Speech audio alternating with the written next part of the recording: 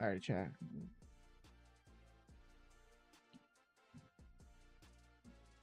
Boom. Alrighty. We are here.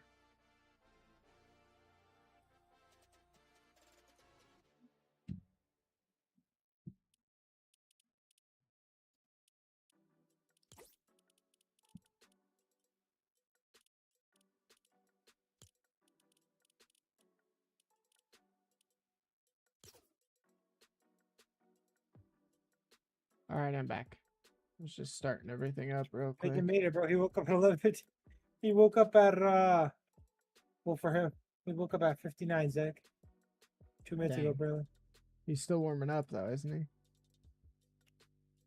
Bro, you don't got time to warm up. What I tell you, you gotta turn on that He's PC. in a and just talk. creative map right now.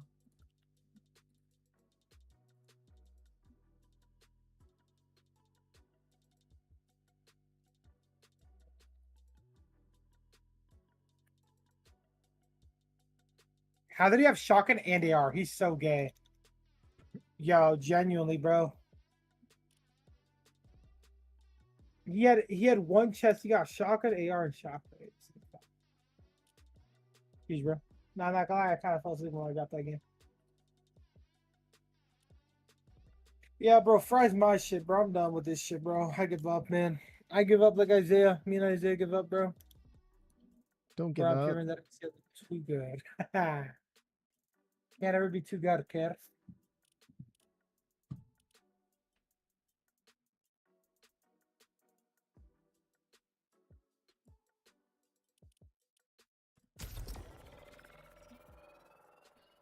All right, let's play some games while we wait.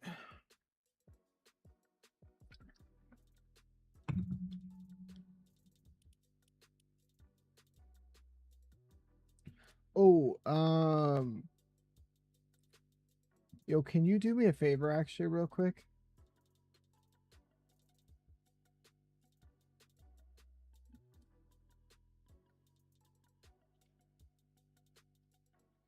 Wrong side.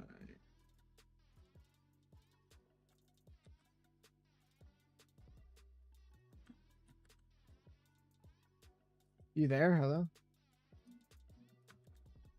I'm gonna turn it now. Oh. Well, What we whenever you doing, have a kid? chance, I just want to see if you have this thing on yours or not. Whenever you have a chance. It's fine though if you're busy, so.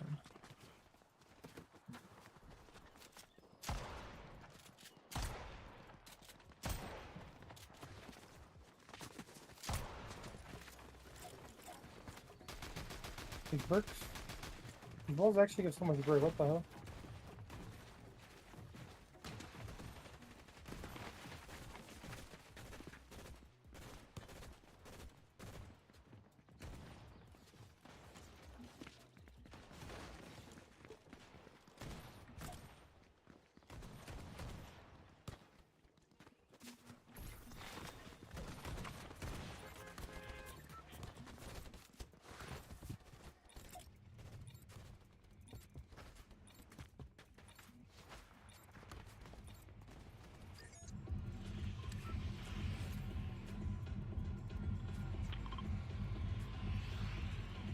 Alrighty, let's see how this goes.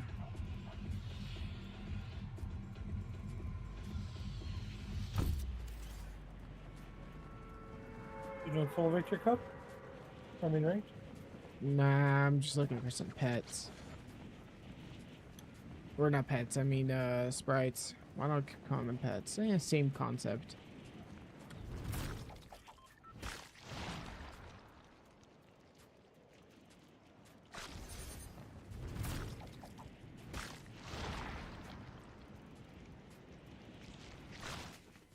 You still got that Roblox game open in your background or what?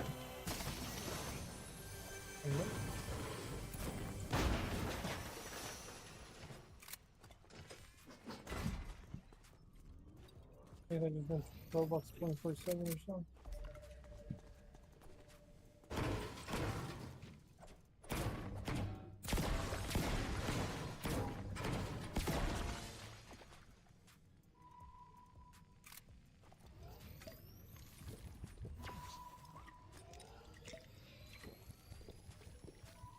There's Pigeon. Yeah, hello? Good morning, man. Good morning, bro. Oh, morning, bro. For him, he just woke Don't worry, up. Don't worry, this morning I had an alarm. I somehow turned it off and I woke up 30 minutes late for Central.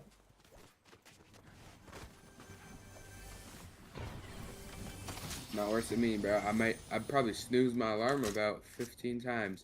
And this chest was looted, Yeah, what bro. up, Brandon? I could have been caught I see him. Yeah, I remember. They can't you, see my man. dart monkey, right? Nah, they can't. Nah, they can't see that kind of stuff. I just missed every shot, bro. I didn't warm up. When did bro buy a dart monkey? What the hell? Facts. Where did he get that monkey? Bro, I don't think I'll ever buy one of those. They're just like such a distraction. Maybe to you.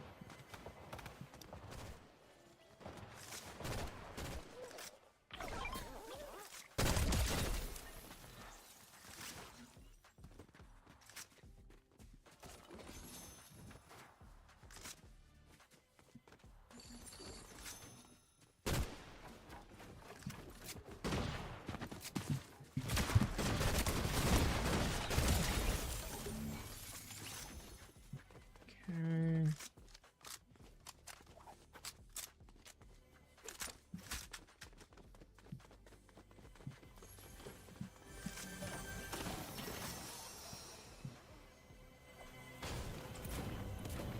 You didn't get no warm up, bro. And you're still gonna win, Zach. Facts. Who's Pigeon's him? him. Holy D1 glaze, bro. D1 glaze, bro. Bro, I can't be negative, man. It's only positivity around Can't here. support your bros no more, bro. It's a year you can't support your bros, man. Nah, Like that shit. not gonna be Bro, me. listen, right? I spotted a kid, right? I literally can't fight right now. I just used all my mats. He ran away. Now there's another kid in my POI. That's a bit rough. Bro, What like, do I do, bro? bro, like, you're And there's another kid in my back island. Why is there so many kids who go here, bro? Like, damn, bro. Get the fuck out of my POI. Yeah, show them who's boss, Pigeon. Take them No, on. If you don't- Bro, if they ain't gonna fight me off spawn, don't fight me, like, after I was off spawn. Oh, okay. What about? Listening, but yeah, bro, fuck it.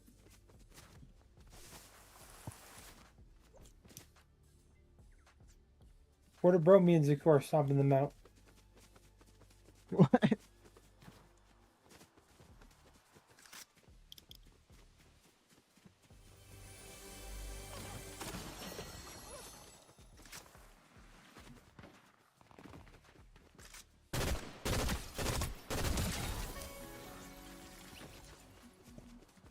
Already getting placement, let's go.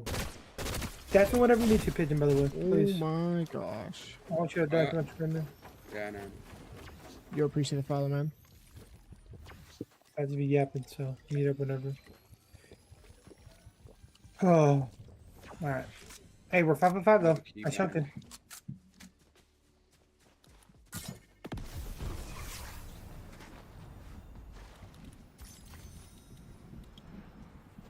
I'm chilling. Over- I mean. As long as I don't get fought here and I farm my math, I'm chilling, bro. Alright, two chug jugs. Okay. We have 200 gold left to buy what? 2 medkits or whatever it is? Yeah, get that. Bro, I don't know why my head says extra bad, bro. It's just cutting out every like 3 seconds.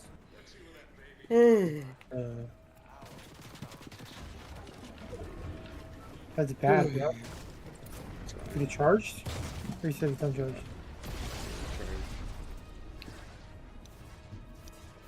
So I don't need my thing. Whoever landed at Sunken did the worst looting job, bro.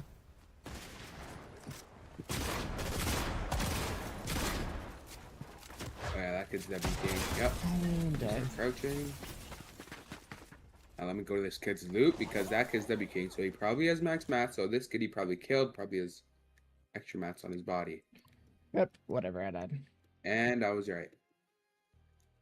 Are you playing the cash cup, Zach, or not? No, You I don't have enough yet. can't. I need a few more. Close, man, close.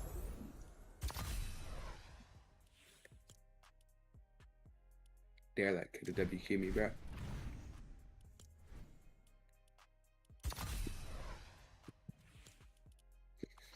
I got an extra 900 gold, bro. I love it. I love life right now. I feel good, Zach. Yo, you understand my hand is bro, I'm so cold. I literally put on a hoodie, turned off my AC, bro. Oh my gosh, I'm on. Okay.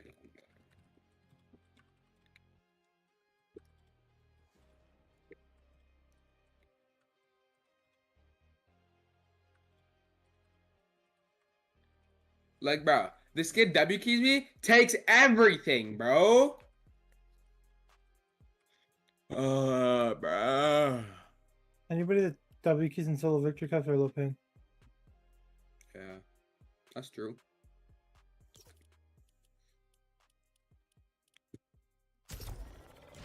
Pidgeon, I see why everybody on Japan servers is W key, bro.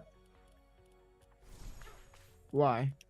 Yeah, but The record-setting fucking internet speed they have over there, bro. yeah, but they I mean, all bro. have that. So like, Bro, it's fucking cooked. If you thought they I have like negative ping, nice, bro, it's not man. even fair. I don't have that one yet. I don't have a lot of the new ones, to be honest with you. I'm missing a lot of the new sprites. I'm just looking for some sprites right now, though, while I'm waiting for the bro, you don't understand my aim, bro. heats I to tried to start. beam kids I'm before gonna watch heats. I tried to beam this one kid on my back island before I pushed him. I missed every single shot, and I had a legendary AR. You can give it to A you? good one too. Yeah, if you want to, sure. The Warforged or whatever. Like, bro.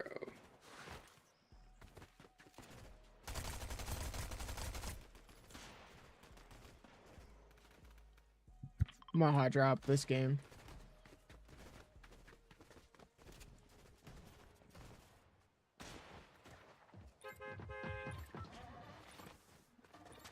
Oh, retard, I guess you're shooting me?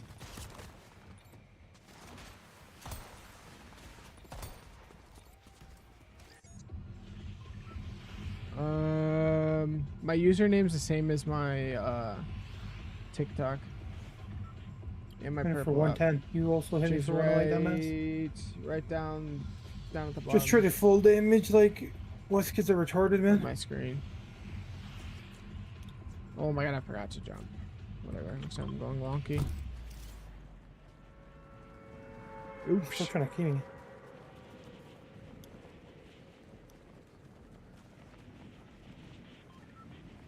Oh, Alright. you're a ping.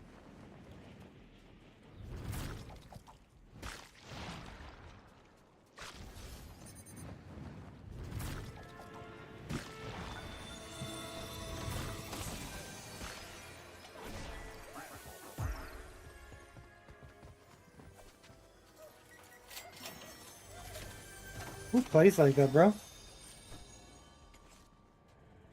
I'm in Unreal.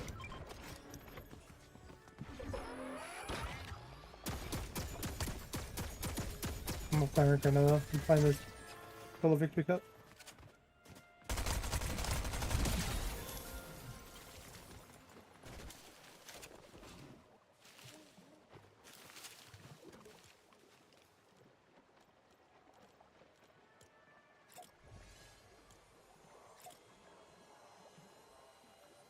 I'm like scuffed, it's not even emoting.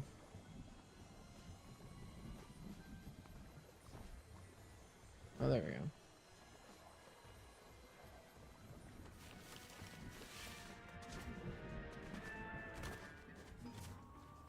That guy had like no loot.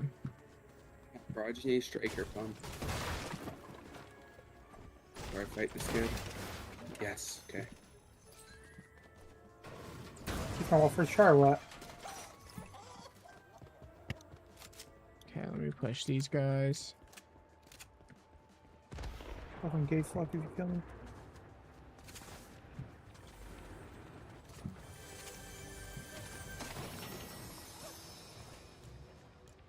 Dude, I might hate this region, bro. Oh my god, pro. Like, I hate solo because I think I'll play over again. Get on. Out of my lobby, bro. Back to the lobby, buddy.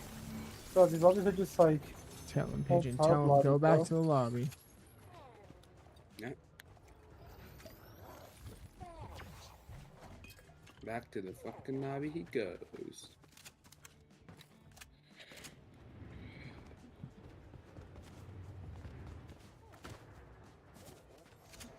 Ooh. What level was this? BRB. You? Who else would be BRB? Why would he say that for somebody else? Oh, maybe he's reading chat.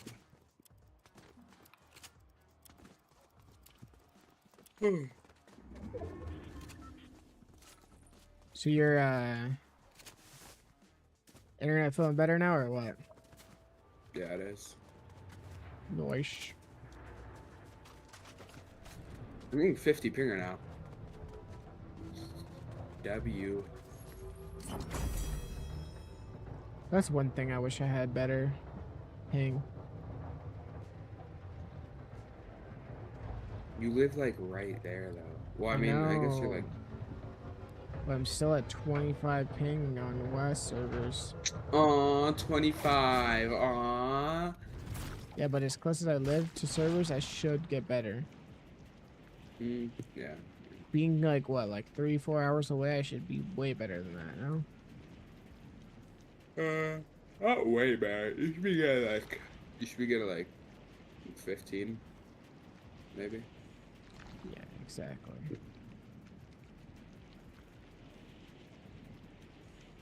Or nah, maybe like 20, 17, something like that.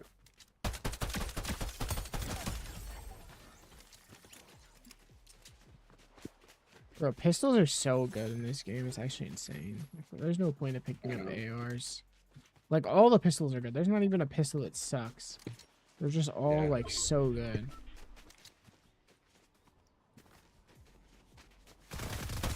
Crazy.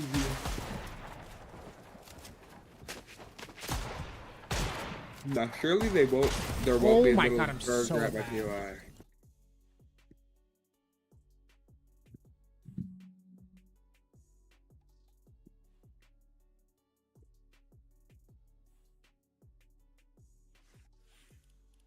Got muted.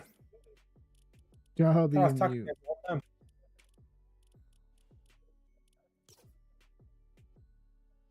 Bro, honey, just lock in. Yo, chat, who's trying to Nah, play? fuck that shit, bro. All these kids play like a fucking pub. Like, dude, fuck off. I don't know why the heck just pissed me off. These told me to log in, bro. Oh, dude, it's actually just annoying, brother. I'm honestly did not make enough boxes, but dude, I don't even fucking know, man. I just hate West solo victory cups. Literally, the only thing you could do, especially when they're on no ping, is make hella boxes and just wait for them to like do some dumbass like wide at it or something. Only thing you could do. I saw this guy's old dude, so I went to it, right? And then a whole new guy popped up, bro. Like, I'm just like, whatever. He hit me for 100, bro, and he just plays so confident, bro. I can't even get my chug jug off. Like, I'm just a fucking ass player, bro. Like, it's annoying.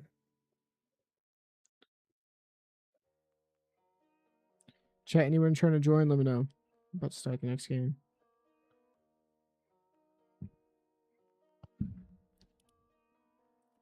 Before I do that, let me do this real quick.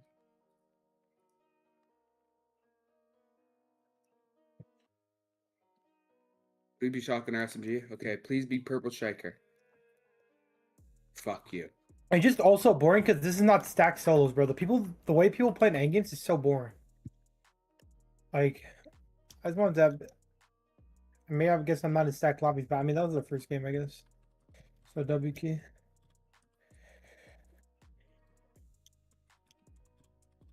In 40? Ah, that kid, bro.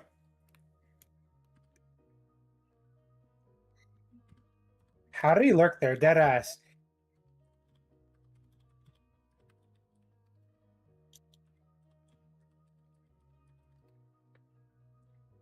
Alrighty.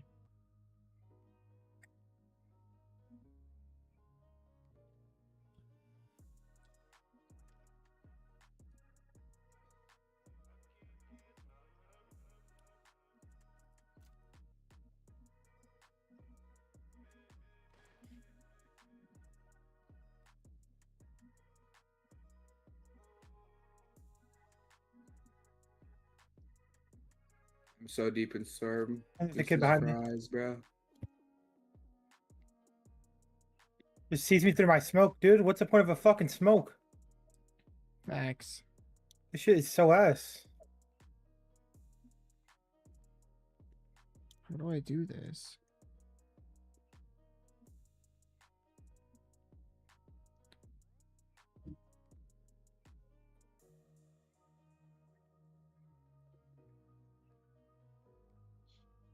Like every kid just has max shockwaves to like run at you, bro. Like it's just cooked, bro.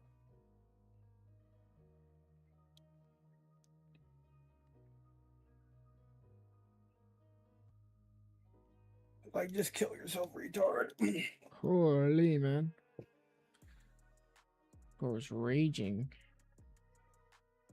Yeah, Hey, bro, I'm like, about to chill on them, honey. this always brings out the worst in me. What about that? What even are you showing me, Zach? Oh, I was just gonna see if your key is on that website or not.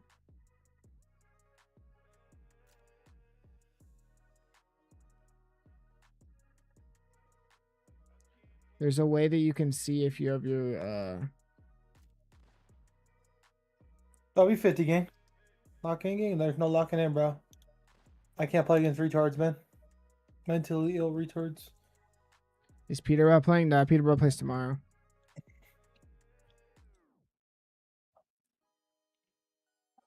Peterborough plays tomorrow. Clicks plays tomorrow.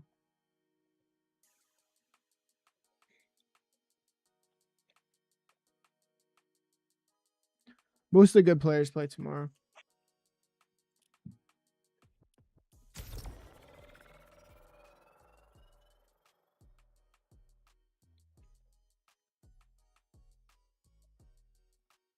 Okay, thanks. I'll watch tomorrow. Watch tomorrow. All right, bet. Yeah, tomorrow. Today's there's some good players today, but tomorrow's a lot of the better players. There's still good players to watch today, but still got a little bit until they start too. Got like 30 minutes, 30 something minutes. So I'm just chilling playing Fortnite. If you want to play, let me know. Oh my god.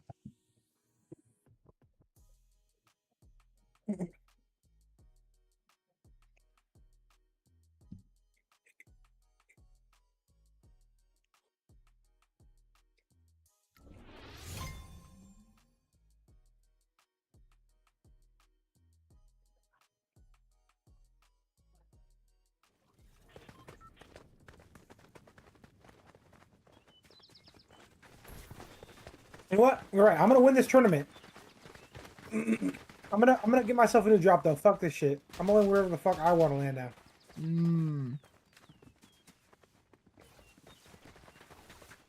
What would be the best way to qual?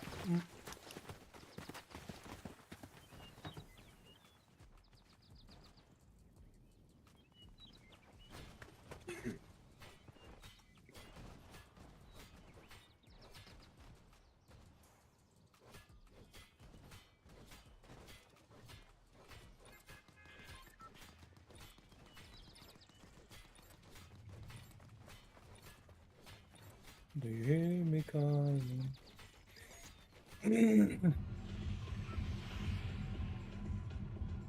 Okay. Be all good for this set game. First chest, chug jug, quack snacks, and a purple pump. That's actually one of the most insane chests I've got. No way I got double heals from that. What? That must have been on the ground. But I swear there was nothing there.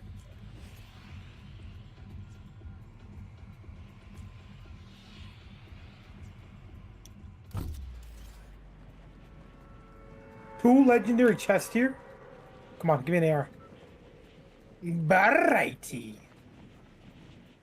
Wait, both of my legendary chests give me double like heals though. Cause this one give me double big pots. Like what the fuck? That's actually insane, no, Zach? Yeah, I think so. Like, no? I never got that before like that. I already have 250 metal.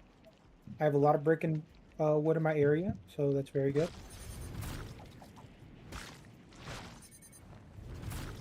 I'm going for a new strategy this game. Let's see if it works. Good luck, man. Yeah, I'm gonna need it, bro. That ass. Good luck I can get. How many games have you played so far? It's 2. It's not bad, but it's not good. I'm on my 3rd one though. Out of 8. So I can still play like my games out and be fine.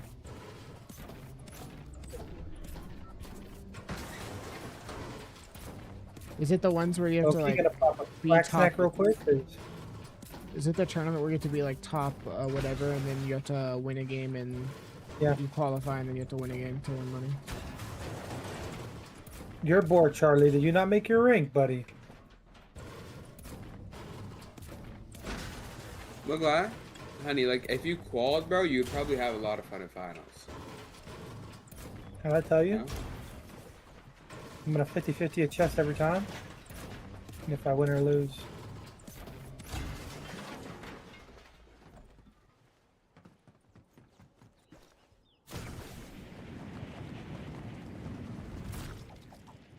Guess I get max full. It's just like I'm getting kid like everybody's like fucking Peter about, bro. Like, am I just a fucking chud to everybody? Like, fuck, man.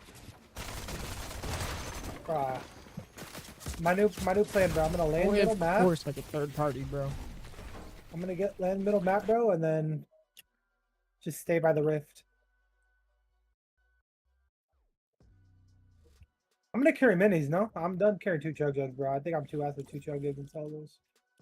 I just can't. I'm getting exposed for who I am. It's not a bad idea. Purple pump here too. Like, I already have one though, but thank you again.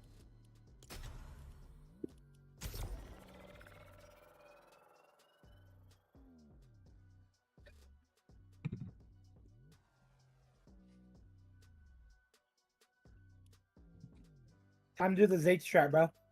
Build Mm, hella fake boxes. I believe, man. You got this. Yup. Okay, cool.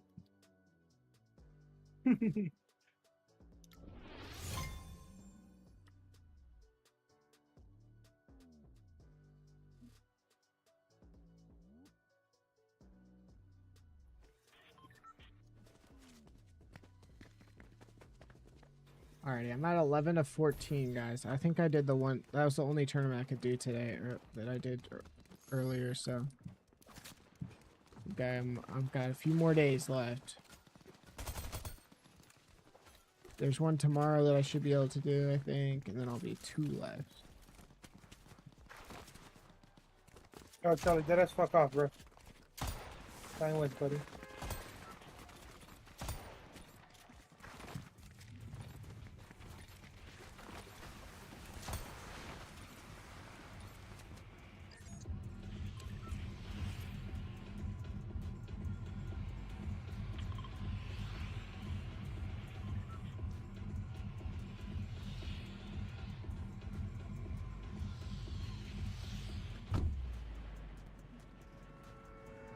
You shot me for 50. Are you gonna key me like you're Peterborough, bro? Like, are you good? You shot me for 50, bro.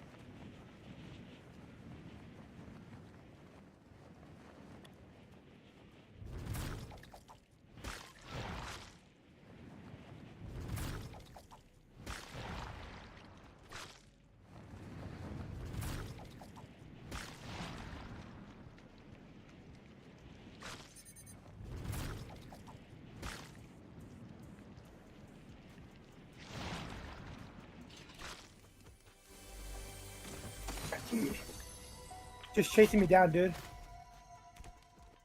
Just fuck this tournament, bro. Hey, you'll be fine. You still got time.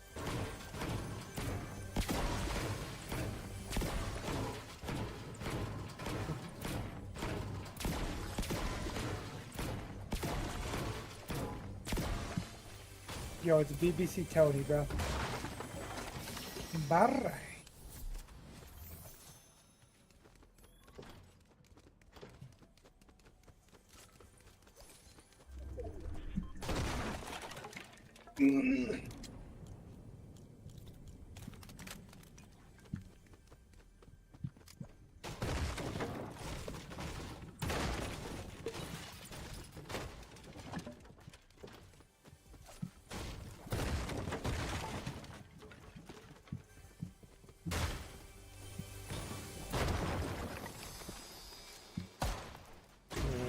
Shoot.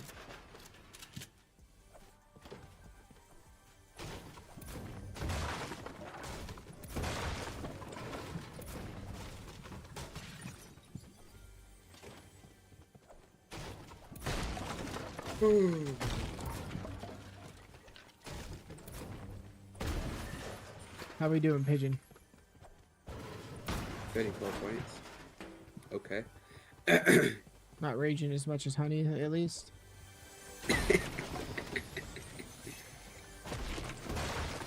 Yeah, is that a BBC Tony, bro? You're lying. Hold on. W stream sniper? Well, L stream sniper. Huh? L stream sniper?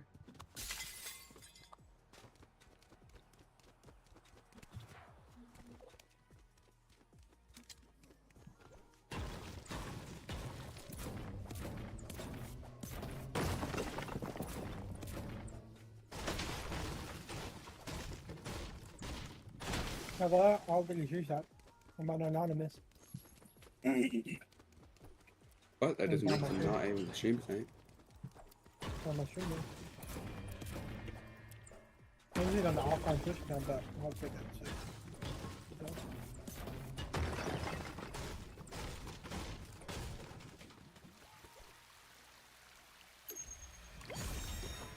Like, I would get keep by him now. That's crazy.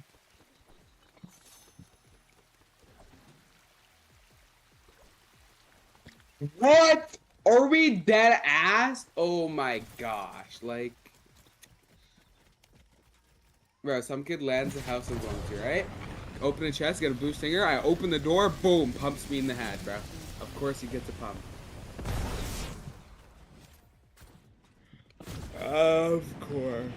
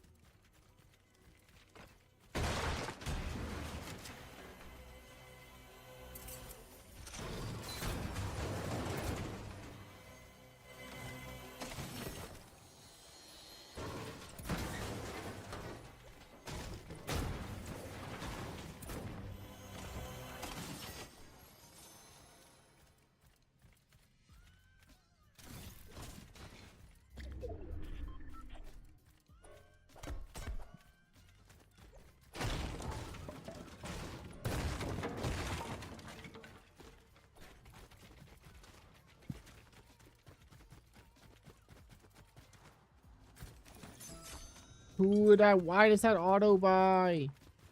And I'm Chipcon. Let's go. Why did you buy Quack Sacks from the vending machine? No, I opened the vending machine and auto buys a med kit, bro. Oh. I guess bro's complaining about a med kit.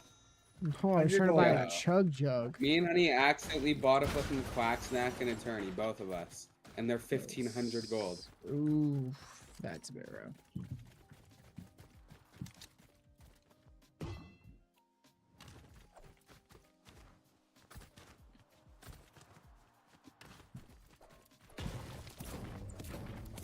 Is this war, bro? I think it's close, bro.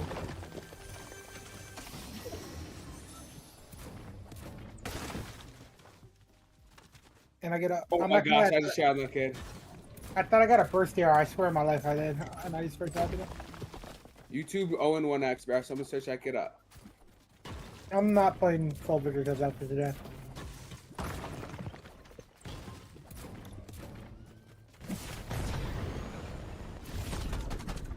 The most boring shitty ass tournament ever. That'd be cool. Coast you, bro. Don't tell me to go to the vending machine, though. You know what happened last time. I'm gonna coach you the finals. I got you. Take it.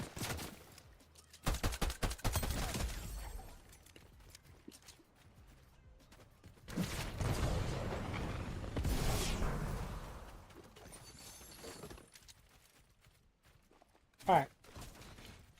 You need to buy a chug jug though. Oh, I think I just heard another kid here. Build around the chug. Build around it. Don't matter. Always your top. Always everything.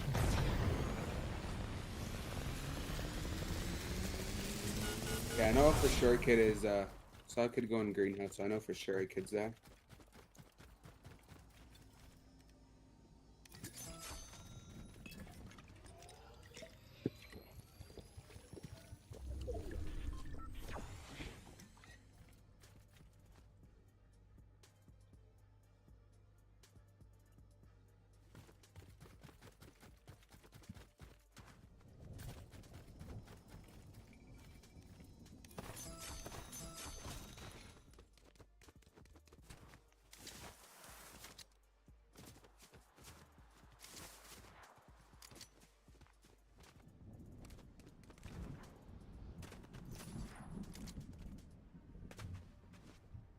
Trying to rank up right now. I feel like he's camping something lurking.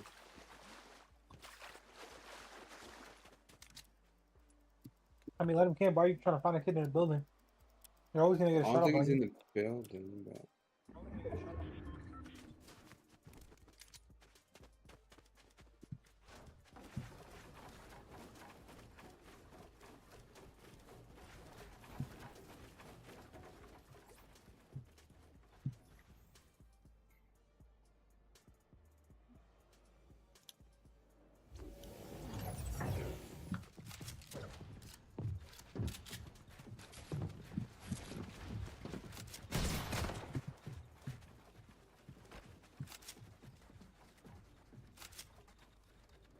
I see him.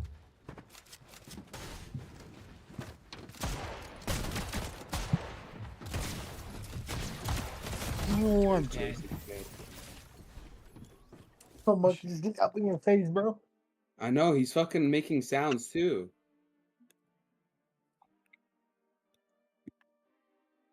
Act like you're not used to mine. No, I swear yours doesn't make sounds for me. Mm-hmm.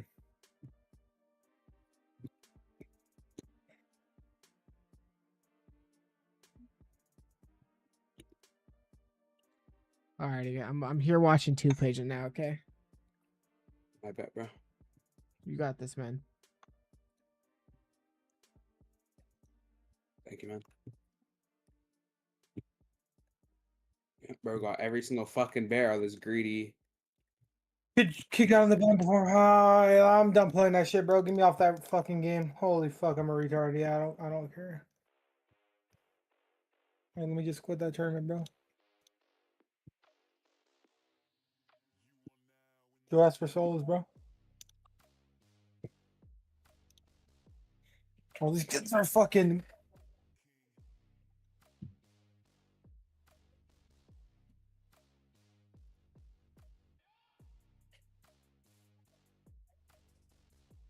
Need some brick.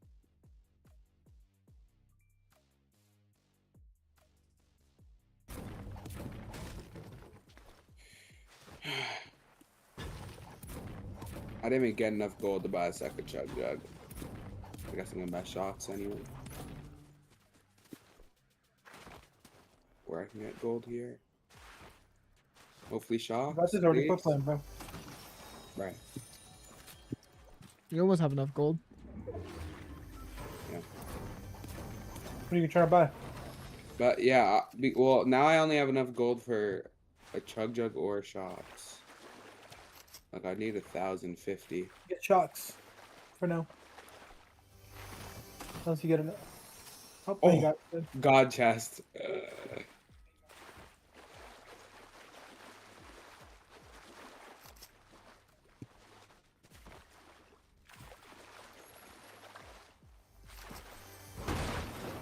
Why is Discord quality so garbage? Because neither of you are gonna give me Discord Nitro.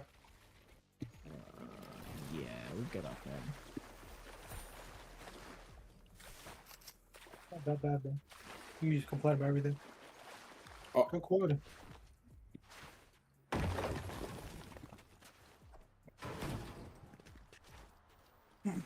Wait, Pigeon, To be honest, man, you I'll leave log into like Discord notifications on your monitor? I'll log into like Twitch, bro, and be on 180p, and then I won't notice for like 10 minutes. What was that? You leave your Discord talk notifications on the top. Yeah. You know that causes you to get less FPS, right? Yeah, but like slightly.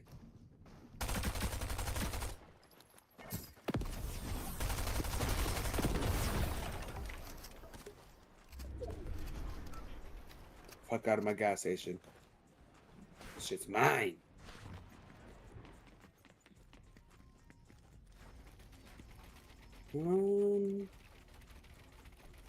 Extra chocolates, huh?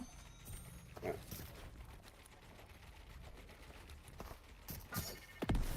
What?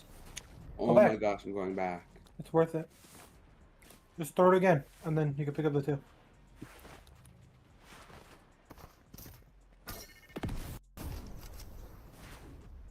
I thought you almost missed it again.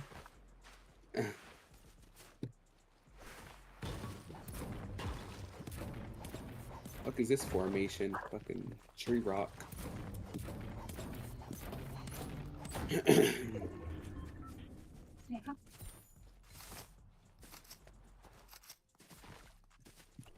I just box up here.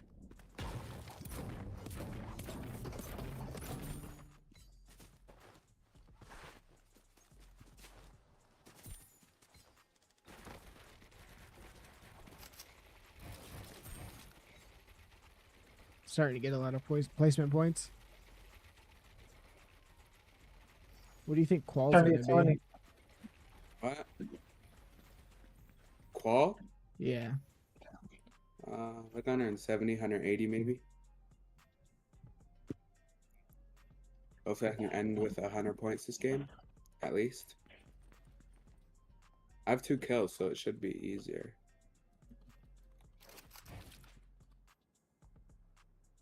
I just have like one of those insane games, bro. Remember back in the day when you'd have like dud games and then you'd have like one insane game, and then get back up into like the top like 200, and then you'd like lock in qual. So get the top 3rd, buddy. Alright. See you. Let me put on socks really quick, even though I'm probably gonna shower. Oh, a lot of people Qual top 800 for this. Yeah, except there's like at least 10k people who play it. Yeah, I do see that. 10k plus is what Okay. it says. Wait a sec. The person Let's in go. first is at 136. Yeah, fuck that kid. Hope he's in my game. I'll key the shit out of him. On Honey's chat's life. I'll key him. Bro, is this your music, Pigeon? Is what? No. Oh no, that's the Fortnite broadcast. Never mind. Bro, they play the What was it? Some, weirdest like- music ever. Like, why do they be playing that?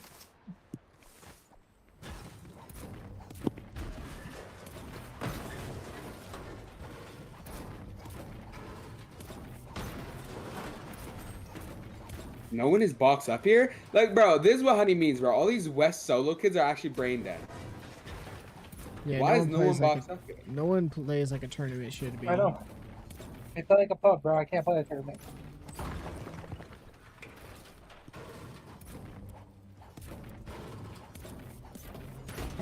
Are kill points even worth much? Yeah, there were 2. That's like kind of a lot.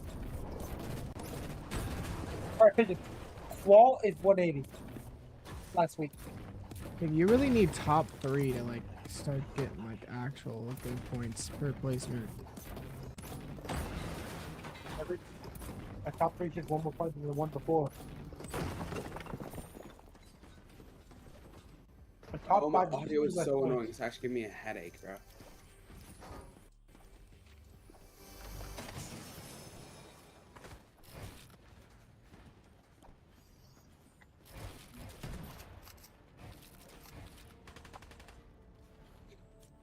Should I go for the supply drop?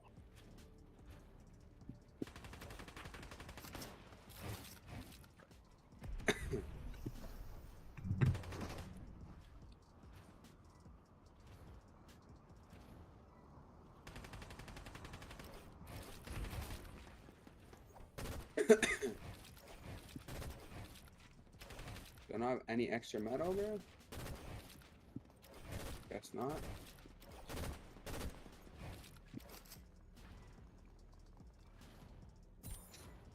Ah!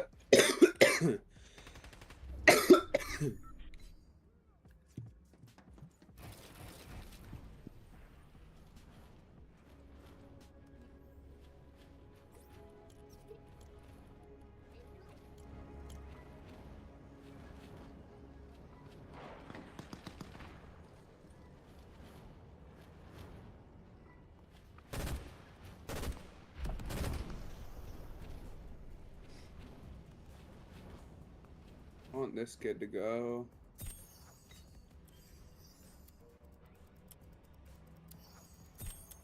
Fuck it.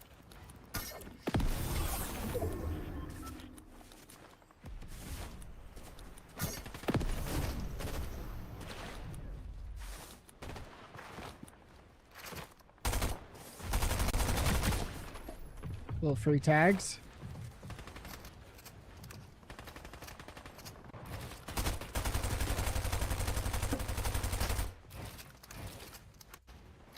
Let me chill. Every game, at what zone is this?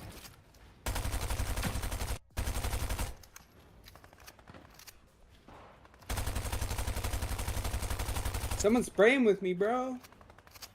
Bro, you're in a 35 player lobby. Big guys zone.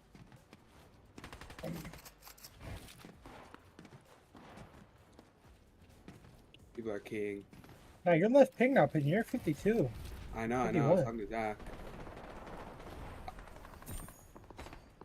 That kid just got fucking.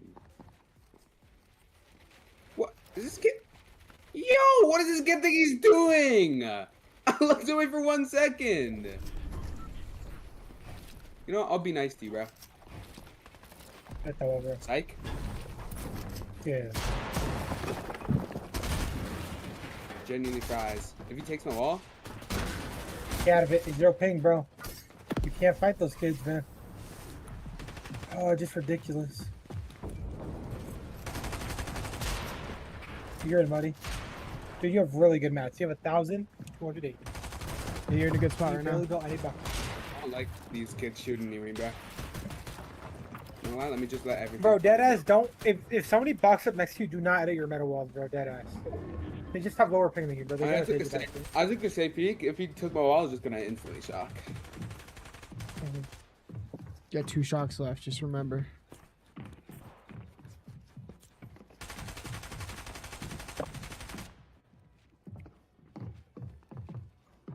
There's a vending near you. You do have 300 gold. Yeah, bro. You should have That's seen the already taken. boxes, bro. You should have seen the boxes no, next it's to it. I don't even want to They have, edit, like- but It's all brick. I don't think they're right there. Kid's been there. Kid's been there, about those.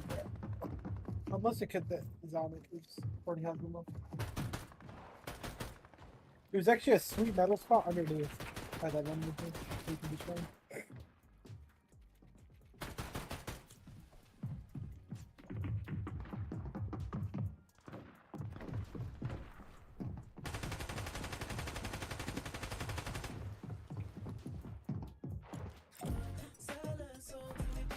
Of course, this guy's emoting.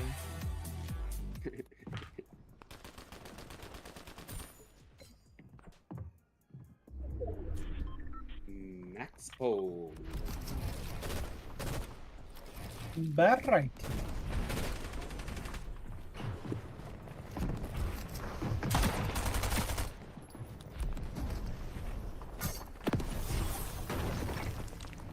Roger.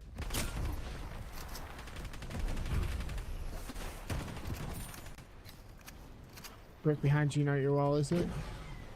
Yeah, but Doesn't matter. The guy's already cool. do I use my last shockwave, honey? When it Yeah, oh opens, my or do God. I just sprints?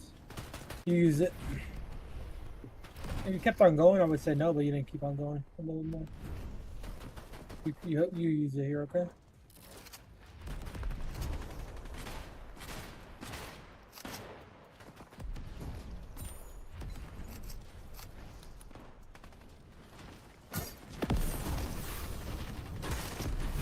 All right.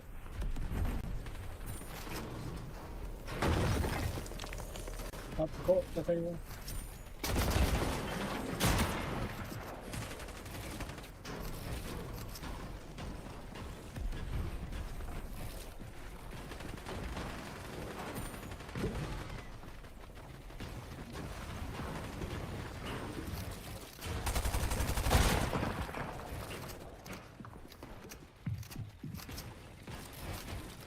You have really good mats, so 900, bro.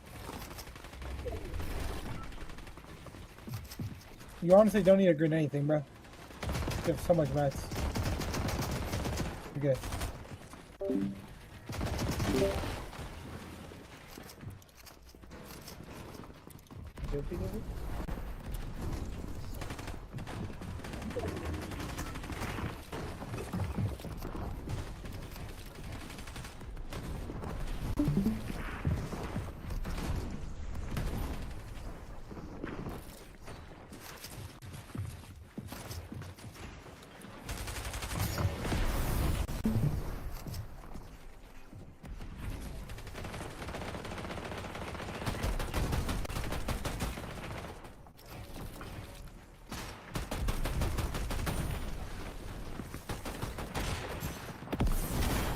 Down this higher layer. Forwardly rotate.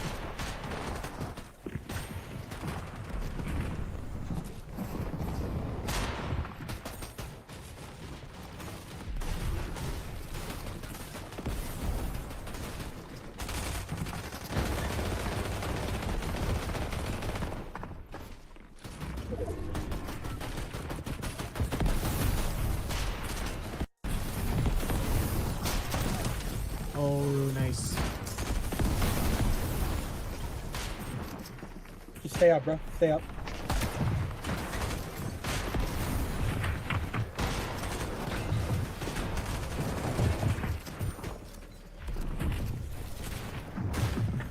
Forty brick, 100 metal.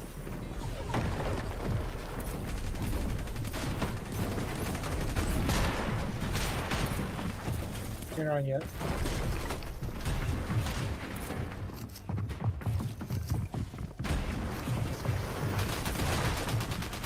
Nice, you got 30 extra metal.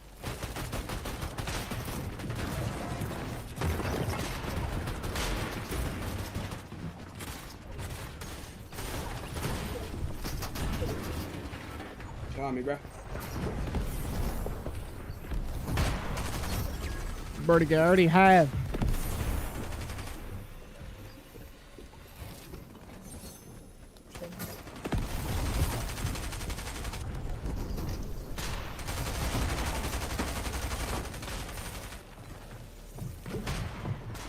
I have to just look for a higher layer, bro.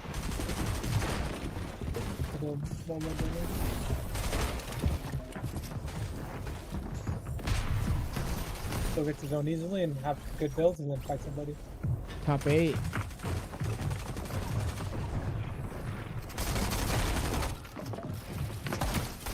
Nice. 106 on him. You get a 120. 22 builds left. Huge. Nice. You have hella mats, hella mats. Build everything right here.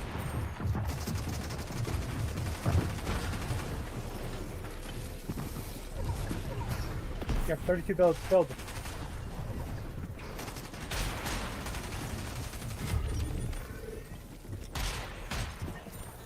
Five people. Let's scrap that.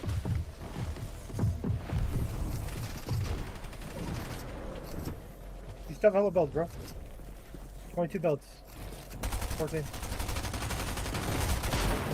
Ah, that's it. So Should still a pay good game. attention. Good game.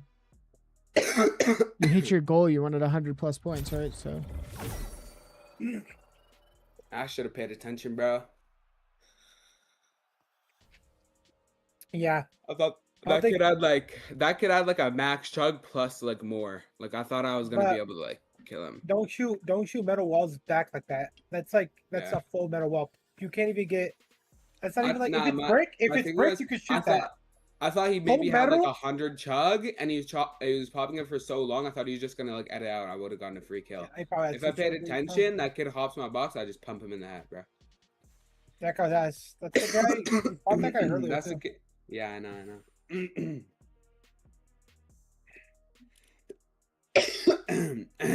Travis Scott time. Is Travis Scott full rears?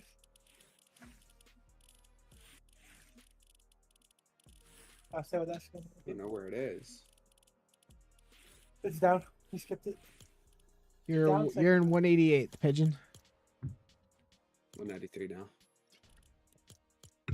I mean, he's in white call. You just need 180 is call, bro. You need 72 more points, and you have an hour left. Was that 4-kill game? Yeah. So I got Wait, what? click on that again. What? Hundreds plays game. Okay. Okay. I've never seen that. No, that's a game, right? Bro, I fucking Yo, managed to that's a just get game the right chest, there. get a blue stinger, run in the door, boom, instantly blue pumped, bro, or pumped in the head. Dude, I've never seen 100 plays. Like 99 is always, but.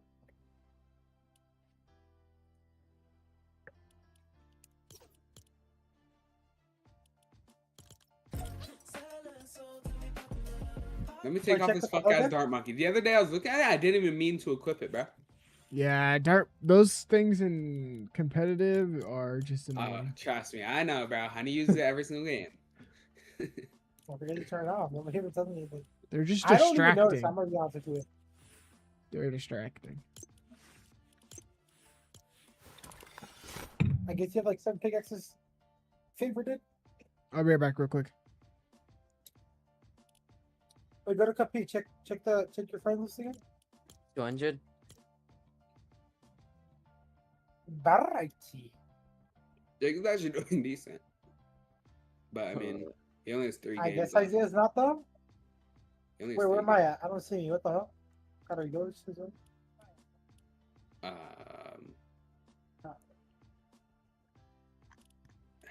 yeah, bro. Can I get a game?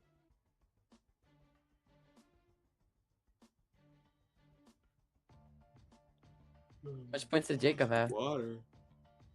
Jacob is in like he has like 85 points, 84. But he's probably in a game. Are you You know in a game, Casley's Isaiah? coaching him?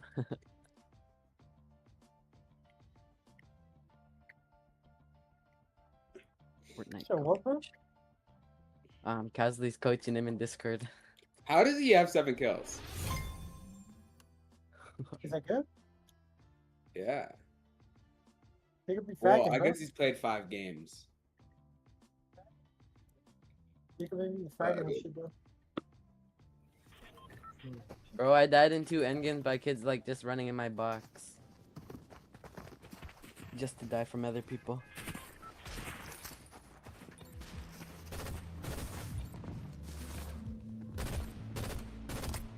Fuck, that actually could have been like a top 3, bro. Because that kid would have died in Storm. That's top 4 minimum. And I would have killed that kid. So that's top 3 minimum if I paid attention. That could have been a top 2 or a win, bro. Fuck. I just didn't want to talk over because I didn't want to talk over when that kid was gonna break into your wall. So I was gonna tell you how that's like it's gonna be later. I mean, it's only bad because he was in full metal though. Like if he's anything else, you killed him, probably. But yeah.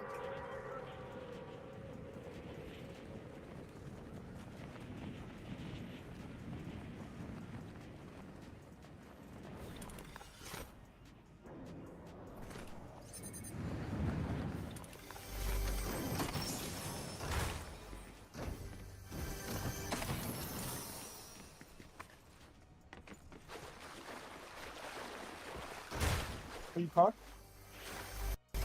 Yeah. Wait, Pigeon, you never open those fruit cages? They give you like apples and one mini every time now, I think. Yeah, I know. I do sometimes. They don't always give you minis. I should start opening those. Because you just missed one. That's true.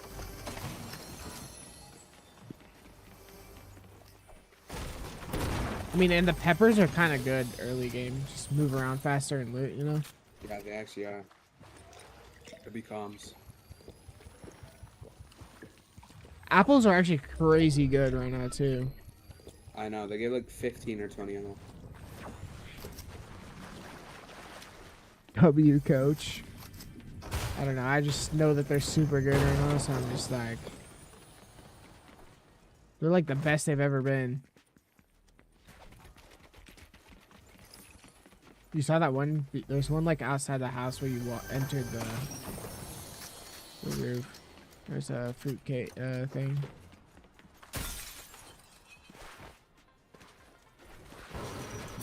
Also, I don't know if you know, you should do the...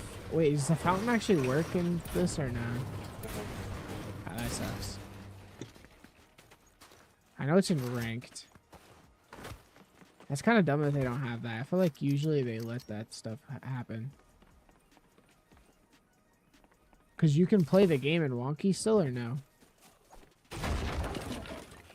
You can. Then why the heck is the wishing well on the thing? That's dumb.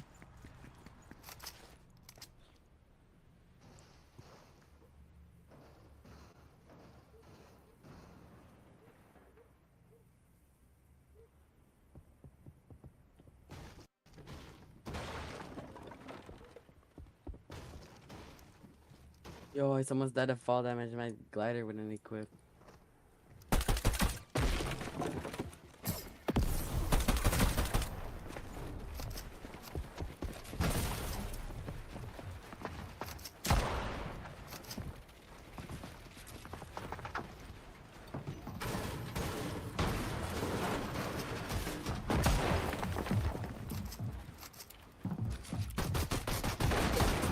How did I miss that? I just said the most retarded name too. Chase Miss Stink, bro. Bro, I didn't stop shockwaving up. Like, Yeah, you got beamed.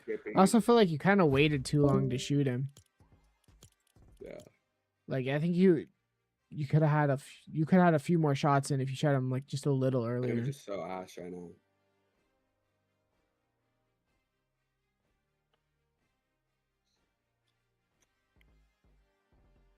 Please skin, bro. Sorry, man. I'm not giving people skins.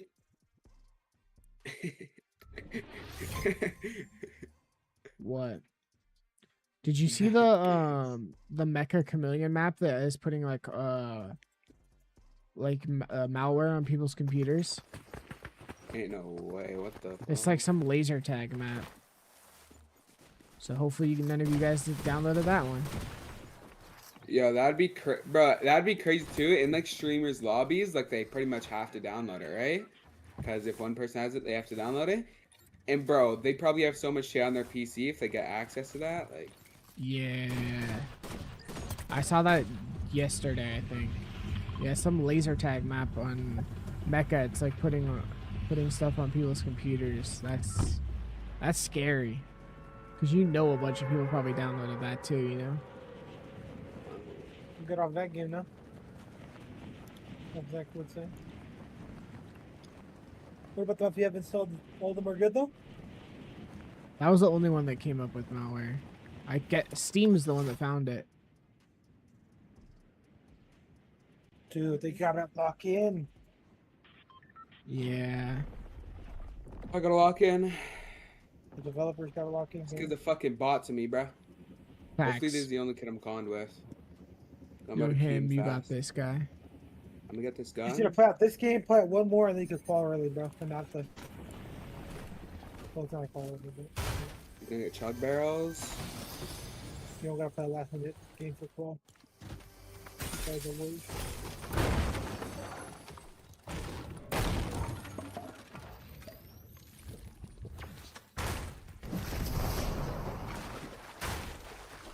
Yeah, he's gonna be at least 170.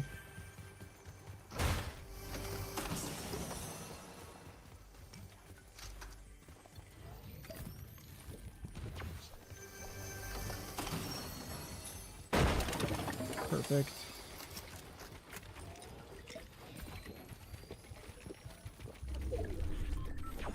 I just got our Matt's account. That kid last game just out-matted me. Yeah, but you want to catch that guy before he catches you.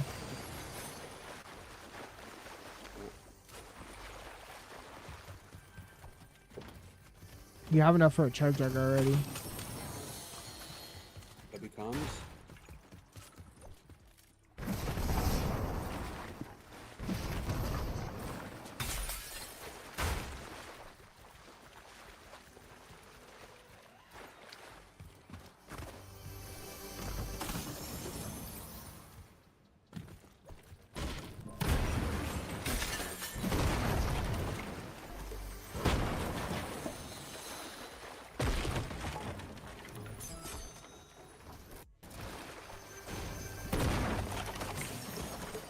Nice. Got 6 shocks now too. I got the fucking loadout of doom. That guy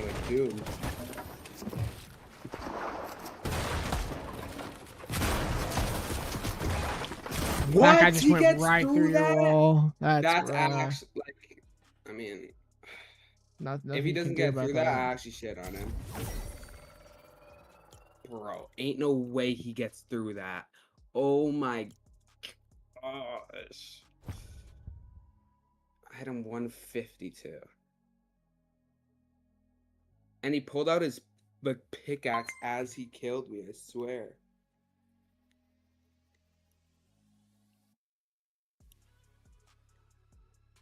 No wonder why this guy's FPS is so bad. It's got clipping software. He's got Discord overlays on. What?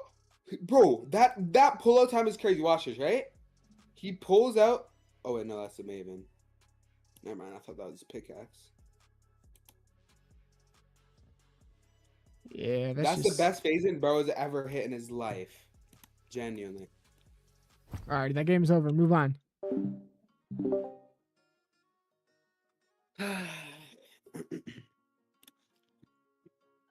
Alright, you really got to lock in for these last 2 games, though. Yeah. Oh, check what qual was. I think if you get to endgame this game, Pigeon, you go for height, bro. You just fuck, dude. These kids are ass. If you have shockwaves, go to height. Stop looking for low ground layers. Low ground layers are so grief. Everybody's gonna take your fucking walls. You stay on height. None of these kids know how to play this fucking tournament, bro. You're way better than everybody. Like you know how to keep pressure. You know how to tarp. Like you know how to like. We'll just keep on height, bro. What place do you need for like 35 points? Or like 30, like 30, like 6 or 7. Well, you start earning top 50, so it's 1 point after top 50. So So top 40 only get 30 points. I hope I'm off spawn this game, bro. I mean, I hope I'm conned. Just lock in. Bro, actually. I mean, next time I guess I just like play safe, but bro.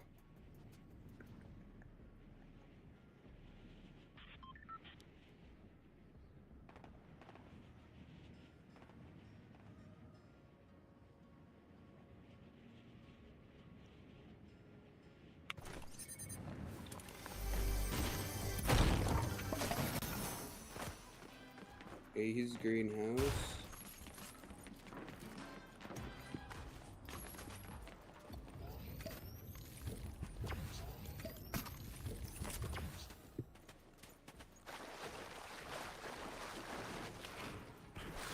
I guess the kid's here, bro.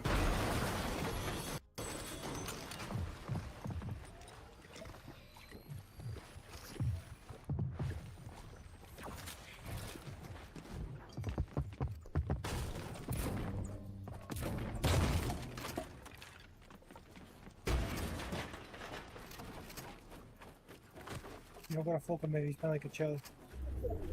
I see him. nice. 85.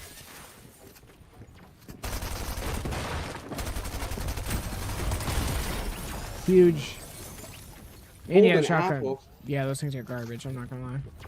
No, they're not. They do 50 HP. Pop it. Wait, what? Did they nerf them? They used to do 50 shields for me. No, they only give white weapon. Because they're apple. Yeah, and it gives you like the rock effect. Nah, They're okay. wait, that's so weird. He's taking one for my buck. Maybe they can only give like whites or like shield, if that makes sense. Not both. Yeah, like one. Because I swear I remember it gave me 50. And I swear I remember it giving me shield, but I could be totally wrong. If that makes sense. Let me, I don't know. make it I think they're kind of mid. Yeah, but I'm talking about just a pop, right?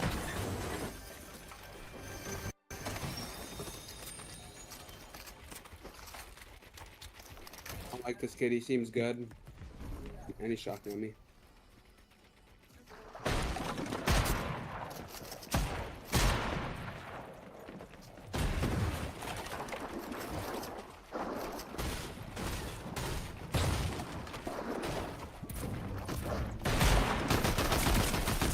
What? How did he just get in, bro? These kids are just phasing in on me every single That's time. unfortunate. Bro, I genuinely thought he was outside the box after I pumped him. Yeah, I don't even know. Bro, it literally looks like he just teleports in. Nah, he was like, He's as I phased. edited, he ran in. But who just plays like that? Solo victory. Like, he's not even using a shotgun. Like, he's just spraying in. He has a legendary AR. Like, I mean, I solo victory kept kids on 0 ping, bro. Every time. Well, that's so retarded. So now I need, like, last week qual was 180, so I need like a win. Oh my Wait, what's your god. 108 for the one game remaining.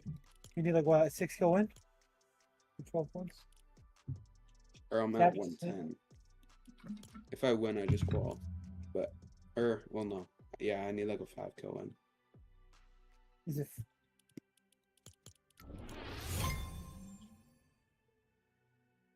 Oh, there's 5.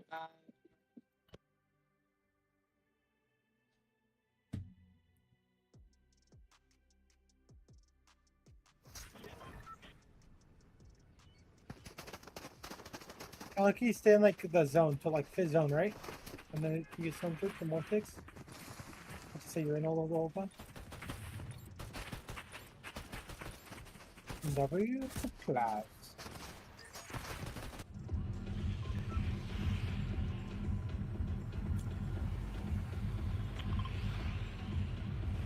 Oh my gosh, bro. Hey, positivity, lock in. Maybe next time get your games up, bro. Like, But last game and the game before, I just died to some unpredictable bullshit.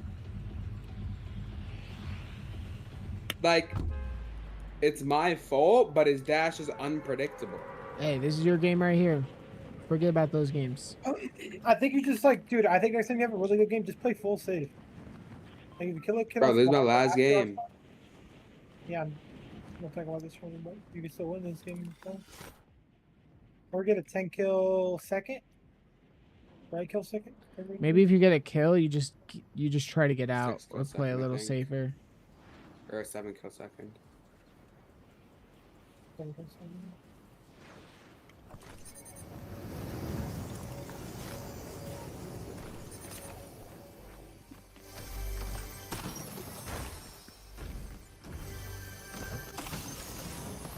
Nice.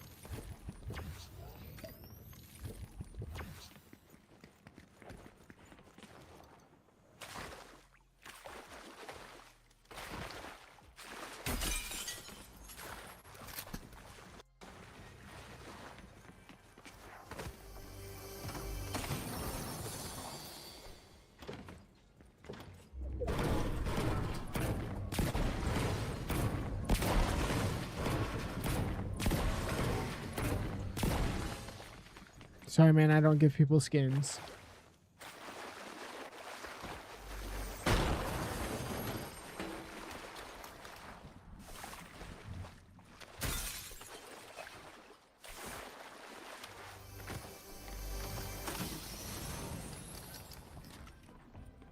get a striker pump maybe? Please game.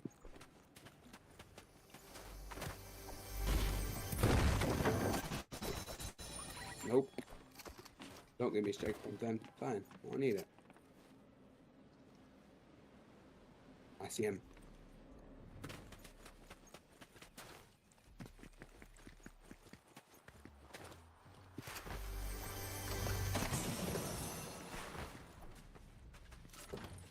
Trigger bump. Nice.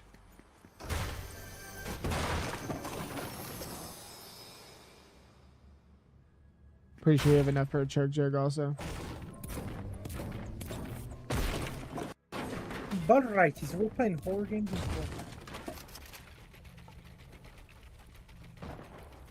He's W King. I'm third partying now. I don't care. I need to.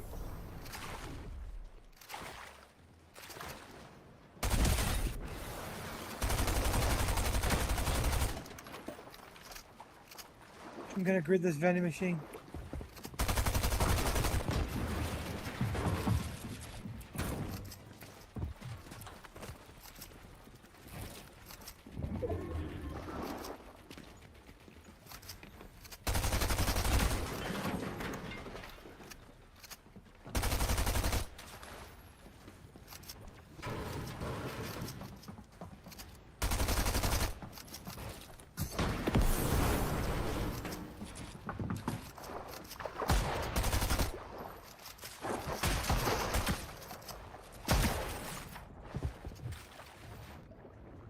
Wow, I'm just so dumb. I just left that up. Oh, he has a chug. Now he's max health. Fuck. I mean, you could back out and get a chug too real quick.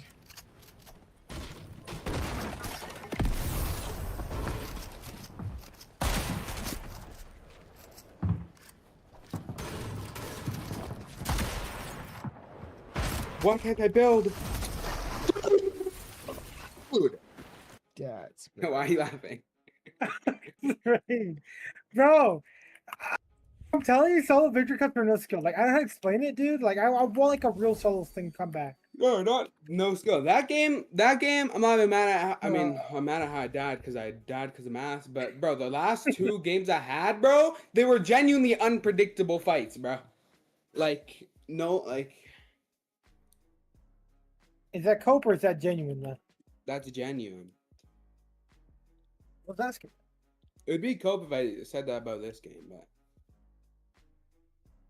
Even if you're the one trying to force it, there's a lot of space, and that's why feel you like see that the too, disengagement I feel coming like- through. The big question, Monster, is how much mean, surge did those guys actually Like, as soon as you throughout learn to that get the chug jug, integration? why don't you get out? Just jump on You board want to take Day it? and You Passion. don't You think you guys should remember go? Day? I really was I watching. believe this is Like, I feel like you don't always have to invest. Like, you see the chug jug, get the fuck out of there, get your chug jug like Zach said. Mira and Reverse. Like, I wasn't watching. yeah, but I was also what he meant can pull to. together here. We're always talking about a lot of those OGs coming So, back bro, together with some of the I newer mean, I guess players. so. This is a chance to keep that momentum going. Yeah, I mean, yesterday we saw Oakland's I don't know. I come think once you through, got down in that so water, you kind of just I thought cooked the water yourself. fucked you, bro. Yeah. stepping up and The water doing. today. I said that when you were in the water and you were Okay. like screaming, bro. Alongside Fighting in water sucks. Real Seal. A little bit of a standoff right now. This is going to go into a pure box fight here in a couple moments.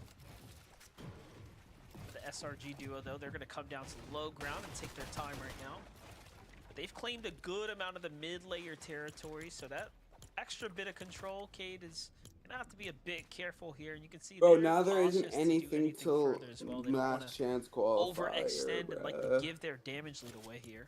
And Honey's gone Yeah, is so gonna the be locked in, bro. Just kind of patiently waiting, looking for an opportunity. I said, and Yeah, Honey's that not kind even of gonna puts be you know locked Cade in, and his bro. duo up top, and in a situation where if you want to fight Okay, this, hold you up. can, but you have to drop down below. You Look have at to me try to like play doing for the piece fuck I control, want, boy. which How kind about of that? takes a lot of time and leaves you open to quick edits. On the flip side, though, I'm it watching looks game like they're one just right going to go now. ahead and disengage. They don't Bro, want to I take don't that have any risk. cash cups anymore, bro. Only one of the two Huh? up top used the don't have shockwave any to try to cash create cups distance, so anymore. they might be trying to bait him out of position, so that way cash realize cups up they at the should bring top back, and try yeah. to land some damage.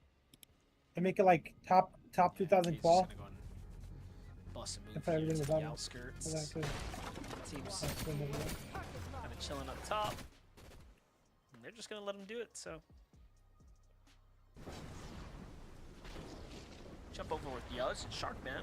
It's an exciting team right here. This is one that obviously has had so many FNCS appearances. You in do one the more past shot, I don't give a themselves. fuck about that rotate, bro. Very confident team, one that is familiar with the set lobby environment.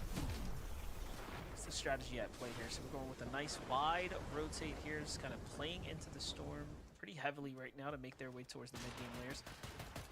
Let's take a look at this. Tank, after the disengage from the last fight, just no breaks here.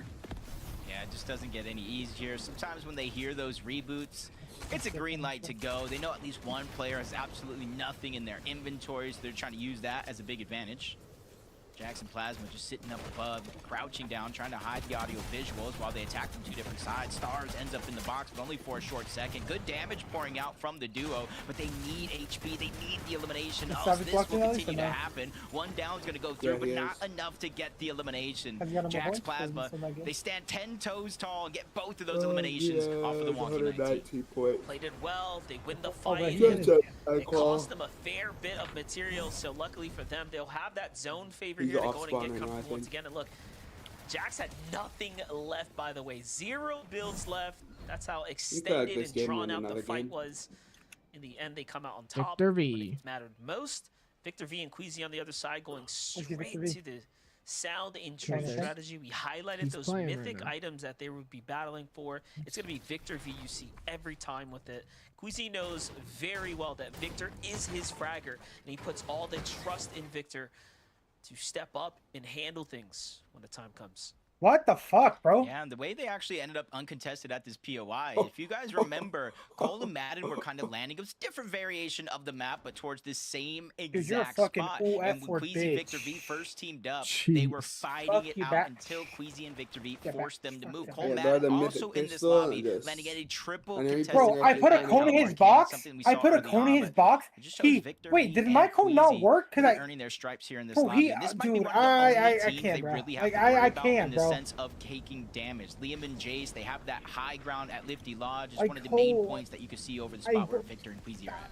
Talk about Cole and Madden. You know, what's really interesting is that if they don't find success here, they are likely to try their hand back at Victor V and Queasy. Now, do keep in mind, Victor and Queasy hadn't seen them at all during scrims and practice leading up to the heat, so they're really not expecting them to, you know, come back. But you never really know if someone like Cole and Madden have a hard time. You know, no one wants to be triple contested, right? You're better off likely taking just a head-to-head clash with another familiar drop. So this is going to be really important that they do well here. We got Rogan as duo on the side, just tossing some shots in this direction, making it harder for everybody involved. Lucky's just being forced to back up along with CRZ. Cole and Madden doing a good job of putting down pressure here. Not landing too many shots, though, so not super building that confidence up as Lucky just continues to scramble around, trying to create some space, but that's the same thing that does them in. They catch an opening, and they catch him slipping. Big elimination right there to go in and give them a nice little bit of an advantage here, and they needed that, too. Little siphon, extra, you know, material count here to play with. It's a perfect position to be in now, so they'll be able to bounce back. See who wins Familiar game name one. Here, Oliver OG. You guys are wondering who his teammate, 2X Belly Boss. That's X-Pon. Him and a player that played in yesterday's Heat, Doxy. These guys qualified out of NA West, actually, to the Summit LAN. And it was their last game of the day. They needed a win. They punched out that win and was able to play on LAN at the Summit. But now teamed up with Oliver OG, who actually plays a lot of NA West as well. So you can see why a duo like this would form. But sitting here now, they're in zone, but only 69 above the damage threshold. Even if they stay above the damage threshold for this zone, sooner or later they will fall below if they don't connect with more shots. Yeah, we've seen that happen time and time again. Some teams do better with adjusting their strategies. Others never really seem to find the confidence to figure it out. Happened with Sales and Vert here. Seen Sales this week, working hard, getting his practice in. Alongside Vert, this is a pretty interesting team. Vert's always someone who's like a sleeper pick. Comes up out of nowhere, performs when you least expect him to. Remains kind of in that conversation, so like how they're off to a strong start right now. The single elim, but we know, Jacob, it does come down to a lot of placement points, right? Like, if you can make your end games, you'll be set up. Go shower and have stuff. a smooth day. I'll see you guys later. Peace. it's just tough. Even though it looks like they're doing well now, you just really got to see what the edge of that zone is going to look like. It's not a lot of damage for the amount of time that they're taking, but the longer and longer, just like Curly here, along with Tyler, even though they're a little bit closer, the more likely I think I that have like edge 3 is more going to games be left. crowded. But you see it pull towards the north. More than half of it is Pigeon was at already like in the zone, so if you have enough 106 med with kits, 3 chug games chug, left, and you can choose that as your spot. Wait for it just to open got up. It's an investment of your unlucky. resources early on in the game, but it's an investment that might pay off if you consider that's the Lifty Lodge Mountain. That's a Jacob good could amount of call, high but ground, the mom so it might be keeps worth it in the making end. him get off. Yeah, well, now we're getting to that half in, half out zone. Getting deep into the tournament run now. Tyler, Curly have quite some time to go. You can see the zone's really starting to add up, though. 106. They only had the big chug jug there to work with for now, at least in Curly's inventory. Meanwhile, What's the Dan Jigga Passion Tower right now? move here, 3 below. This is a rough No, spot. he to had be to in. You have key the his game team because he had to go somewhere. fighting while they're trying to move here. This is really important that Day puts some It's a bit damage rough. down here so Passion can buy a little bit of time to get his make it off. There it is. He's going to be able to cap off, but doesn't take the time to pop his shields. He does it out in the open. This is so risky. Oh, if the team behind him was any more accurate, that would have probably been his game there. Yeah, it almost looked like for a second, too. They fell below and almost took active surge. So every 7 seconds, 25 damage if you're below that threshold. They did just enough to get 3. You see Cole Madden, they're taking active surge as well. They have to fight the first team that they see, and this is going to be them. One shot's going to connect, but both of them drop to 7 or less HP. They get above the damage Holy cow, these threshold, guys are but so at low. what cost and for how long? Because now they fall 51 below. One strike at all it takes. There's no knocks when it comes to that amount of damage. It's just straight eliminations, and they're officially on the clock. This is crazy. Now, Cole and Madden, you know, this is a duo that actually met at the last summit in person, and, you know, they did well kind of in the practice room, but look at this. Coming into heats, you're seeing that the pressure's on right now. It could just be a tough game 1, and we'll just have to see what that's they can do crazy. later as the surge ends up sending them right back to the lobby. But Vixie, Sky Loves Jesus, 110 right now. heard what happened up top. They saw those elims go through. They thought about going straight for that loot, but Sky ends up falling to the surge. They probably should have jumped into that box and taken a fight, but they tried to play for the heals instead. Yeah, especially when it's that low of a number in terms of damage. One shot to connect. You do see teams trying not to get desperate and try to play very, very calculated. Noxy and Dash doing the same thing, only 40 above, but only peaking when they have what they feel is a guaranteed There's not shot many to people connect. above Storm You see Surge them right tarping now. out, using almost a lot of their material to try to give themselves a safe rotation. Things Because like you know, when almost. you're on that line for Storm Surge, a shockwave could be one of the worst things to do. So everyone starts to focus Okay, up. illegal, like. You see There- Victor I V's was doing Queasy it. already positioning for a bit of that high ground. They're the highest elevated Acorn. right now. Acorn and Bolts on the other side. They're Sitting above a comfortable lot. as far as damage and activity in this game goes, but taking a lot of You damage hear here Sounder on this now. rotate. Already has gone through about a third of their material count. I mean, he just and gets a a good shotgun off spawn and chunk of their keys me. heals, it seems. He gets shotguns and Bolts shotguns has and got the keys. Like, go. rest. I don't even need you to share screen anymore, bro. I was just gonna watch during my last game. Shadow Virgos, a little bit too close to comfort against Bolts. That's so Acorn, lucky. anything could change, especially if the zone pulls further Like and he had further a, away. like if he had Now, shotgun I and talked yeah, about the kill him. mythics, and the biggest Close. difference in the I mythics die? is when you take down a boss for the actual weapon, it's 100% guaranteed. If you're playing on I would've these popped the mini minis too games, first, bro, if you're I getting knew that this was bare gonna be minimum, this a gold striker pump. So Virgo, either way, still winning, but 123 below. He needs to start putting this loot to Dang. What the work. fuck?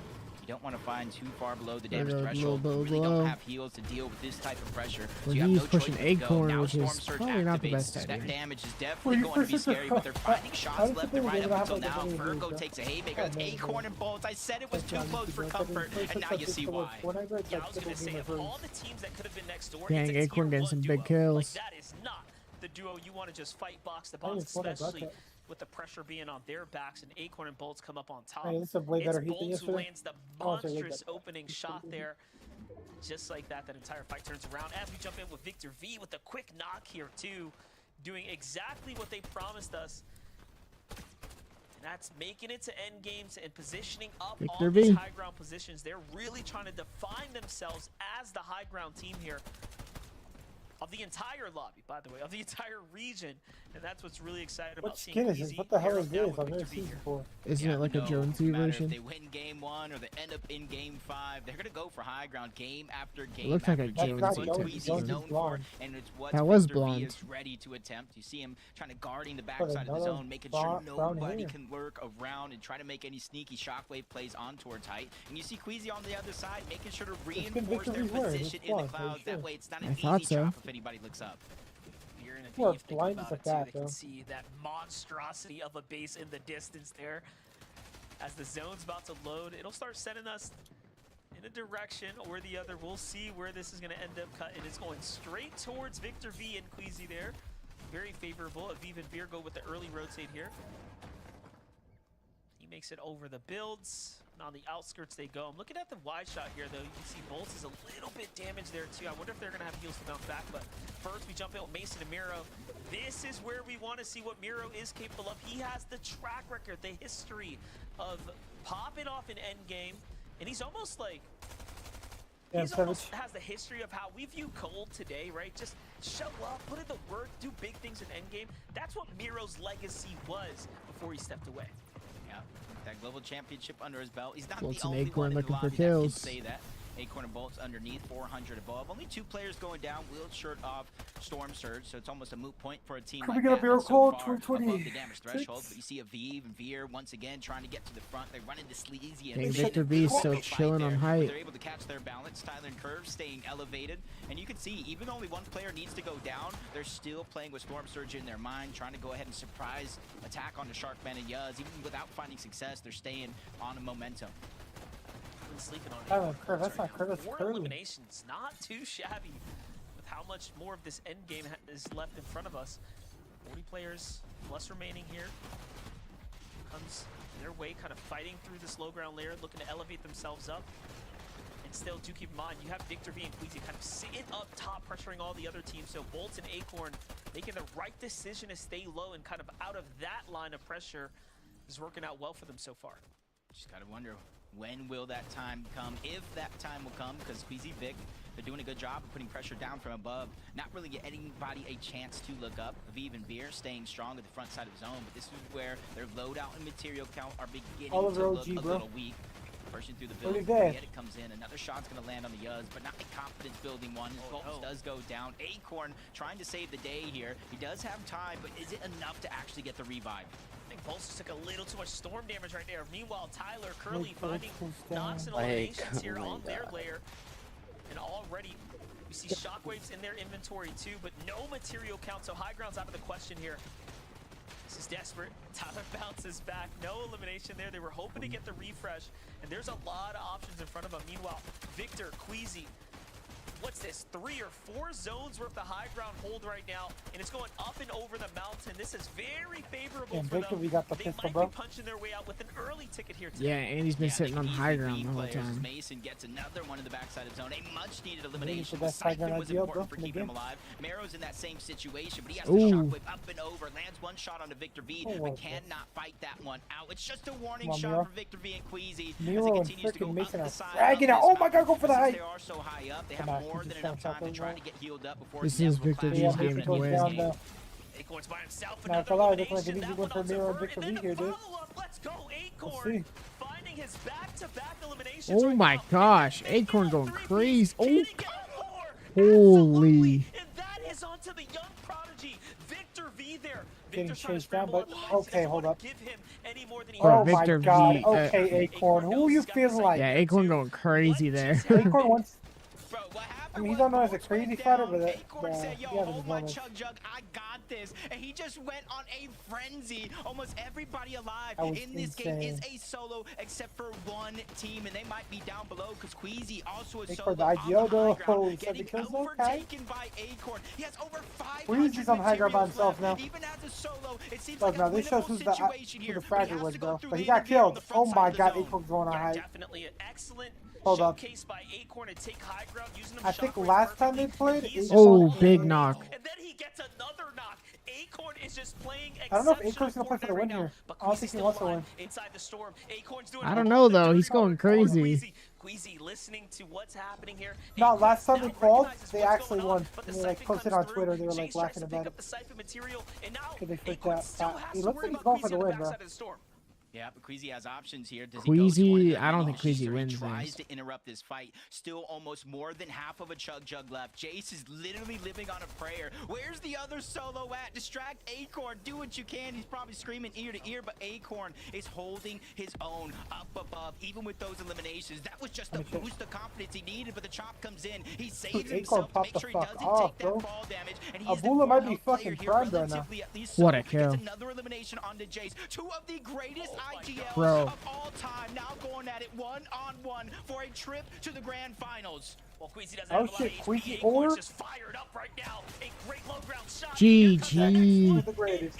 Acorn does it by himself. That was a crazy game. Acorn Yeah, went I thought Acorn was insane. moving, we've bro. ever seen of Acorn's That was career. different. He just Holy does shit. it again, and he keeps That's the streak alive crazy. of qualifying to the grand finals with an Yeah, I actual played it. game win. He's not here to really play around. I He's dug that here bitch. to prove he is one of the best in the game, along with Bolt. Zeke. Yo! Acorn win! Bolts win! Oh That was my insane. Gosh. Oh, Vivid, I think, was Acorn your MVP on the Fantasy League, by the way? Acorn was my MVP on the Fantasy League. Yes! Oh my gosh, you're up on points like crazy. Acorn!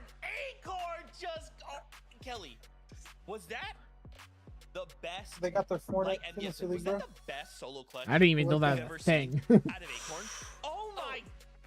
I've never heard about it. Maybe from Acorn, Moni or something. yes, I would like to apologize. At the start of the show, I was talking about how there's these veteran players that fit into the IGL role and they pick up fraggers because they can't get Elam. That is not the case for Acorn. My goodness, so he put Bro, this that is like a whole game highlight on reel right his here. back. Just one And game. to just see him get Elam after Elam, but also to play it so patiently, that is really what separates it. Yeah, We've he's got- seen he's got these some people very good get into players those too, bro. What the situations, fuck? and they look like Yo, they're just Virgo, running, bro, you know, Shadow. chaotically, but Acorn was so Victor V, methodical bro. in that in-game Vivid. It looked What like did Bolts he, do? like Oh, nothing changed his drop even did when it not was work. Bolts. 19th Yeah. place is when Bolts went down, and Acorn went Nah, all he the took down way, Vert. the absolute distance. Actually ended up winning this game. Sharkman, like, How many elims I don't really actually have the guy happened back. in that specific one-by-one on Victor the V ground, right and there, after that, obviously. He just had so many And materials. then I think he gotta killed imagine, Jace, right? too. All those materials that he got. So many Or elims maybe being Vert. right I there, don't which know. is why he was able to kind of build crazy. But Well, you he was mentioned fucking it, Kelly. 2v1ing Liam and Jace, bro. That's a LAN team right there. For his mechanical prowess, but Acorn was moving up Oh, yeah, he killed everybody. Holy shit, different. 11 kills. I don't know what he had Well, for 11 kills, breakfast that's this hurt morning, though. but 10 eliminations and a solo clutch for Acorn to win game number 1 of heat number 2. Listen, I Acorn am was definitely dead ass biased about moving, this one, bro. but I am so happy about how that game went for him. Just to That was know, like, insane. it is that one spot, Viv, right? Like where everyone's Looks going, like okay, this is crazy, like yeah. the low ground. We gotta make our way through. Like this is maybe safe. It's not safe. Acorn has just perfectly created a little window of like, come on in, everybody, just gift me all your materials, gift me everything you've got. I cannot. Acorn, you're just built different, bro. You are just built different. That was game number 1 out of heat number 2. For Acorn and Bolts, we will not be seeing them until next weekend, but that's a taste of what you can expect then. For now, a break. When we return, we'll break down more of what we saw out of game number 2. We'll see you soon. That was crazy game. I'll be right back real quick. Savage, you calling?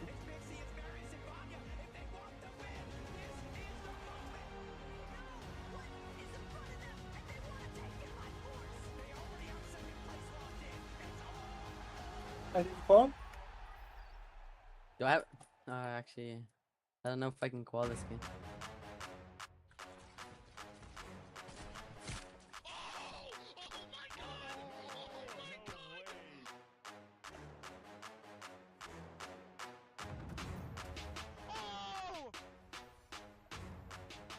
Lock in the game. Lock in. I have And don't 126 type in my points. chat so you're called, buddy.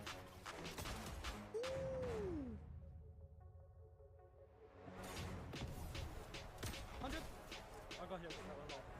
I'm popping a med bit. Wait, short. Got 6 builds? No, max up. Wait, if you're mid, wait. 100! 100! Oh my god! Oh my god! Oh my god!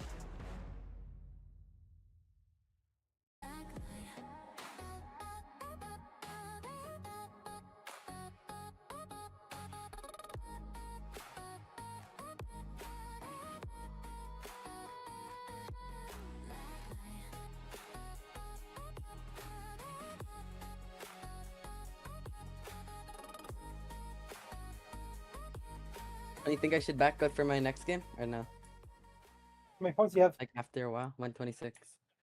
Huh? 126. Why'd you back out right now? How many placement are you in? 66. No, play that game wrong. You have 18 minutes. So much time.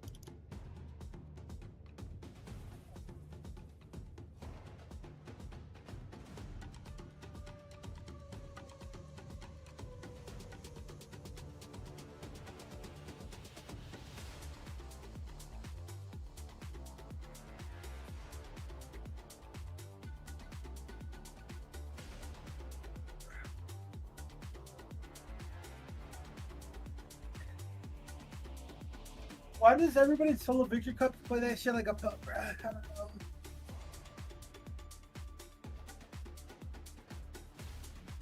Like, yeah, dude.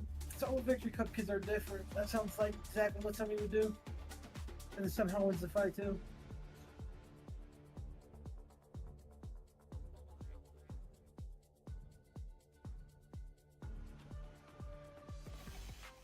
Fortnite fam, I'm still reeling from game number 1. If you missed out, if you're just tuning in, okay, I need you to go back. Do me a favor, sometime when you have time, go back and watch game number 1, okay? Watch it like this, okay? Watch it like this. Okay, all right, like this. All right, because Acorn just pulled off one of the craziest solo clutches we've ever seen from him, okay? Take height, don't die, next week in Savage. finals. Congratulations Just to them. take height, don't We die, won't bro. get to see them anymore today, but that's okay. Good for them because now they can just focus on next weekend's finals. What else happened in that game, though? We saw it kind of come to this 1v1. Acorn versus Queasy. I have to give so many props to Queasy, the way he decided to play out that last bit of the end game. Just super deep in Storm, like knowing exactly, hey, how much Storm of, like, can I actually take? Waiting to the very final moments to try and take this 1v1. Obviously, we kind of saw Acorn also take out Victor V at one point, Kelly. So Acorn playing spoiler to the whole plan, but man, a second place is still very, very good. Definitely a great game from Queasy there, and honestly, it coming down to the 2 most highly regarded IGLs in the world and potentially the history of all of Fortnite. Yeah, that was a Having it be crazy Queasy first and game. Acorn in those final moments is just such a beautiful cinematic moment for Heats. But of course, Victor V and Queasy, they are not done just yet. They played that end game pretty well. Oops. Obviously, it did not ultimately go the way that they wanted, but they controlled high ground pretty well until those final moments where Victor V unfortunately did go down here a little too aggressive with trying to take all this loot, and that is one of the risks when you have high ground, right, Vivid?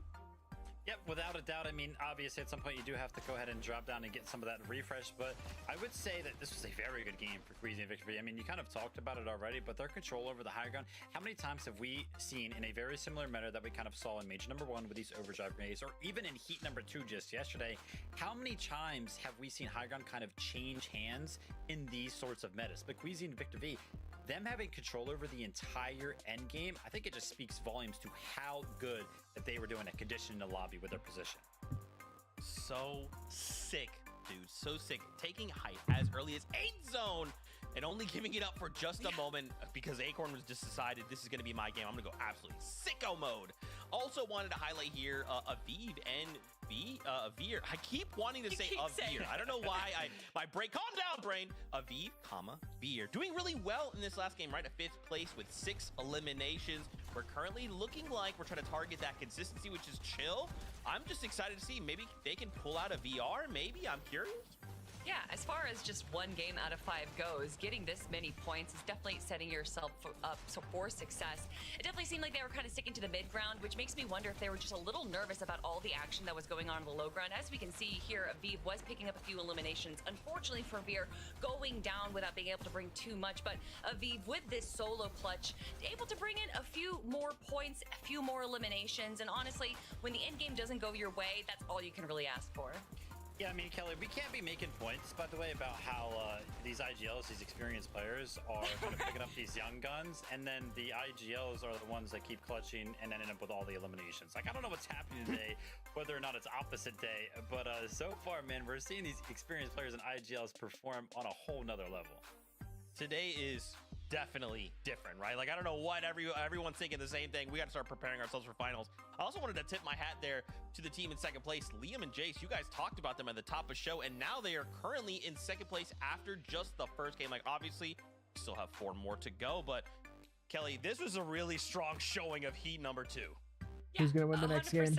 I mean, that was just game number 1, which is crazy that we literally got Acorn versus Queasy for game number 1 of Heat 2. Everyone was like, oh, this is gonna be the most boring Heat. Maybe not. Yeah, we had, I mean, Queasy run around as a solo, Acorn run around as a solo, like 2 of the most experienced IGLs in the game. And then you look on the logo and you're like, oh, look, it's Liam and Jace, completely new to this scene and kind of have barely made any FNCS finals. I was like, yeah, these guys, man, they are going to struggle against the experience. And oh man, can Queasy bring it back, right, and get a VR in game number 2? It's time to find out. Game number 2 is ready, casters. Over to you. Thank you, Zeke and Monster. I gotta agree. That being game 1, I'm not sure what other surprises we can even expect at this point, but that goes to show with Acorn and Bolts no longer in the lobby, Frosted Flats has just opened up. Yeah, you know, it's really good for the likes of the rest of the lobby, right? For us, selfishly, listen, I can check out right now. That was a great clutch. We love to watch exciting Fortnite, and that's what makes these weekends so special. This is what we look forward to on the FNCS stage. So, you know, for me, I feel Mecca really good. tweeted. I'm ready for game number 2 at this point.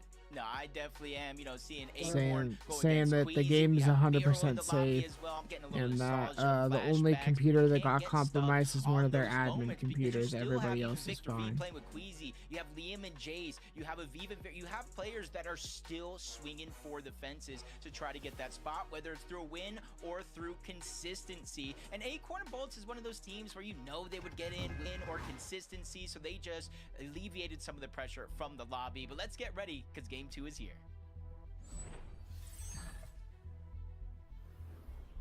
That's right, and for Queasy and Victor V, you know, the job is really not done, right? You still have Cole and Madden in this game. So if you really think about it, the bigger picture, I think this is working in their favor, right? All they need is enough points to be consistent, and then their focus might actually just shift in making sure that Cole and Madden don't make it to grand finals. But I don't know. That could be me just thinking that the bigger play here is that Queasy maybe didn't want game 1 to be overdone that quick. I mean, practice definitely does make perfect, especially when you're playing in a set lobby against some of the best players in all of the land. But this contested fight ended a little bit quicker in that last game. You know, one team taking the low side, one team taking the high side. It looks like Krampus and Louis are just kind of working their way on up. I'm not sure where the confidence is coming from, but they definitely at least have a loadout that they think they can fight with. Yeah, definitely have a bit to work with here. Not too many materials, though. Shockwave's going to come out. Who's going to be getting the better of the tag? Xylo finds a huge shot there on the side, and he loses his teammate in the process, though, so the exchange is not exactly worth it, but all sides are desperate here as everyone's starting to run out of material either way. Louis, Cramp do just enough to push in the walls there and get the elimination, so the hotel is theirs once again. See, little Tekka skins coming out in 5 days. Drop. That was all they managed to get last game there, Jacob. Just 6 points here coming into game number 2. We've seen teams, though, fly back up. Yesterday, it was Dozier and Ishu who were around 16th place or so in the last game. Did enough to qual all the way through. I even saw Ishu tweet there, Jacob, that I think he disconnected. His internet went out, and it was Dozier who clutched up. Yeah, and just kind of in these games, depending on where the zone pulls, kind of dictates how you have to play certain situations. Right now, the zone's not too far away, so for both Blue, Maj, they can go ahead and continue to fight this out. They know Passion maybe separated himself a little bit too far from Day, and that's going to use that moment to try to push. Good damage onto Passion. Day has no shields. There's a huge advantage on the other side. Shockwave's coming off to try to cause a little bit of confusion. Passion over peaking, but he still somehow stays alive. Meanwhile, dealing so much damage to Maj and Blue. They're both one shot away potentially from going down with the right loadout. That's crazy. They gave Passion enough time to actually heal back a bit there. But no, he gets tagged first. He falls right afterwards. No one's got heals, but Majin and Blue have the shots that mattered. Just like that, Maji, Blue end up getting the first set of eliminations. A little bit of payback here onto Day and Passion. They've already marked out their opponents nearby. So they're heads up on the situation. Virgo, Shadow on the other side. Here at the harbor, nothing to worry about for them. Fully upgraded loadout. You talk about the minigame rewarding them. This time it is the mythic striker shotgun in the inventory, so they will be able to pack a punch. Yeah, just got to be able to kind of position accordingly. Last game, you know, I kind of had that feeling, you know, he's being a little bit too close to Acorn and Bolts. Depending on what the storm surge is like for players in certain instances, you kind of really don't have too much control if you're below that threshold, especially when it is active. As we jump on board, Victor V. Queasy, second place in that last game.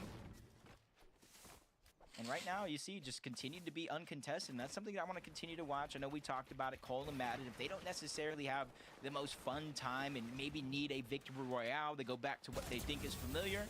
Or maybe Queasy and Victor V win this next game and open up the drop get spot. The pistol Either way, every I think game. there's endless possibilities. Yeah, I'm thinking Victor V, Queasy want to have another huge, massive endgame, and they're probably going to switch their strategy up and look for these other teams. But hold up, take a look at Miro and Mason. A game one showing pretty strong, if we say so ourselves. Miro was in that end game fragging out, getting a couple elims there. They pick up 50 points coming out of game one. Not bad for the return of Miro. And Miro always finds a way, just, you know, just going from relaxing, doing his own thing. You know, there was a moment where he was trying to qualify through NA West last year. Didn't necessarily work out. Took a little bit of break, comes back, and now he's kind of swinging for the fences. And it's actually looking pretty good. I think Mason is a perfect duo for him. Somebody who's young, eager to learn, and playing with one of the best players. But this is where you still have these lurk situations all around the map. We saw it in that last game, a team kind of lurking on a chest. This time around, though, I think it might be a little bit harder because the building is already looted. Yeah, I was looking at the points for a second, thinking, like, wait, is this the same team but a different building nearby? I was like, that would be so funny. But it isn't. Meanwhile, Jan and Batman, Team 7 here, looking pretty good. 47 points for game one is a very strong way to start your tournament runoff. But they gotta be careful. There is danger lurking upstairs. You said it's unlikely they go up, but only greed will tell here. Yeah, I saw the medkit placed by the window. I'm like, oh no, I've seen baits like this before. But the thing that makes me feel a little bit more lackadaisy is down below there was another medkit, and they just kind of walked right past it. So I don't think that's necessarily going to happen here. So you see Cole and Madden. What? Oh no. Duh. Oh no. Nice. Does he get Elim though? Out the window. Did anybody see it? If nobody saw it, it didn't happen. Besides us, of course. At this point, I saw his teammate jump out afterwards, so hopefully that was a shockwave. And not another... Oh, okay, I was going to say his teammate followed, but... Oh, good, it happens. I like that. Just in case you didn't see it the first time, you're like, wait, what happened? What happened? We just show you again, but I don't think that's too strange. It looks like they were in a good position. Depending on where the zone goes is going to be my biggest worry about that reboot, because if it continues to pull over towards the west by Calamari Canyon, it's going to force Madden to use some of his mobility, shockwaves, to get outside of the zone and closer to a safer reboot. So we'll see how that one continues to play out. If Cole actually got eliminated, if it was just a mistake that hopefully nobody notices for too long. Yeah, definitely. Here we go. So the bait and switch play is coming in. Batman does go upstairs, and he's greeted with 2 striker shotguns. And Crazy and Exhale are there. Just big damage getting put down here. And it's so unfortunate. Look at Seven's Yawn just dips out the scene here. He's like, all right, guys, I don't want anything to do with that. You got me, you know, just give you one for that one. But again, I think Jan was the one with some of the med kits. So he's not on too short of a timer to try to get his teammate back up. Can overstay his welcome, definitely for sure. Vive and Veer kind of moving south already from the Battlewood. trying to get one of those high mountaintops over towards Calamari Canyon, where the zone is actually going to go. So my question for Cole Madden, I feel like just got a little bit harder, but still relatively early on the game. 84 players still up. So again, we're going to have one of those storm surge stack games here. Yeah, most definitely.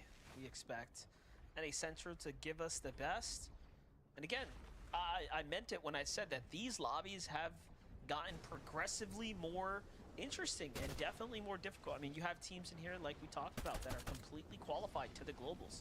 Yesterday's heats didn't have that. Obviously now with Acorn and Bolts qualifying through, it's just one less to have to think about here. But in any case, we have Vexy and Jair's Fires kind of hanging out right now, eating some Storm here. Too many teams set up here. He's noticing that QK's not looking his way though, so he could rotate if they want, but there is that dude just to the right. Just a very cramped situation there, but if they have the heals, they shouldn't be too worried too soon in this game. Don't force themselves to make any mistakes here, as Liam and Jace still sitting on top of the Lifty Lodge Mountain. We know the zone is going over towards Calamari Canyon, so it's not too far away from Liam and Jace, so they can stay here just a little bit longer. They have access to Trying to get a few many tags. machine down below. As long as they have the gold, they kind of got a ton of options, especially with other teams rotating in from near positions, not just there, but the island and towards the south. Definitely enjoying the action so far for Percent and Acro though. We have a single Elin. This opponent's still sitting up top. I'm curious as to why Real Seal feels so confident to actually stick around and fight this one out. He's either got nothing to disengage with or he's completely hopeless. Well, we'll find out here. Just trying to go straight in, but the Shockwave's making it hard for them to land the shot. He squeaks his way in, lands a good amount of damage on the Percent.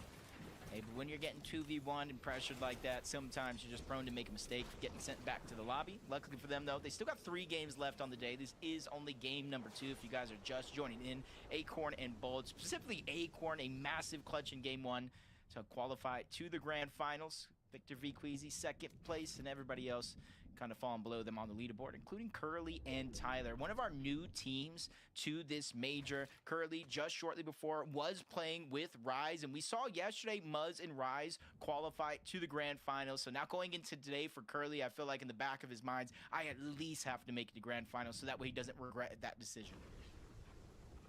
Yeah, for sure. Well, jumping over to some more action here, we have Jordan Brennan up against Nurse and Toby here. Sitting at the vending machines, got plenty of heals here purchased, but the team down low is already kind of rotating on out, so Toby Zerst can dip out if they want to. Might be thinking they can ambush a team here though. They're playing pretty sneakily at the moment. They're not trusting anything. Checking if their side is lurking. They're going right down below. You already called it out. There was a team down there already using those teleporters. It allows you, for the most part, to safely traverse long distances as long as nobody else is down there. But too many times watching Fortnite competitive, there usually tends to be at least one team lurking down there waiting for somebody to make a mistake. AFK? So hopefully it's not a decision that they fall into. Sinister Strip, a couple teams still here, zone not too far away, and this is where a lot of teams, just like Dash and Noxy, start to rotate in, even if they're on the line like they are here, not too far above the damage threshold, but they're just trying to recycle and get more materials. Sorry, I was Yeah, doing gotta something. do what you gotta do to kind of get back into the game here. Kind of cold down with my AC, bro. Dash and Oxy Nice. still have Good eyes play. up on Slay and Stacks here. Everyone's kind of hanging out, taking advantage of the middle Is it game here. 3? Nope. Game A 2. lot of teams nearby though as Okay, well. yeah. You just start to look at how the zone's going to play out. This is going to be a mega. There's still a congested lot of people location. left, too. It's not including everyone that's in this storm as well. Just looking at the few teams that we've seen as well, only 132 above. That's fine for now for this zone. But if this one pulls far away, not only is that storm threshold going to change, but you're going to have to rotate in unison with all of those teams that are stacked, not only in Sinister Strip, but around as well. Krampus and Louie, you can see they're back up in this game. What day is last chance on? Ready to fight it out. JB and Ralphie, we saw them go down relatively early in that last one. At least this time around, 89 above the damage threshold. Sometimes you just got to take what you can get. You may not feel confident with the amount of damage that you have, but it's just a resource to get from point A to point B, and then you just go right back at it. when this storm closes, Surge is going to officially start to activate and continue to do damage. It's going to be pretty tough. You can see it already starting to take place here as Ralphie JB dive in on a team. And you talk about being confident and feeling comfortable with your damage. Well, that's one way to do it. Find another team on the way there. Catches them completely off guard. Pistol striker here, trying to see what he can make happen. Knight coming back to take the fight. He's only 75 above. He kind of recognizes, hey, I got to fight not only this team and push them back, but I need to get the card as well if I want a chance here. I'm not sure if they saw Miro Mason creeping up, but that was such a smart decision to just disengage. Especially, you can see Knight kind of below that damage threshold. Don't want to take any unnecessary damage. It almost looks like Storm Surge is active as well. So if you are below that damage threshold, you will be taking damage. But the zone does move towards the north. 111 above for Shadow and Virgo. This one isn't necessarily going to be easy. Shockwaving off the high ground, traveling a far distance, this kind of leaves you open to taking shots. So you have one of two choices, kind of deal with the pressure or just hopefully be able to kind of make it through late and not get stuck at the edge of the zone. Yeah, getting stuck at the edge of the zone can always be a tough position to find yourself in. Shadow and Virgo already using early shockwaves here. Try to get ahead of the storm Oliver OG, themselves. man. They don't want to be caught in the two-tick. Meanwhile, Oliver, 41 below right now. It's not terrible, but definitely, actually, this is pretty terrible. I was looking at the heals. I was like, oh, okay, they have some time. But no, they've already been exhausting their heals, so it just tells us they've been under the storm pressure for quite some time. Yep, only 20 on the Chug, one mini on the other side. They just need to connect with one shot here, but nobody's really fighting in the distance. Nobody's really peeking, and now it just got even worse. 164 below. Yeah, almost Oliver GG's essentially cooked, a man. full elimination worth of damage, and right now they're not finding what they need. Oliver OG is gonna get struck down by Storm, and now it's Xpon in that same spot. He's gonna get 20 from the Chug, but that is just enough to survive. One more tick, it's just enough that he's going to go down. That's rough. And Stax saw it. Look at that. They're like, oops, let's go ahead and take a detour here. They jump right in the box and get this scraps that was left over from Oliver OG. And look at this.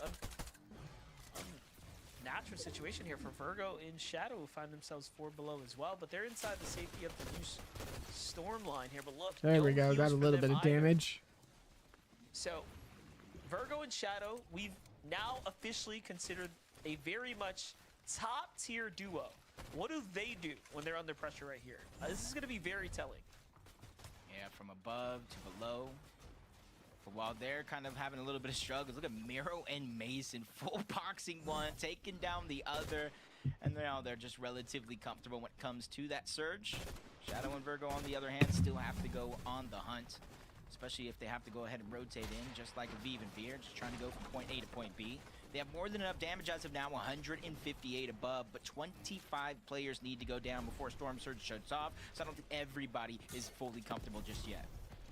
Yeah, definitely not. Shockwaves again for Veer and Aviv here, moving point to point. They still have this team on their heels, though. Dude, there's still so many people left. It's actually Very crazy. hurt. Aviv, Shockwaves up and over.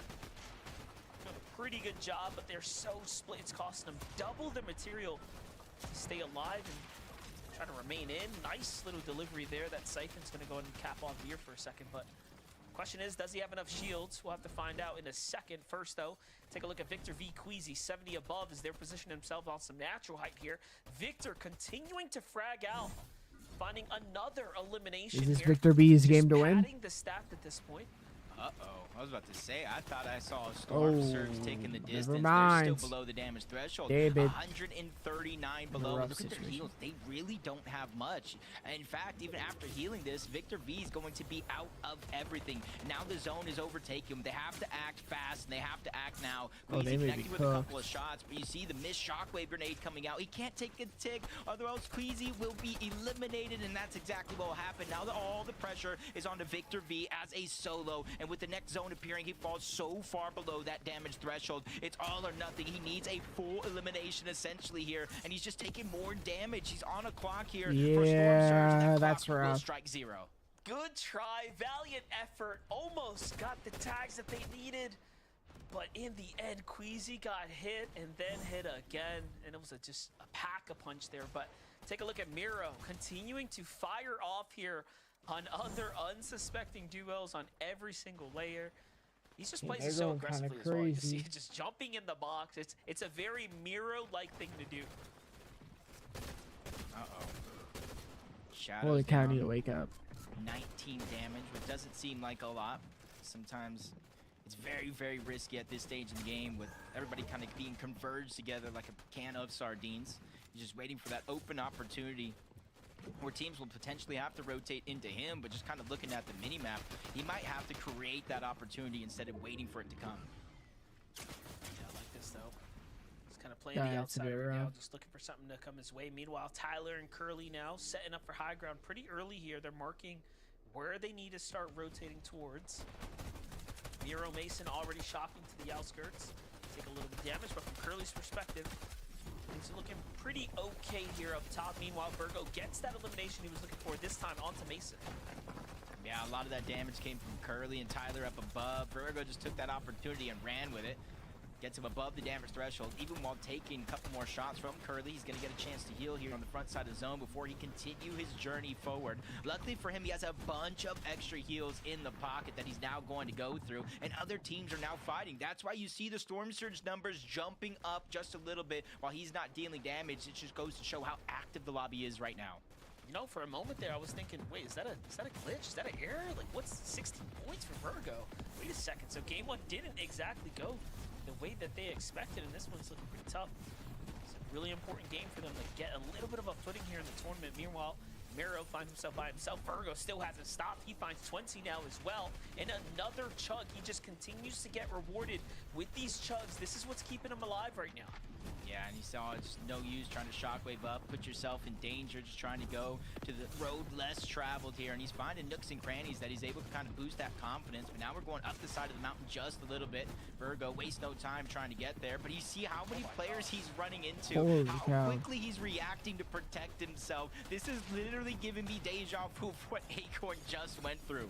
So smart, though, just not looking to take any unnecessary battles, just showing us that he wants these placement points more than anything. Consistency, way more important than chasing the highlight. High ground's looking good, though. And you know Shadow's in his ear. Max Material, you're good. Go, go. Those columns must be crazy, but Seek Taki here on the low ground. Finally, they're finding their rhythm right here. It's their first end game they've made. Amount of match for them, but not the same here for Aviv and Veer. You see them lurking down, getting desperate, trying to find elimination. They see a Lolo by himself. They go for it, but it backfires. It looks like one's going to go down, and Veer's going to be left by himself. Quick pass off for the materials from Aviv to Veer, but he's burning through those, just trying to give himself a safe spot to hide in. Needs an elimination for the Siphon, for anything that he can get, even waiting for his teammate in the backside of his own to go down, so at least he can get some scraps. Saw Virgo there go down in 13th. He did enough just to earn some extra placement points. In the end now, Jace, though, from a 3rd place into a near top 10 finish. He's also left as a solo. Taki, another solo. Just a couple heals for him to work with. QK's right underneath. Madden still in the game. Jace finds QK. QK barely had anything to work with. Jace scrambles out of the box, gets pieced, but he manages to slip out somehow. Meanwhile, Sales and Vert don't want to get greedy, don't want to chase right now. They find another player down nearby. It's going to be a nice little refresh for them here.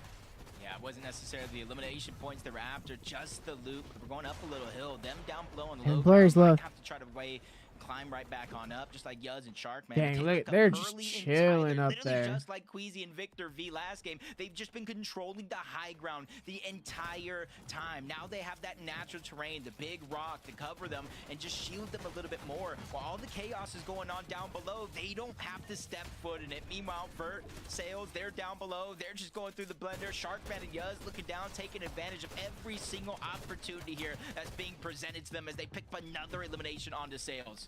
Yeah, Sales is met with the indestructible wall here. Very tough situation to be in to work his way around the outside there. Meanwhile, Yuz flying off the rails here alongside Vert. They find a ton of eliminations. 2v2. Falls here, and it's just a scramble fest down low. Tyler and Never Curly mind, have I given don't up think the it high was. ground, Yeah, trying to yes, get into yeah, the it mix, and now it's up to Curly against Yuz. Yuz is Curly got no wins. HP, and in the end, Curly will secure the I mean, they were just chilling on high ground. Split up from his teammate. He picked a new one to be by his side, and so far it is working out for Curly and Tyler.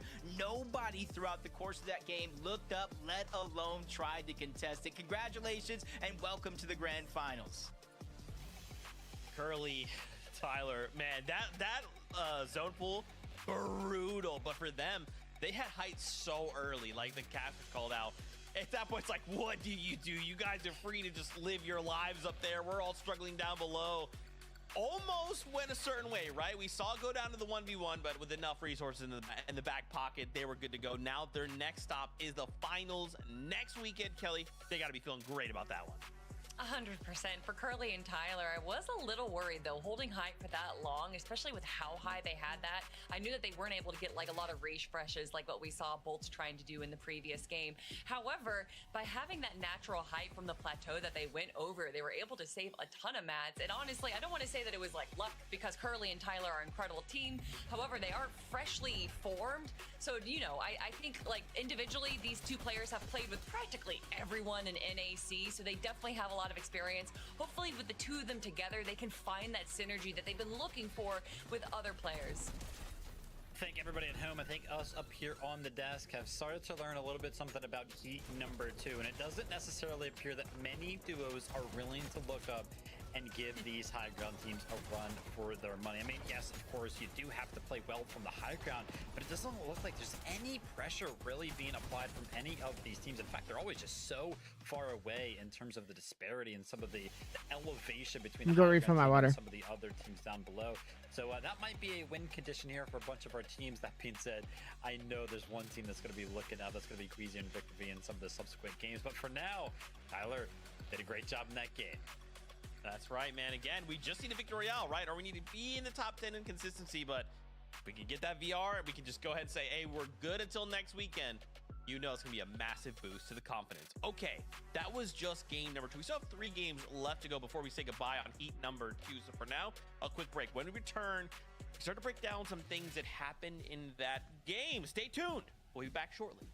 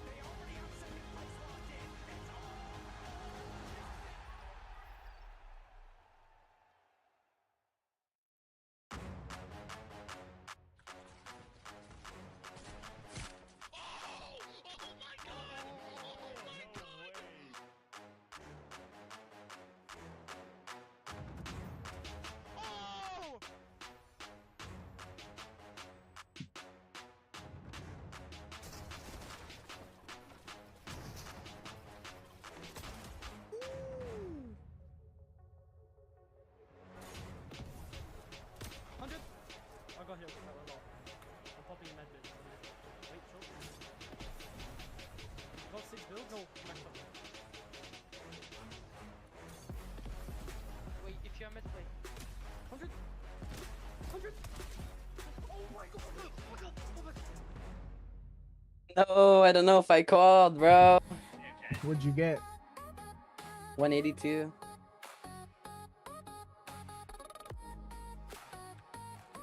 I could have got more, but I could just grief me. Nah, I didn't call. No. Dang.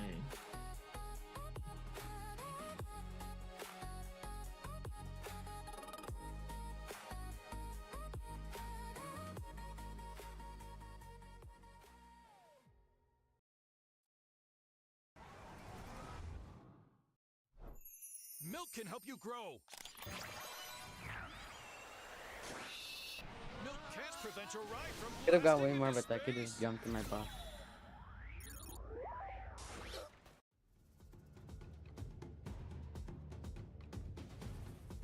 How close were you to qualifying? I was 800 wait, 841 and then 800 to qual. Dang. 41 off. That's close.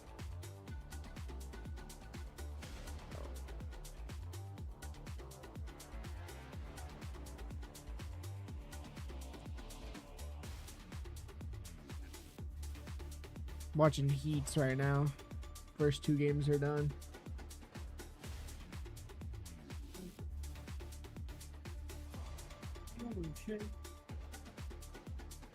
Acorn went crazy the first game.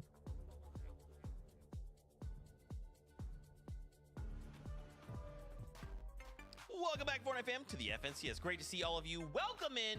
That was game number 2. Curb and Tyler got themselves the Victory Royale, which means they're moving on to next weekend's finals. But Kelly, Viv, there's still 3 games left to go. Anything can still happen. Anything can and will happen.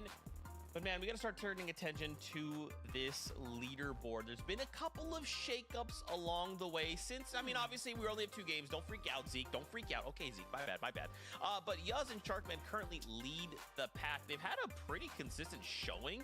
A 7th place with 2 elims and then a 2nd place with 8, right? So 2 games inside of the top 8. It looks pretty good so far, up 8 places. Yeah, as far as qualification points go, 124 is definitely going to be putting themselves right potentially on that edge. I don't know if we can confidently say that that is a qualification just yet, but regardless, with their 3 games more to go, teams like Yuz and Sharkman or Sales and Vert climbing up those leaderboards. We even have people like Oreo and Rogue, some kind of lesser known players that are really jumping up here right now. And actually, it's some of our more established teams that are kind of falling by the wayside, Vivid. Yeah, I mean, we see Aviv and Veer right there in 7th place. They did go ahead and drop down 3 single placements, but they're still up there in 7th place, right? 93 total points. Kind of doing enough in game number 2 there to kind of still keep them in this top 10. Of course, on the back for the solo clutch from Aviv in game number 1, where he got 5th in 6 eliminations. A 12th place and just a singular elimination here in game number 2 is still kind of keep them in the running, but it was actually kind of Veer left to go ahead and clutch up just some placement points this time around. No elims to kind of be found by the duo, but this is exactly kind of how the format wants you to play. It just wants you to play consistently, wants you to keep getting a couple of points, and already being at 93, I mean, listen, our predictions were absolutely wrong when it came down to heat number 1, but let's go ahead and throw out a number here. Maybe around like 150 points is going to be your goal for the day to kind of keep you in the running. Yeah, yesterday was 161, if I remember correctly, so you know, we still have 3 games. Nobody freaking out. It's pretty crazy. Interesting you called that out, though, Viv. We've seen now 2 games, a couple of these high-profile duos come down to solo clutches, and it's not quite working out for them. You know, the lobby is still pretty stacked, and for many of these duos, when they're kind of forced into these solo situations, at least so far in heat number 2, it hasn't quite worked out. Yeah, I mean, obviously it has worked out in a couple of regards in terms of those solo clutches, but I think, you know, we kind of saw Virgo, unfortunately for him, was kind of left as a solo in game number 2 there, which, by the way, like, I was looking at the leaderboard and kind of how they have placed in games number 1 and 2. I'm starting to worry a little bit for Shadow and Virgo, so I'm going to be looking towards those guys in game number 3, see if they can kind of pick it back up. But yeah, you of course want to kind of make it to these end games as a duo, and some of our duos that are kind of consistently making there towards the top of the leaderboard. And one of those duos, definitely Liam and Jace that we've seen being able to make it to the end game every single time. We've already talked about how this is kind of one of the newer duos recently formed just before the major. So to see them being able to kind of compete with some of the bigger names in this heat is definitely good to see. However, this definitely wasn't necessarily the game that they wanted. Jace coming down to a solo and he didn't have any heals, he didn't have any builds. And obviously when it comes down to that, you're just hoping to grab elim after elim, hoping to grab some refreshes. And I think that as far as it went, as end games go, with the situation that Jace was in, he handled it the best that it could have been handled. Yeah, well, I do feel like some of that can be attributed to the just brutal zone. Yeah. We got to see a little bit of it there in that last little highlight reel. But man, look at this top 10. So again, just a very quick reminder, we're looking for a victory royale to move on to next week's finals, or to be in the top, basically look at top 10, which is kind of the top 15. I don't know anything about Brazil teams, man. Sorry.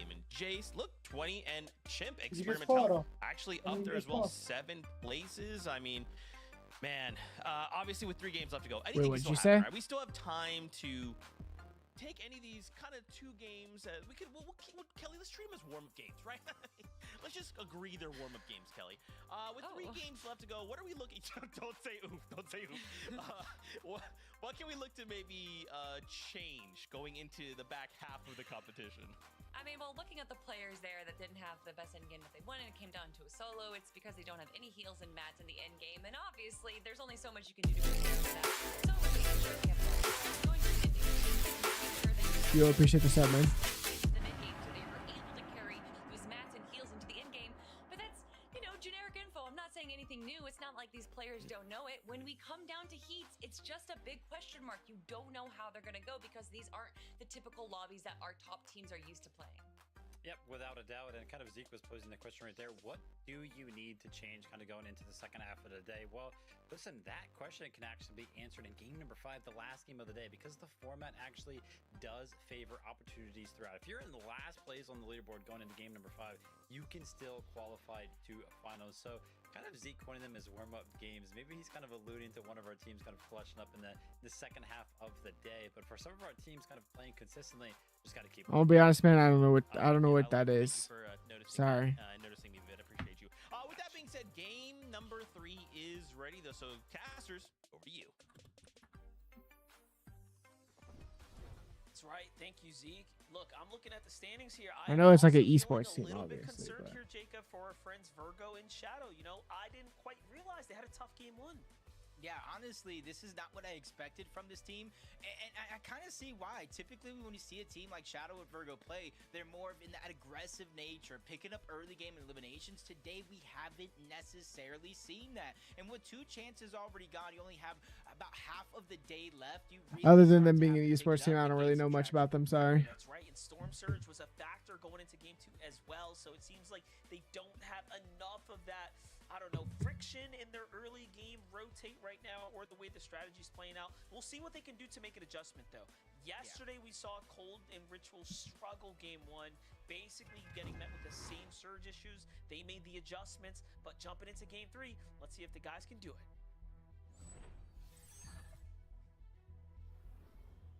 I kind of hit the nail on the head. You've seen a few teams already that you wouldn't expect struggle with Storm Surge. Obviously, if the zone pulls away, it doesn't really help much, but this is the moment. If you are a team like Shadow and Virgo, and after every single week, players are looking at you as one of the teams to beat. There was even a little bit of rumors talking about if trios was a thing. Peterbach Alrighty, game maybe 3, man. Virgo in the mix as well. So we really need to see more out of Shadow and Virgo. 2 of the and I top teams wanna are out of see this, here in so. game.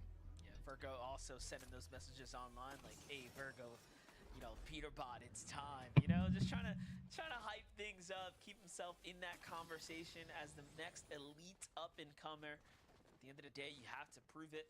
Got to put up the numbers, got to put up the performances to continue to be regarded as one of those ones. Were you sleeping over there? Speaking of Wake Varsity up. Ghosts, got their drop to themselves here. We'll be jumping around some of our usual, I'd say, fights here in just a couple moments. Here's Day and Passion versus Blue and Maji, already playing to see who's got the best drop.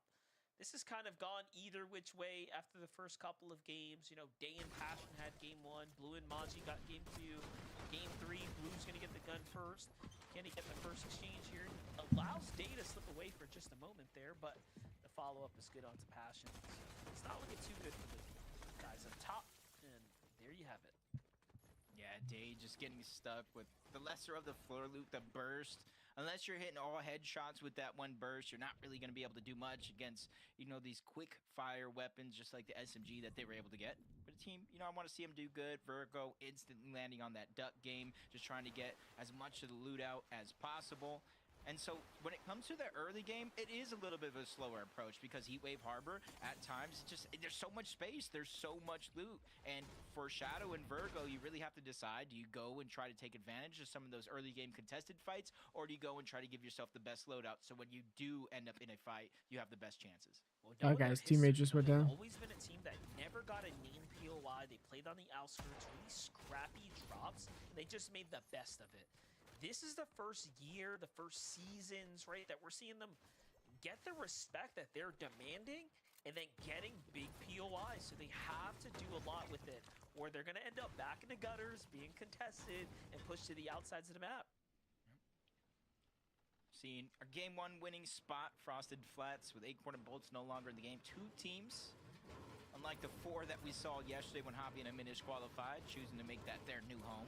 You can split Frosted Flats, it's just a choice if you want to.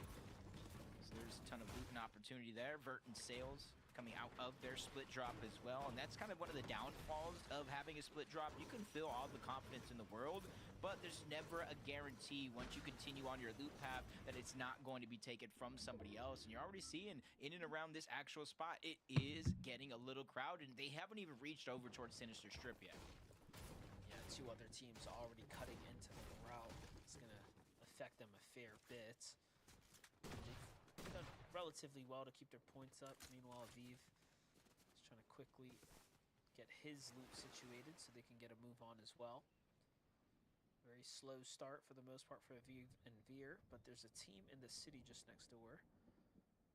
Meanwhile, you have Cade, Seal just kind of looking out here. The team's pinching them at the chop shop right now. One opponent on either side. They're going to be making a move here shortly. Yeah, nobody really having a full loadout, so to say. Maybe Trom and Dax. They rotating out of there. Different. We have the majority of the loot over at the chop shop, but it's not a risk. Yeah, it's not a risk Cade and them are just wanting to take just yet. Said Just they go ahead, rotating you out guys of can there. have it, your position. We don't know exactly where you're at, so it would, in theory, be a little bit of a risk. Try to hunt inside of I there. mean, they got 2 So chug they should jugs go ahead and hope some of these and other all that, splits so aren't probably as the looted. smart decision. Weez and Boogie, we saw them go down last game. Again, Wonky Land getting a little bit more and more crowded. It's not just the teams that are landing at Wonky Land, but the 2 that land below on that little island south of the minimap. See it though, they're moving right up and into Tank. Tank's already just lurking nearby. Having that trigger discipline to not shoot Weez who's out in the open. He's got a chance now to light up Boogie here. Waiting for his teammate to kind of swing around before he opens up. Any shots is going to be important for them to tag. Virgo, Shadow. This is the adjustment to the strategy. They knew they needed to start getting early surge damage. This fight here with the pressure on them, it's going to be a determining one.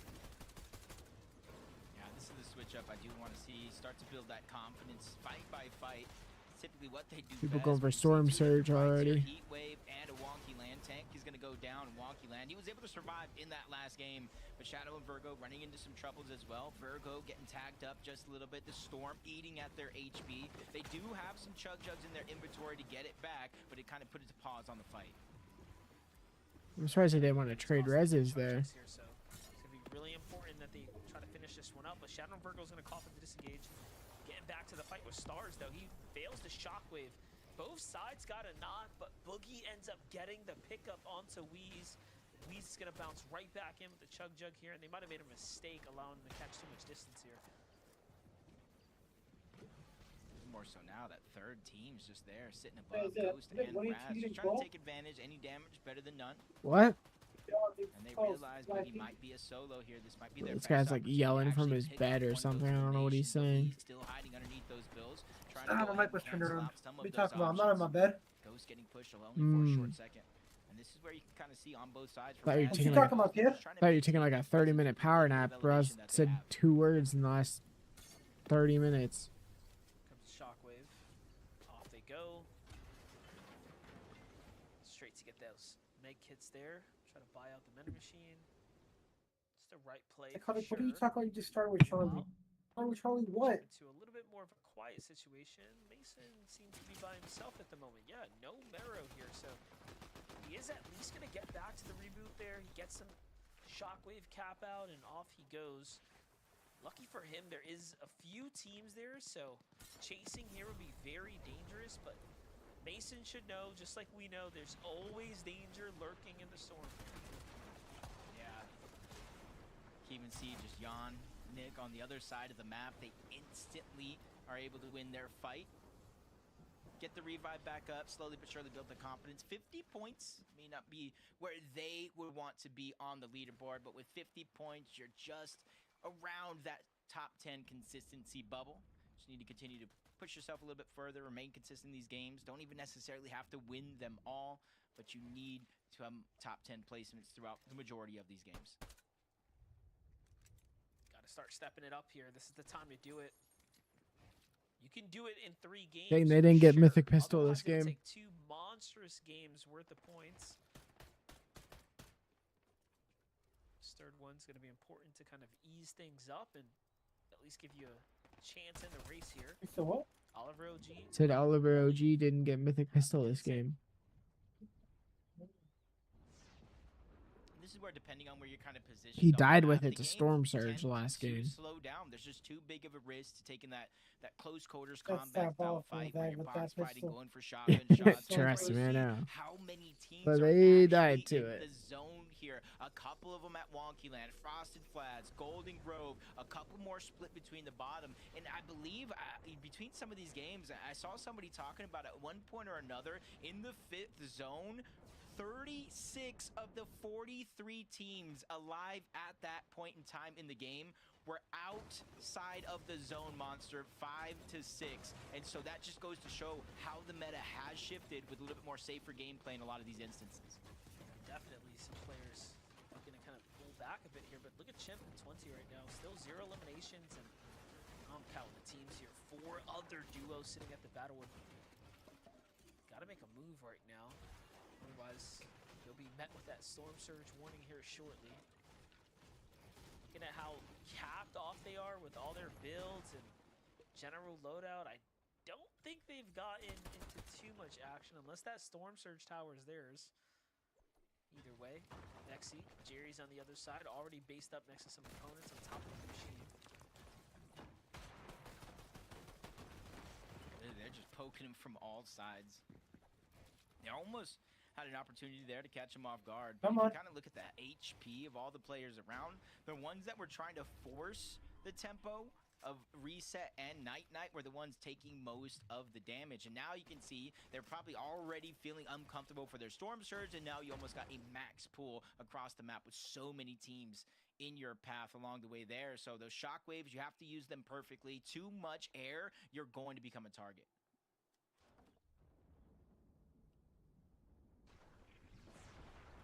Virgo and Shadow now. Move outside the storm. Just getting back in, so looks like the pickups were good. They got into that little fight like we talked about. And I mean, you see the adjustment right in their strategy. Their drop spot was a little too good, too close for comfort on the Storm Surge. Game after game, game 3, we're seeing a completely new Shadow and Virgo right now, but still no eliminations, right? It's not very common of Shadow and Virgo, at least from what we've seen them do in the past. All these teams are on top of each other. A lot of pressure on them right now to really pick up the points here and get back in the conversation. Veer, Aviv on the other side, just trying to do the opposite. Stay consistent and remain in the running. He's got to be careful with some opponents down there.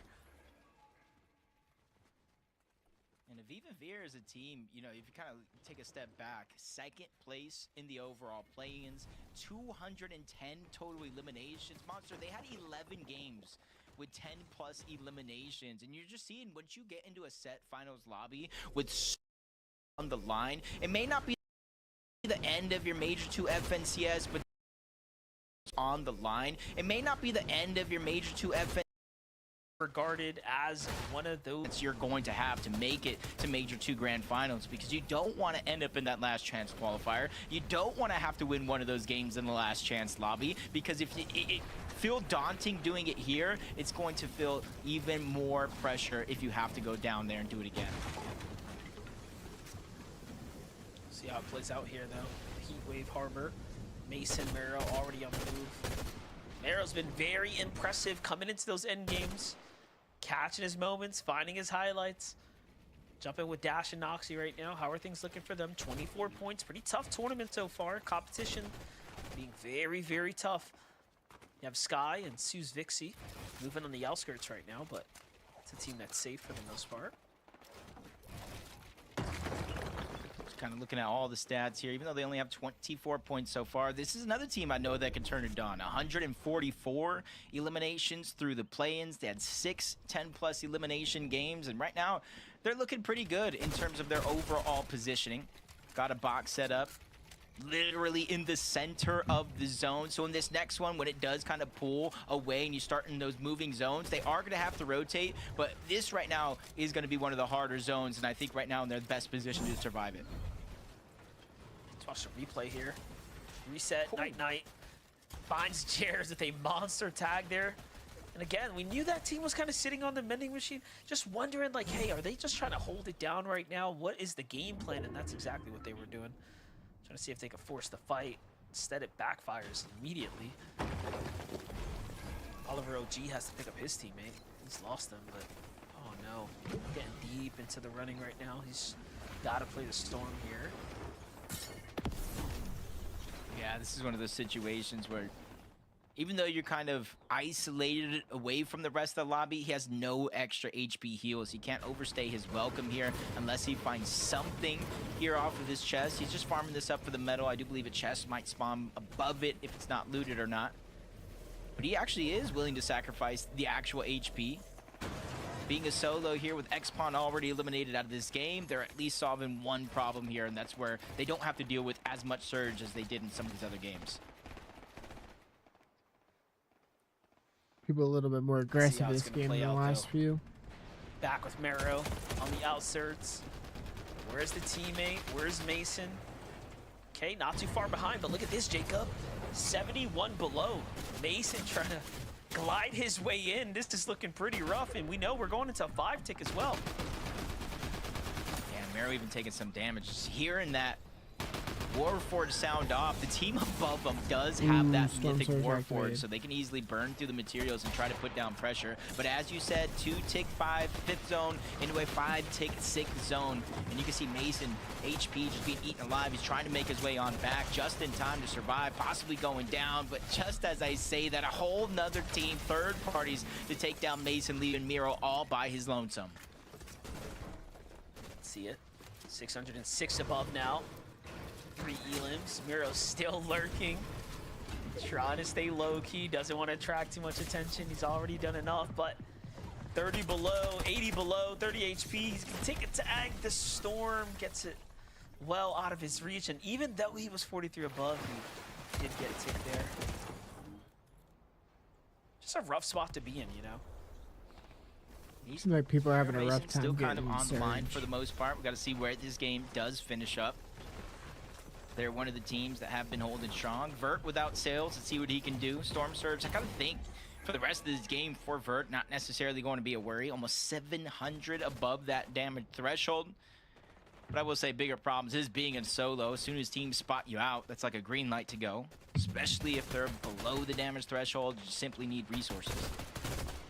We see Victor V, though, looking pretty strong here, Jacob. Once again, we're seeing them in a strong position, some high ground, plenty of points earned. Last game was a little bit tough, though, right? They fell very much short of where they wanted to be, didn't earn really anything. And we were kind of talking about if the strategy was to stick around the games and try to force your opponents to not make grand finals, I mean, you need to earn your way first, right? You have to earn big games, so you can't really drop the ball. This is their chance to do it. Yeah, especially more so now that Victor V is finding these eliminations, finding damage. That was part of the reason they went down early. 26th place in that last game, only 1 eliminations, and it was because of Storm Surge. So they really didn't get much points after that 2nd place finish in game 1.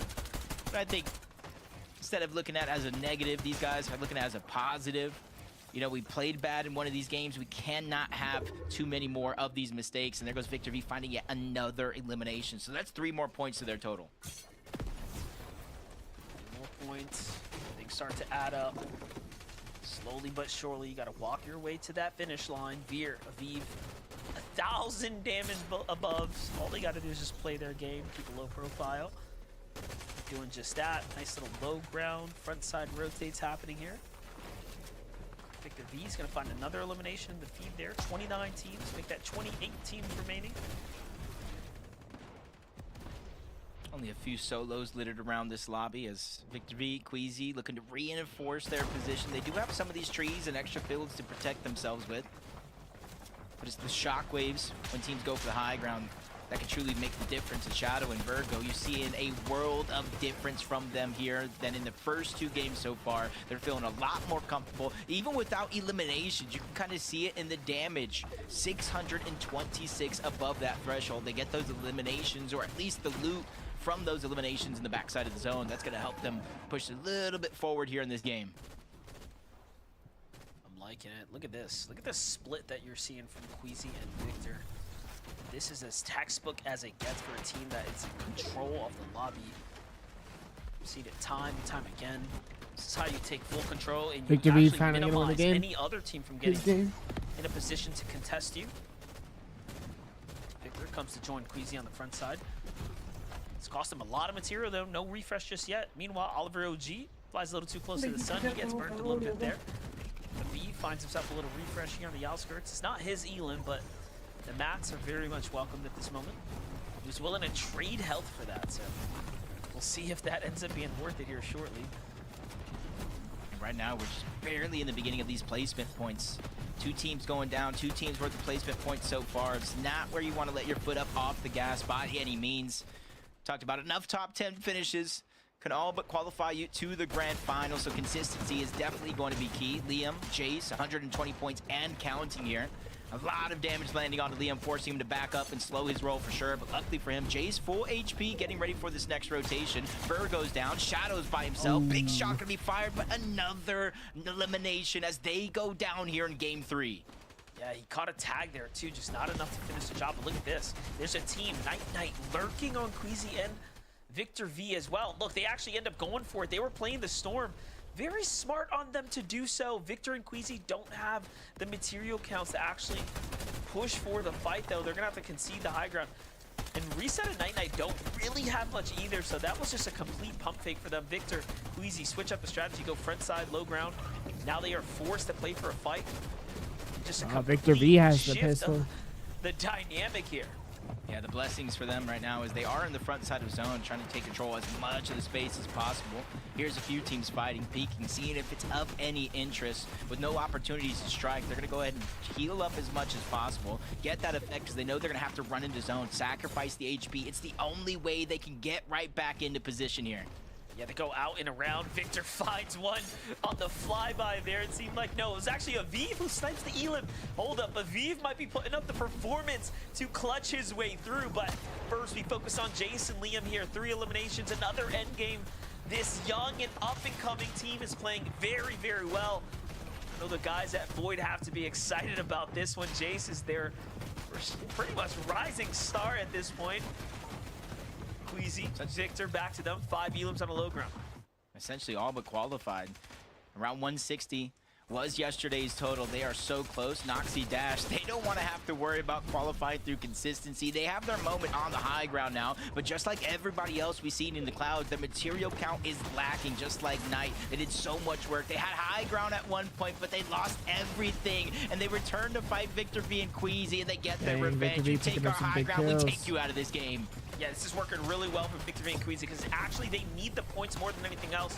They want that consistency to come through. Liam finds QK, finds the follow-up as well. The Siphon goes through, but he's met with a huge shot on the other side, and Jace didn't see the boys in his box, and down he goes. It's actually Cat here who finds the Elim. 20 now popping off here. Chimp down and out for the count. Queasy's by himself. Victor's already fallen. Queasy picks up 2 eliminations now. He's got so many heals. This is a smart play, but he's got to get a little bit more. There's the Siphon to give him the room to go ahead and pop that Chug Jug.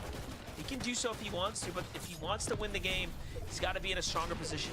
Yeah, he has 170 on a Chug Jug, 90 in the other 2 combined. It's the material count that I'm really worried about. His dash exposes the weakness, gets the elimination. 3 teams remain, 2v2v2. Seek and Taki down below. Cat and Havoc being pushed outside of the zone. Dash is going to at least steal away one of those eliminations, and they have that mythic from Victor V's body earlier on in the game. 3 more points, which might not mean much if they could get the victory royale. Yeah, you're watching a complete shakeup right now with all the points. These are teams that were low on the standings, fighting their way back up. Dash and Noxy end up doing what they need to find the 2 Elims, and now it's just up to them from the zone into the safety they go. And Dash will win that game there in the end.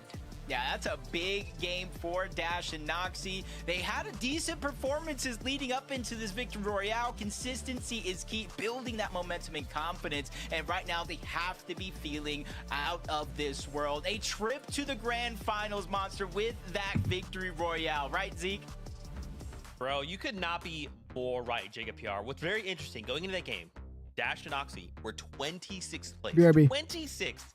with 2 games left to go. What a great time, Kelly, to go ahead and just get a victory royale, right? Halfway through the competition, you're starting to get maybe a little worried, starting to feel the pressure a little bit.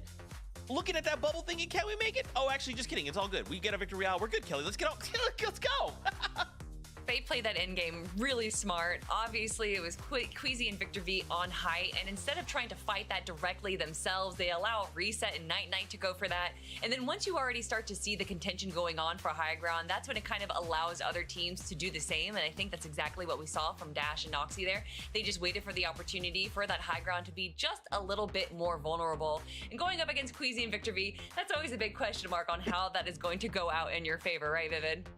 Yep, without a doubt. And for Dash and Noxy, this qualification is going to mean a lot to them because they actually missed out on major number 1. So kind of returning to the finals for them will be exciting to see them there. But yeah, what's the most impressive thing about their high ground retake, you can say they already have 3 eliminations, but when they were actually first initially up on that high ground, they had 1 singular elimination. And why that is so tough to actually kind of fathom sometimes among some of these end games, because if you only have 1 elimination, that means you probably have only gotten 1 refresh. Of course, there's a possibility that you went ahead and picked up an elimination that you didn't necessarily get, but for them to kind of make it all the way to the end game with such a low amount of elimination, you got to imagine the rotates for these guys were on point.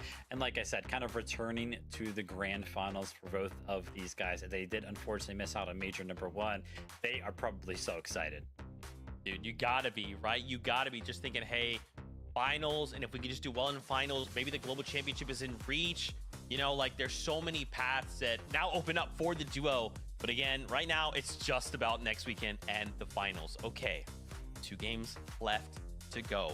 We're gonna go to a break. We're gonna start setting up the standings, see how things go or are going. Prepare ourselves for the last 2. Don't go anywhere. We'll see you in just a moment.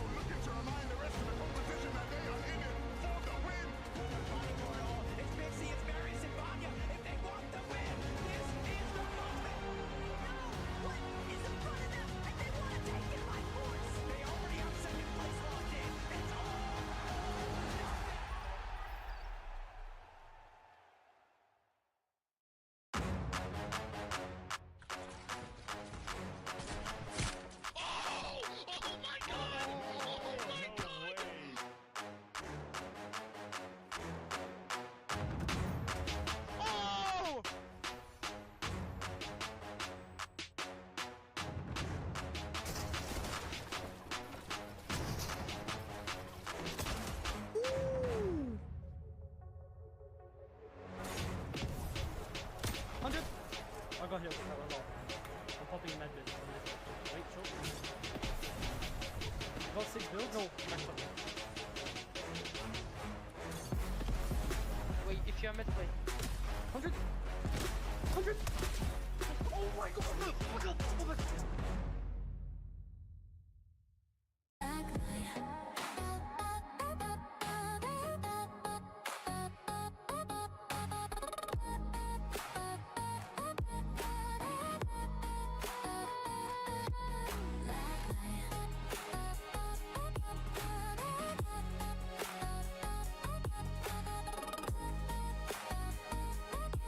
2 more games left. 2 more games left. Milk can help you grow. Milk can't prevent your ride from blasting into space. Who's your prediction for these wins, Zach? Who's my what? Predictions to win. I still think we got... I think we got a win coming for Victor V, but I don't know. Hopefully. I should be able to. They've had some good games, they just haven't been able to finish.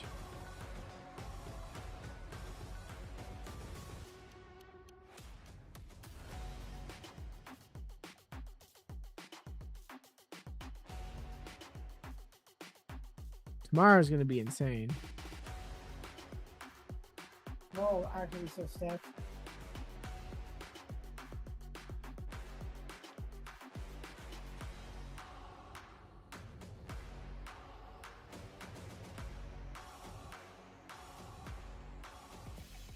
What's going on, Fortnite fam? Welcome back to the FNCS. Halfway through the competition, this last game rather goes over to Dash and Noxy. They get the Victory Royale.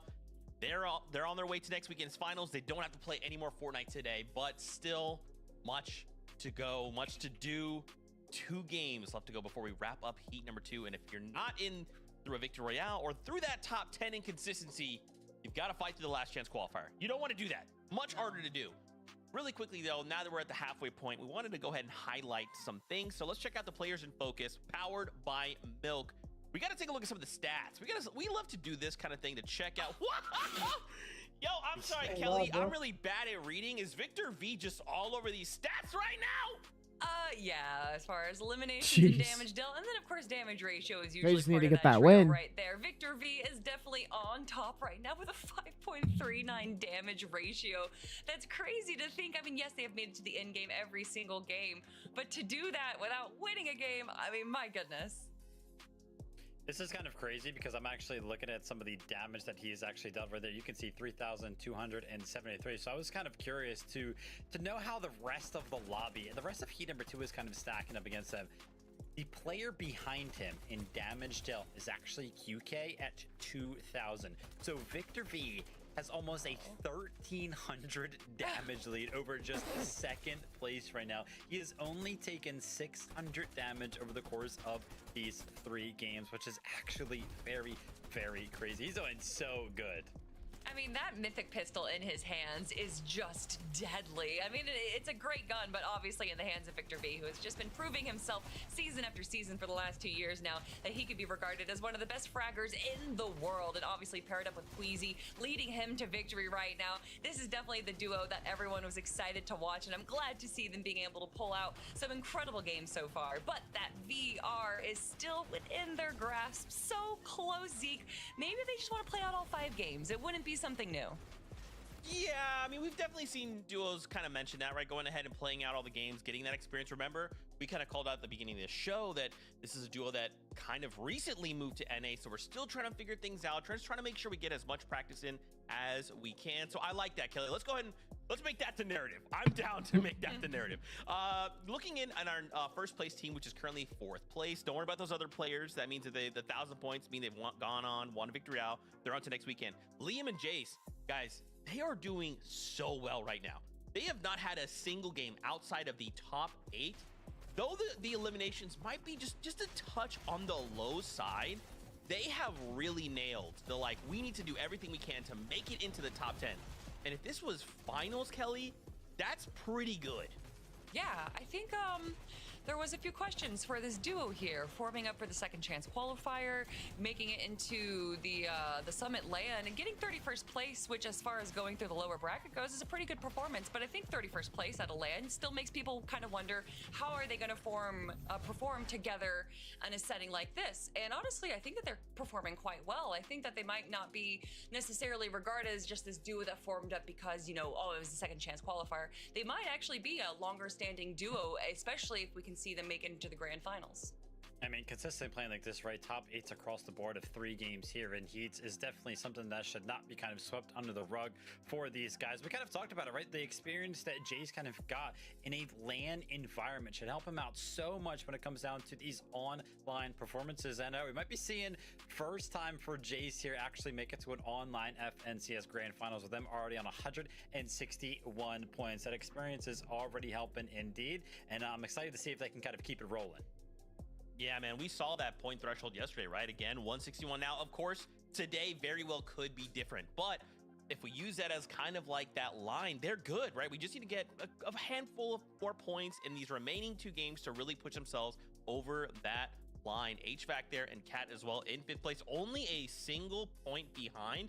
And look, when we are looking at their stats, they're actually very, very similar. We just talked about it, this last team not going outside of 8th place. They have not had a single game outside of the top 9. Yeah, I mean, you can see the loadout right here with 2 mythics in their pockets sticking to the low ground right now. It's definitely going to spell a little bit of a disaster, and Cat actually staying alive, unfortunately running out into Storm with only 1 HP is going to spell the end for him. But Havoc doing a pretty good job keeping the momentum going, definitely going for more aggro plays at that end game. But here we need to look at page number 2, the bubble, the threshold. The top 15 teams is what we're going to be looking for to make it into the grand finals next week. And we can see Mason and Miro just 1 point away, Vivid.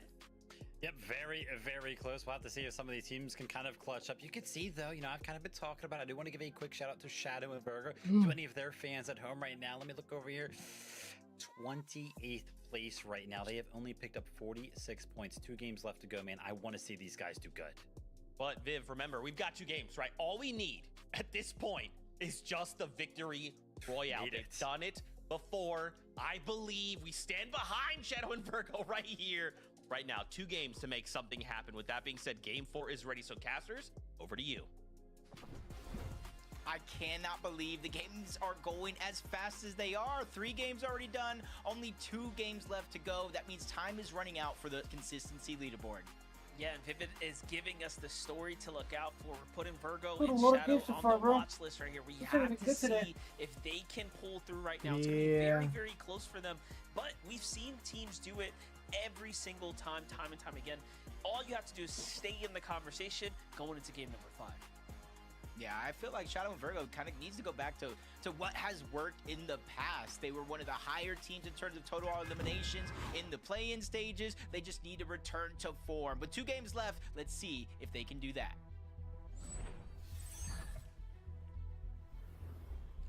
All right, Jacob, game 4 is kicking off now. This is it, the final 2 games of the tournament is here and now. And you know, if you're these teams that are getting these contested drops and having pretty rough games, if you want to go to grand finals at this point, you have to put your pride aside and likely just try to play for this victory royale. This time, no passion and day, trying to see if they can get the best of the team that they've been fighting every single time here. And they've already shown us that they can do it once. They just have to do it again. Yeah, see Day just shocking up, trying to get that bird's eye view, finally getting the audio notification of where he's actually trying to hide on the side, returns back to Passion. Just making sure that they don't get caught off guard by any means. They're going to try to look for that elimination onto blue. It's almost in Maji's best interest to continue to hide, but since he is running around, they're going to figure out exactly where he's at. Passion's going to be the first one jumping in, not necessarily landing the game-changing shot there, but Day is just slowly but surely on the way, trying to take a different approach from the bottom up, spraying through those builds. Maji's doing a good job of getting away, drawing time. Blue has made his way all the way to the reboot van to try to get it off as a solo. Yeah, very Holy nice. cow. He is going to be able to pull it off. So Maji's just got to buy The time. Look at Day reboot. doubling back, shockwaving across, trying to catch him on the exit here. Couple shots go Oh my down. It's gosh. not going to be enough to put any pressure up. It's just a distraction. He goes right back in the van as well. That's hilarious. Just to buy a little bit more time. And they caught him last second. Did Maji escape though? No, he kind of stays around here. So he's riding this one till the wheels fall off. And what's sketchy about this is that they actually have 55 points, right? So it's not like he needs to throw this game away by any means. This clearly is what he believes is the best decision. Yeah, he did land a good shot on the Passion there, but Day quickly turns that one around, gets him with the cone, catches them all with the elimination there. And this is the thing, though. It's good job to win the fight, but Day and Passion find themselves so low on the leaderboard, you almost need a victory royale. You need to turn something of this game, even if you don't get a win, top 3 with a certain number of eliminations, so you give yourself a fighting chance in the last game of the day. Yeah, they literally need to win the game. And that's why I was kind of confused about Maji, because, right, Maji's had, let's just say, 55 points, right? They might be feeling like they're out of the running here. However, you look at Virgo and Shadow, 46 points, and we're asking of them to have 2 pop-off big game performances, right? So, like, anything is possible when you're still in, you know, on the board, if you will. You see here, 6 quick points picked up for Sleaze. And they're going to go ahead and find themselves at 72. It's that same feeling from what we were watching yesterday. You know, a lot of these early games, very, very slow for some Wonky teams to fight. react. You know, 90 players, 85. going into Storm Surge this time around, game 4, just like yesterday. Murakan can deal a ton of damage in a short time, but it's worth the risk. I'm not necessarily sure that's true. Ralphie and JB, they're keeping pressure from up above. They only have 12. They have better loadout, and so where you can see they're probably feeling confident, but again, I think it's just a risk-reward scenario of taking an early game fight for some of these teams. Yeah, this is a good fight right now. They're on the edge of the storm line, so they definitely have some time, and we already know most of these guys have had issues with Storm Surge. So given the circumstances, you know, take the fight, but you end these fast. You move on. You don't extend your welcome and lose your damage lead. Take a look at Madden, though. He has 2 elims from his perspective. One of them was onto Nappytron and his duo. See how it plays out. Just goes straight across. Puts it all in the line. He had Cold there to back him up, though. Works out very well for them. Just like that, they earn themselves 6 points. Meanwhile, Chris, Drew here. See them toss a loot, trying to really build themselves a nice stronghold.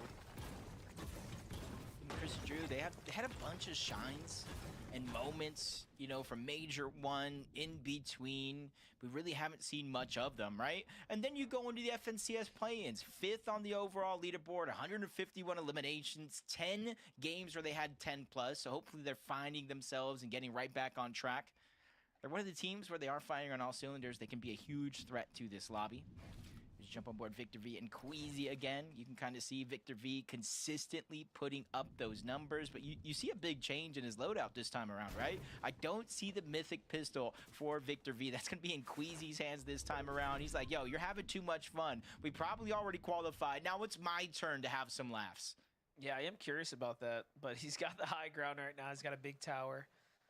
Maybe the burst is going to work a little better here. We'll see how things play out towards the end game. Or last game, Queasy popping off like that, finding his little clutch frags. We're like, all right, buddy, you can hold it. You're good.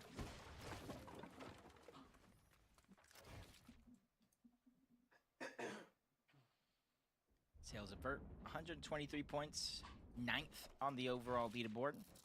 They're not in a position where some of these other teams, you know, absolutely needing a victory royale, but you know, being under most of the totals we've seen, not only on NA, but different regions as well. They just need to push themselves just a little bit further. In theory, they could qualify off this game. They just need to place, you know, relatively top 8, top 5, something or so. So jump aboard Cat, Havoc, positioned up above. And the interesting thing about where they're sitting right now, Monster, this is where Muzz, Rise, Curly, and Tyler all stand to get their surge for the most part. Maybe a couple of those surrounding mountains. So with one team out of the lobby, another team is kind of taking their position on the map. Yeah, definitely. We're at the canyon. Pretty strong spot, but look at this. Oliver OG's got this duo sitting right on top of him there.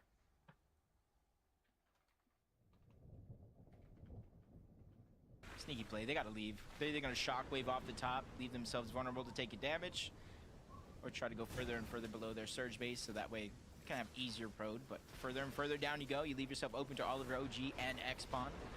But from the south side of the map, Sunken Shores, not too much of a journey for a lot of the teams down here, including Seek and Dash, 111 points. Just like yesterday, I feel like the chunk of the lobby is just so close. One mistake, one missed shot, you know, something like that can really cost you an easy trip to the grand finals. Yeah, most definitely. Can't make any errors here. Grand finals, so close yet so far.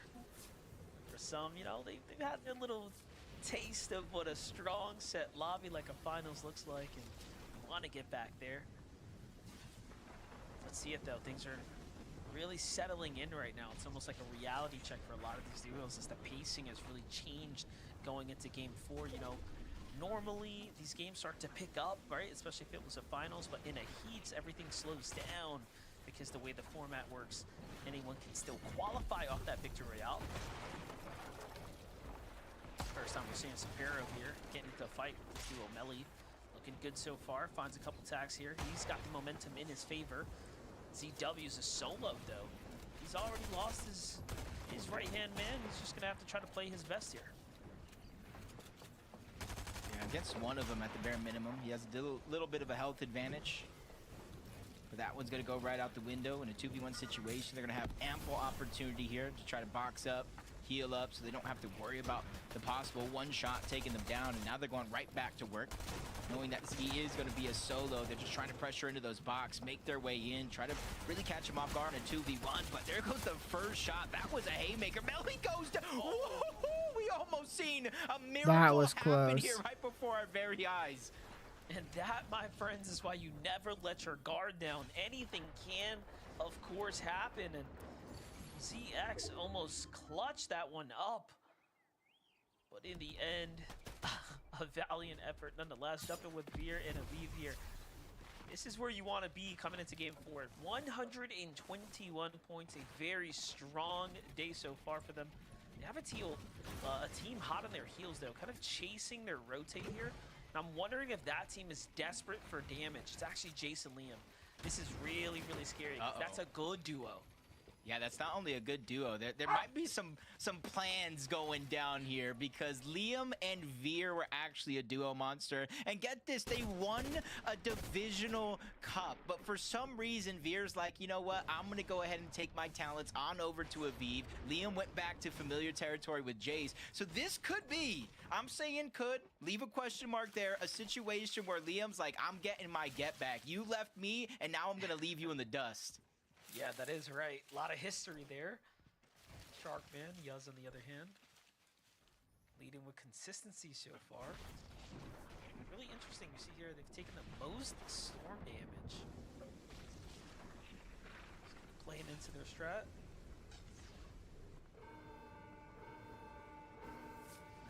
We're seeing teams actually kind of rotate down here. I think in a couple of games earlier, we've seen kind of the other side of this, the team that's positioned up top, using the mending machine, making sure the team down low, or any team for that matter, doesn't have access to it.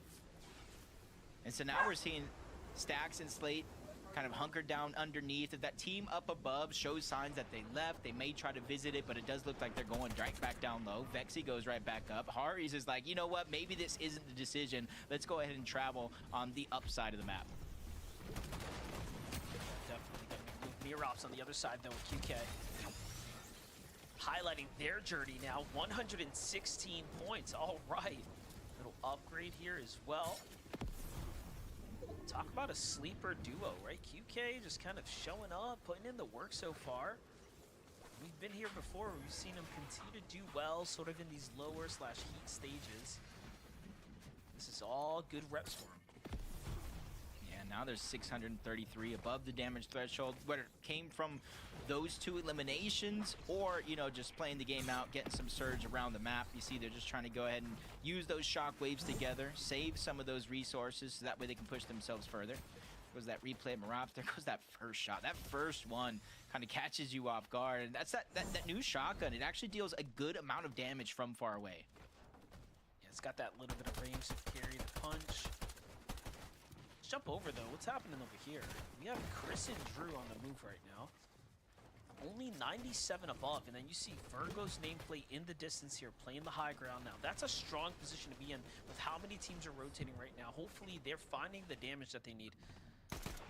And finally, we get to see Brennan and Jordan's sky-based strategy. I did see or catch word that they might have griefed their own game at some point or another, where they fell a little early, and this time it doesn't work either. Did they catch sickness? Or are they too far out? Oh, either way, man. For a moment there, I was thinking, Zeke always says, I'm never biased. I'm never biased. Well, guess what, Monster? I was about to be biased. I wanted to see the Sky Base win the game for a moment. Unfortunately, even my dreams get shut down there. But back to reality here with Miro and Mason underneath. It looks like they might have found elimination here, whole pile of loot, but now they're going to have to start their journey again on this next rotation, using a lot of those extra scraps, getting off the side of the mountain, so that way when they shockwave just like this, they have more of a clear path to rotate into. And I say that relatively loosely because clear would mean Shark and Yes Man wouldn't be watching, but they are. Yeah, you know, normally you want to carry that momentum, get a couple more bunny hops in there, but all good, no harm, no foul. Stay positioned up pretty close to the safe line where they want to get to. Victor V. Queasy catch a very excellent rotate here around the outsides. No resistance at all in sight. Got a big base put together here. They're going to be looking to reform back up. Not exactly positioned up with enough material to do something big for high ground, but obviously we wouldn't put it past them. We know what the strategy is at hand for this duo. Meanwhile, Aviv and Beer fall at 121 points there, Jacob. Tough spot to be in. Dang, that's kind of crazy. Yeah, that's one of those spots where you go down, you kind of see where you're at in the leaderboard. Obviously, when this game is over and it starts to play those mental tricks on you, because in any standing, almost any heat that we've seen here on NA Central, dating back to Major 1, 120 is just simply not enough points to qualify out of the heat. So Vive and Beer are really going to come down to that last game. At least they still have two different opportunities at win conditions. A Shadow, Virgo. They probably either heard our comments or made comments to themselves. We need to start getting more surge. This is the first time we're seeing 1,000 above the threshold here today. Yeah, very, very strong showing from them. It just seems like maybe a little bit unlucky in those first 3 games. You know, again, they didn't get completely shut out. They earned some points right here and there. But this end game is going to be absolutely monumental to the tournament standings for themselves. Meanwhile, Jason Liam have virtually done it. They've done so much already. 161, they're one of our point leaders in the tournament at the moment. All they need now is a little top 15, some extra placement points, and they should be very much into the finals. Got Caden Seal up above, Shadow and Virgo lurking on a mid layer. Judge and Sharkman all the way down below. Then you have Miro and Mason here just kind of peeking at the other edge of the zone. Knowing teams are going to have to rotate into them. They didn't necessarily get the knock that they're looking for, but they're trying to reap that reward. Not sure if they're going to be able to find it or not, but only 186 above the damage threshold. As long as they don't get tagged up, they should not have to worry about Storm Surge from here on out. Yeah, most definitely not.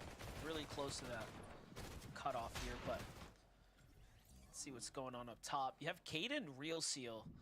Really interesting that this is the team that ends up positioning up. Seems like they just had full control of the tower here early, so taking full advantage of the zone pool. Meanwhile, saw a little glimpse there. Knight, another end game.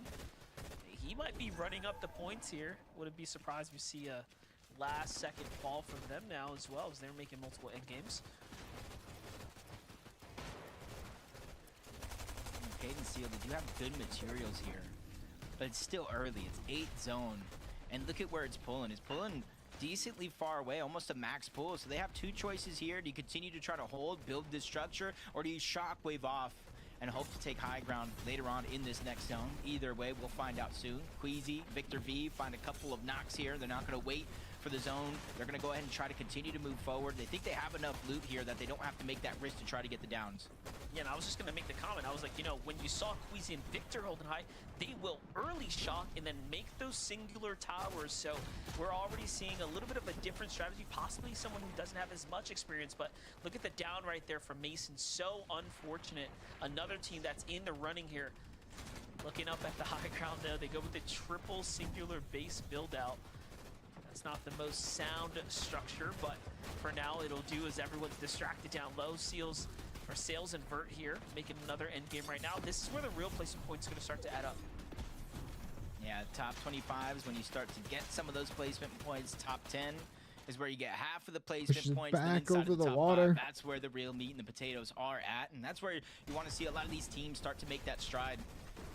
So we jump back on board Queasy and Victor V, 171. Really nothing to worry about here. Just 4 more points and they would reach the highest total in any heat stage so far this year on NA Central. So they really have nothing to lose here. As Queasy and Victor V have a chance here. Full team boxed up, 1 down. That one's going to be easy. Second elimination gets cleaned up, and that's Queasy with all 3 so far in this game. Yeah, Queasy really putting in the effort right now to find the elims, and things are starting to add up. And you called for 4 elims. They got 4 points. It's working out very well, but look at this. Taki Seek right now, 135, starting to really run their way back up into the tournament as well. Seal, Cade get a little bit of a lucky break here as the zone kind of bounces back and forth, so they're fully structured on both sides here. They seem to have just enough mats to keep pushing it. Shadow, this is the worst spot to be in right now, a solo, but top 15, nearing top 10, and we already knew that they needed a huge game here.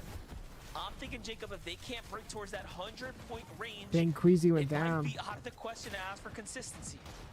I gotta agree with you there. So there's a lot of pressure on Shadow, not as much as Victor V, even though they're both in solo situations. Jace having to scramble around, taking a big shot, dropped to 67 HP, but a little bit more than Liam. They do have some chug, some big pots, but they have to figure out a way to get out of this chaos. Survivability is going out the window, especially with one of them being dropped. Sails invert on the low ground though, gets hit with a huge shot from the outside of the storm there.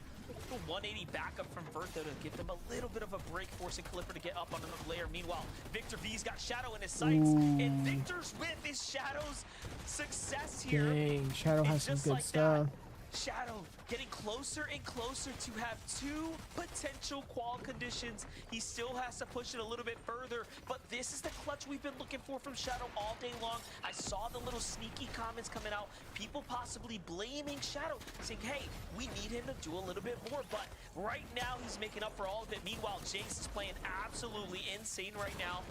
And on they go. Shadow gets another elimination onto Jace there. Very well played. Yeah, keeping himself climbing up that leaderboard for sure. And we really saw the impact, the difference of the Maven versus the Striker. Obviously helps that it's with a Mythic, but Victor V missing those shots, giving Shadow an opportunity. And so far, Monster, you got what you wanted. They are still alive, looking for more points, but they're past that triple digits. Shadow's now going to have to run into all duos left in this game. He's the only solo, but for Yuz and Sharkman, if they find a way to win this game, Monster, that alleviates pressure on the leaderboard. It pushes everything up here for them. They just got to be able to pull it off, and it's definitely looking bleak as they're running low on materials. Yeah, and then think about it, right? Coming into the game, you have like 48 points, a hero's effort to get Five- a 60 off of 5 consistency. people left. This is not easy to ask for, so to qual off consistency, they will have to do it again. But Shadow is really pushing the pace here. He's earned himself a little bit more. Can he just squeeze out a elimination or 2 here? That would be insane and incredible nonetheless, but he's working. He's doing the work. Big tags here, nothing just yet, but somehow he's still alive here. Finally, Dang. the team on the low ground makes the edit. Down he goes. Cade and Real trying to finish the deal here. Yep, right now with 80 points, a win is exactly what they needed. Oh, yeah. Looks like they're in a 2v1 situation. They have Taki there down below, scrambling around, just trying to stay alive. They're taking multiple angles. They clean up the first, and they get the second elimination. Cade and Seal are our newest team to punch their ticket to the Major 2 Grand Finals. There's always that one team that comes up out of nowhere, that one team that needed it, that was too low on the standings, that then finds their, Cinderella story, if you will. And just like that, it's going to be for Cade and Real Seal here. Zeke, what a game. Okay, so remember when I said anything in Fortnite can happen, anything will happen. I want to frame this before they do it here. Cade and Seal, coming into this game, the second to last game of Heat 2, they were 41st. They had 6 points, okay? They literally, it was impossible. The only option to continue this FNCS dream was the Victory Royale. And Kelly, Fortnite do what Fortnite do. And here we are. We are going to finals off of a Victory Royale. I mean, Cade and Really Seal, just looking at their stats right now, they have actually been playing together since the start of the season. But for every single Div Cup that they've qualified for, they have never made it to the finals. They've actually made it to 53rd in the last Div Cup of the season. And they have no FNCS Grand Finals appearances between the two of them. So for them to come out on top, be able to take it away from some big established names in NAC, we talked about it at the start of the show, being in the heats, there's just opportunities for newer teams to break through, and that's exactly what we got to see from Cade and Really Seal. You can see them up on the high ground right here. They just had control over it for the entirety of the end game for what it kind of felt like. I thought we were actually going to start to go ahead and contest it after we watched kind of game number 3. As we do get later and later into these Heat games, usually more and more teams kind of feel the pressure. They know that they have to go for the win, so the high ground starts to get a little bit contested, but that wasn't going to be the theme here in game number 4. They were kind of left to do whatever they wanted up there on the high ground. They took full advantage of that. They had a big smile on their faces, and like Kelly mentioned, going to an FNCS Grand Finals for the first time off of a win. One more game left. Good. Absolutely, right? This is that opportunity, right? Sometimes this is all it takes, a Victory Royale. Sometimes it's consistency, but now they have to do all the prep in the world. Their first finals. We'll have to talk about that more next weekend when we get there, but for now, a break because we are on the final game of Heat number 2. It's about to get weird. Don't go anywhere. We'll see you after this.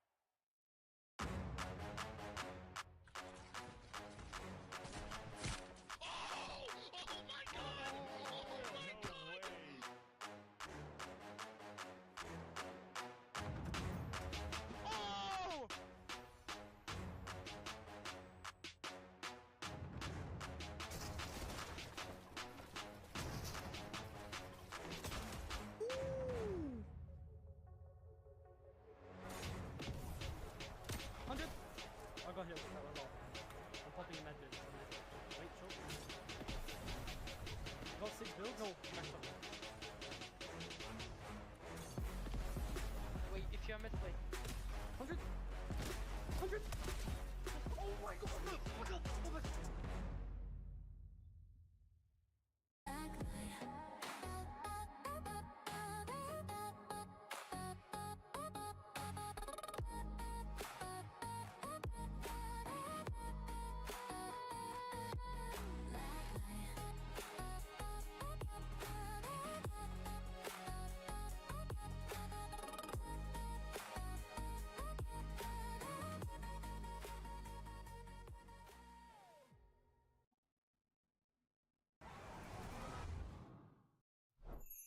Milk can help you grow. Good old milk, man. Milk can't prevent your ride from blasting into space.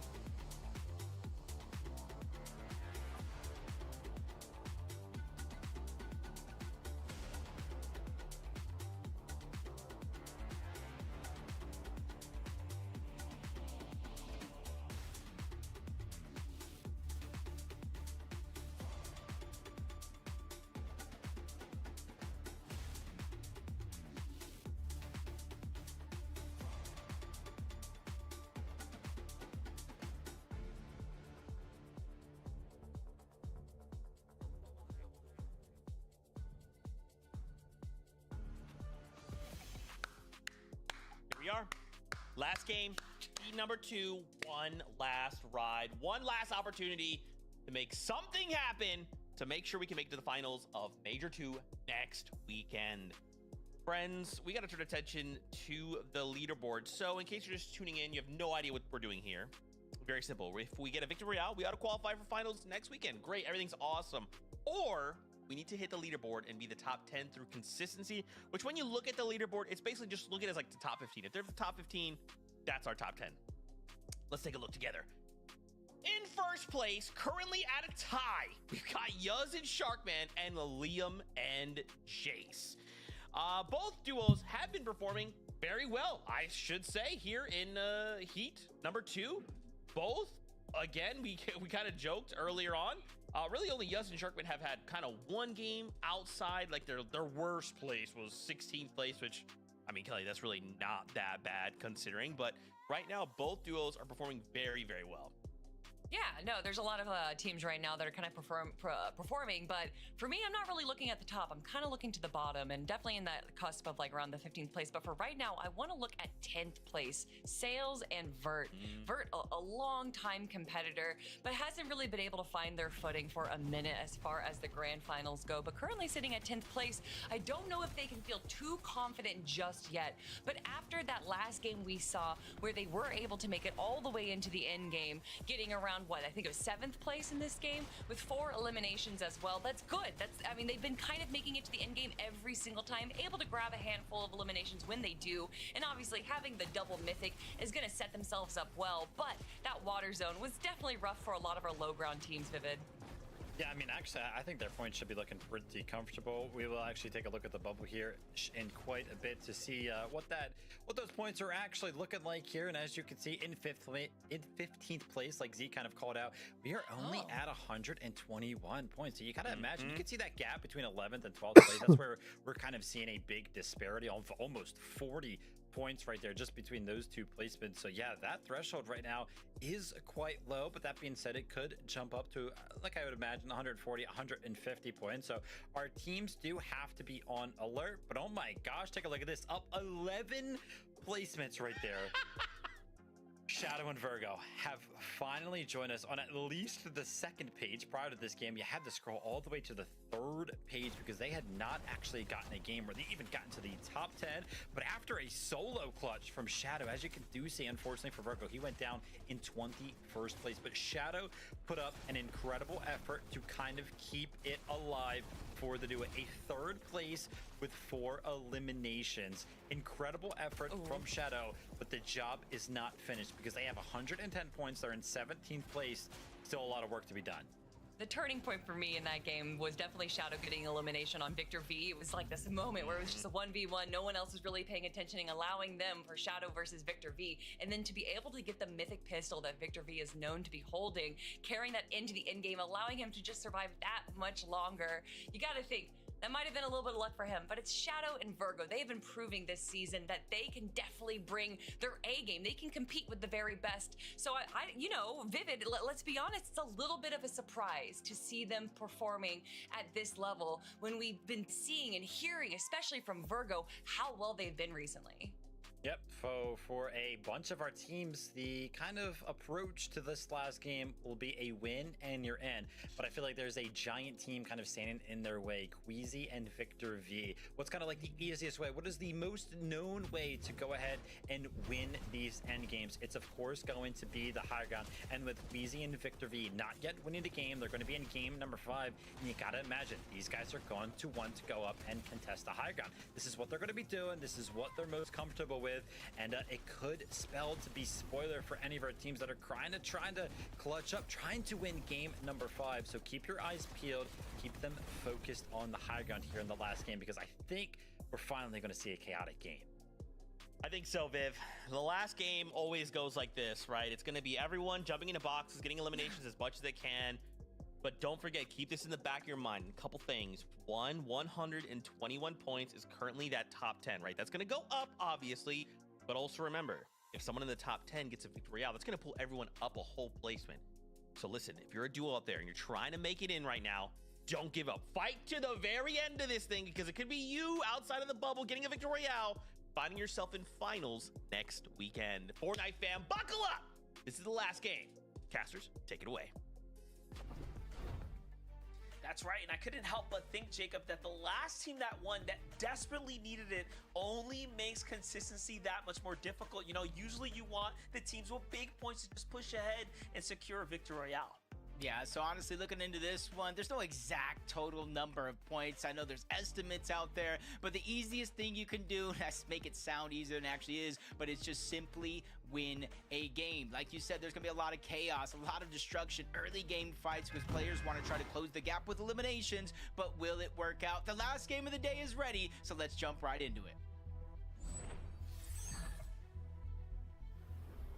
Game number 5 is here. This is it, the Last game. Opportunities to punch your way through. We still have teams like Shadow, Virgo, Mason and Miro, Cole and Madden, right?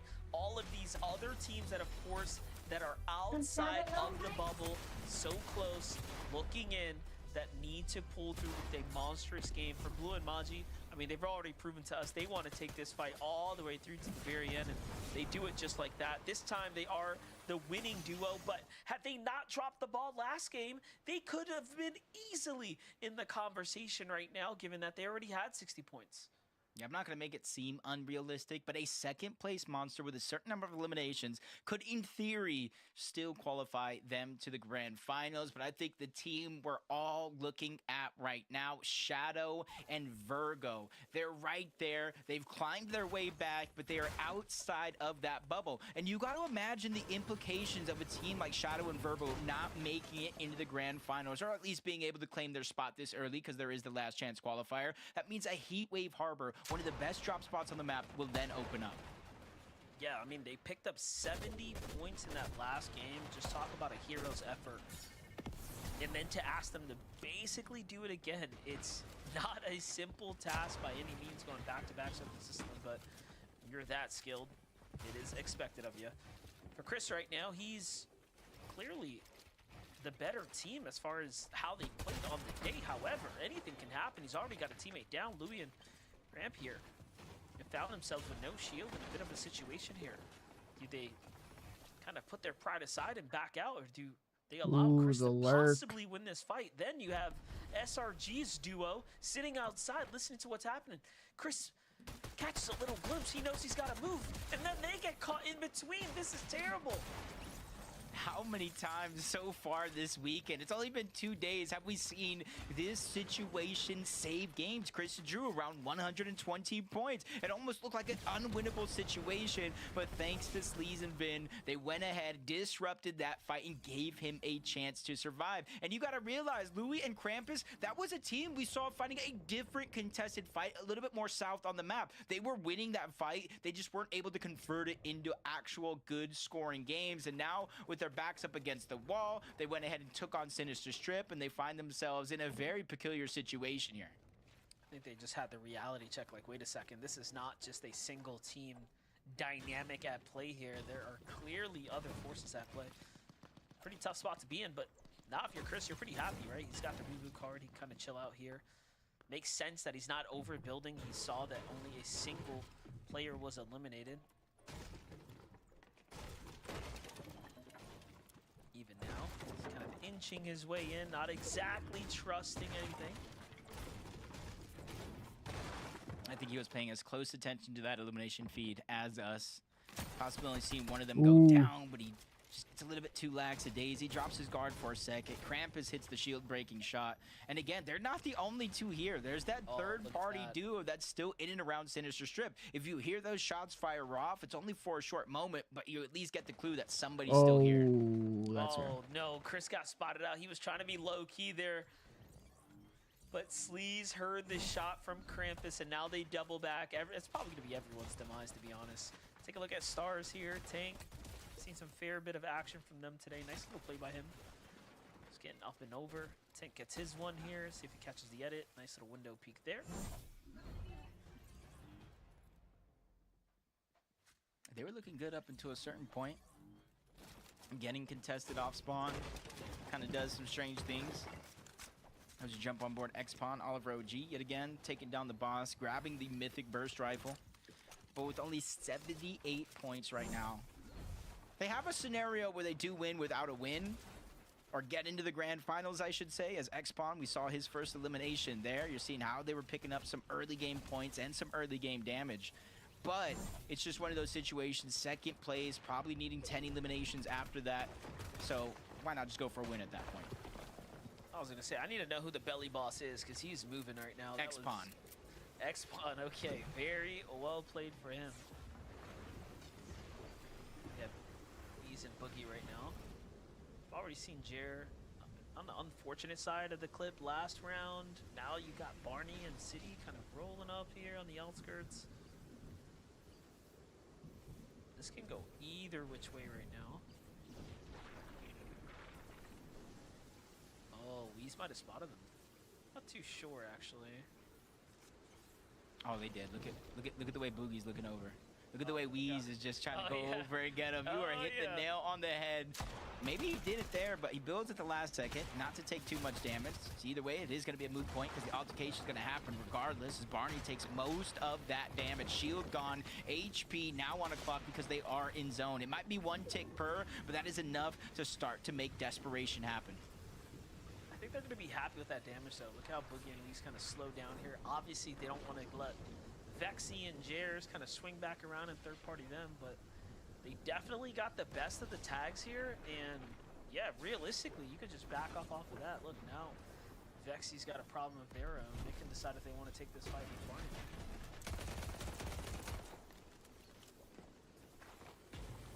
Again, third parties causing enough disruption. To where Vexy and Jares, they were on the low ground, kind of getting smushed, options being taken away. But because of that, kind of frees up all three of those teams, realistically, all going their separate ways, trying to continue on. Hopefully they've landed enough Storm Surge so we don't have to worry about it as much as we jump on board Queasy, Victor V, quickly making their way on down from their actual drop spot. They see where the zone is pulling, and they're just trying to beat a lot of the other teams to the punch. Yeah, they've already done enough. 195 points for this team here. No elims just yet this game. Somehow find themselves down by the canyon, so often to kind of rotate wide and strong. Curious if this worked out for them, though, as far as the overall damage accumulated. See a lot of builds here, so clearly there have been a fair amount of activity in the vicinity. Looking at the feed, Boone dropping Seek there. I do think Seek was looking pretty strong on the leaderboard. We'll give that a quick refresh. Yeah, Seek and Taki were ninth, so coming into this, they did have 190 points. If they get shut out early, though, you never really know, right? 3, 4 other teams jump up, and all of a sudden, you have quite the problem. I mean, I've seen stranger things happen for sure. Just looking at the feed, Madden, Krampus, Z all going down here. As we saw a tank kind of early on rid a team away from this actual location. Don't see him anymore. Stars just trying to circle back, but you can kind of see Quick and his duo just trying to take advantage of their positioning now. Hit that mending machine one more time before they eventually rotate on out. Speak of himself, Tank, you can kind of see, just walked into the trap. They were the ones that kind of cleared this POI, but another team rotating in, it just makes it just as dangerous. It's actually crazy how often that happens. Teams just kind of pulling up without you expecting it, and it just works. Right building every time.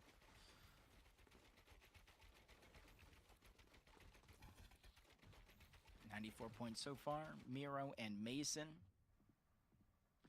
Currently sitting, I believe, around, I want to say around 14th or so, maybe just outside of the bubble.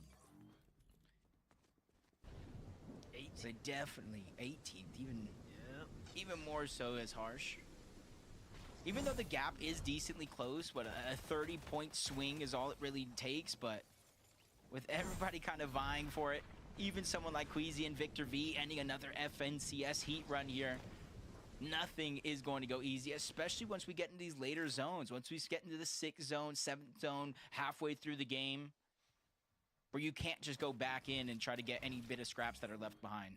Yeah, the alternative, I mean, you're asking, 10 plus eliminations and outplacing your opponents in order to close the gaps. It's going to take a real huge effort into this last game here. So far, sitting based up like that is not exactly what we want to see, but we all know the easiest elims come obviously towards the end game. Take a look at this. We were just talking about how Seek was down and out. Taki's at the reboot van.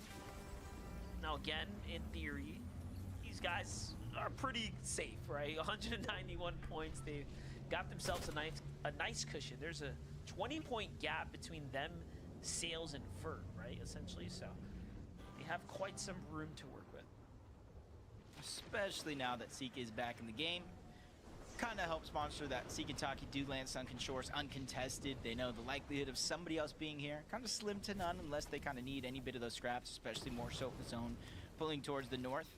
But another team just outside of that bubble, Oreo and a Rogue, just using those campfires, man-made on the map, add to their advantage, saving those medkits, saving the chug jugs for later on in this game. And if you're one of those teams that, knows where every campfire is at, every mending machine, you're kind of better off than some of those teams that don't even try to go for it. Jumping in with Liam and Jace here. They've been fired up all day. Last game, another great performance for Jace. Let's see how this duo's going to play this one out here. Actually entertaining the fight right now. Acro And then percent right now, 92 points. They're not out of the race just yet, but shoot, you start messing around with the Hornet's Nest, this is going to be a tough one. Especially since both of these teams realize, hey, we're in a tunnel right now. Acro percent can easily kind of backtrack, exit out that tunnel, shockwave over the top. You have teams like Liam and Jace waiting for that up above. So it's not going to be easy for either one of these teams to really kind of make that decision, figure out which way they want to end up, especially with the zone pulling out. Even if they're above that damage threshold, a far pull like that can instantly lead them to taking some early shots. As Mason and Miro quickly have made their way towards the north from their actual drop spot. I'm talking about Seek and Taki, uncontested Sunken Shores. They have a little bit of a split drop just north of that. And split drops are definitely in the hot right now. Let's see what Mason's looking for, though. Just any kind of tags here. You know, they've had some back and forth issues with Surge. Some games it's a non-factor. Others it's a bit of a problem. Last round, obviously, it's a bit of a bad one for them. Getting with Jason Lee, we talk about the Acro and percent team trying to move out. They still haven't given them the time of day here, but they've at least gotten out the tunnel for now. And that percent them on the other side. Look who's in the tunnel right now. It's actually the base building high ground team of Jordan and Brennan down there, or Sky Basers. My new favorite team in Fortnite history, but Jace might have bitten off a little bit more than he can chew. He's going to go down. Big shot by Acro there when he falls down that tunnel. I think it was into his teammate's hand, so Liam for now is going to be stuck by himself. Pressured from both sides, trying to hold the ball. Firing back onto percent. Quickly baits in a shot by editing and resetting that one. He knows Jace is going to go down. No chance for an actual revive. He's stuck going for the reboot, but there's just a good amount of damage onto both Acro and percent. Damage that they can't necessarily heal up. No way. I'm just thinking how they're about to deliver themselves, possibly into Brennan down here. We saw them down in the bottom. These teams are all lit up, but no, they actually ended up disengaging and moving out. Oh man, if they just stuck around a little bit longer, they would have gotten free loot to go and build whatever crazy bases they're up to, but we'll just have to see if it ends up working out here. How crazy would that be if, like, Shadow and Virgo are about to win or something, but then you look up and it's Brennan, like, in the end game healing in the sky base?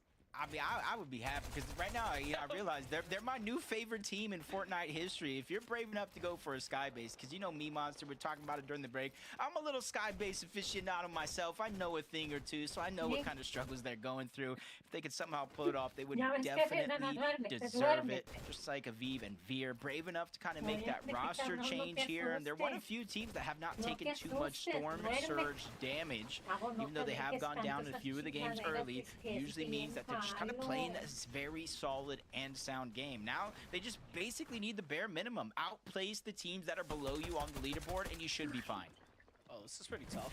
Victor, Queasy, late out the storm. Akron percent see this as a sign of weakness. They want to take the fight, but Liam has also just been here as well. Clearly, he doesn't want to give it up.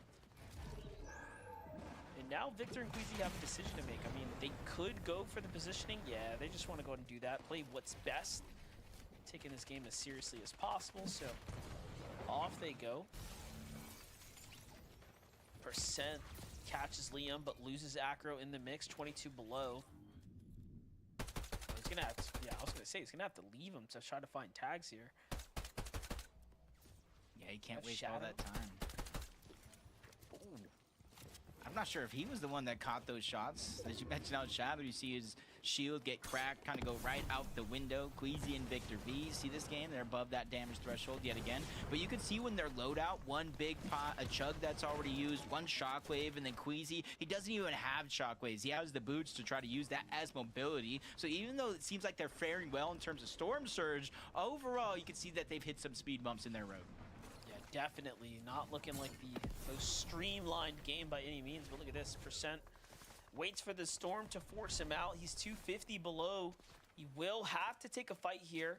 He's got 3 shockwaves though, and the clock is ticking, so his best odds now, get max HP like he's doing here, and then try to find the fight that he can win.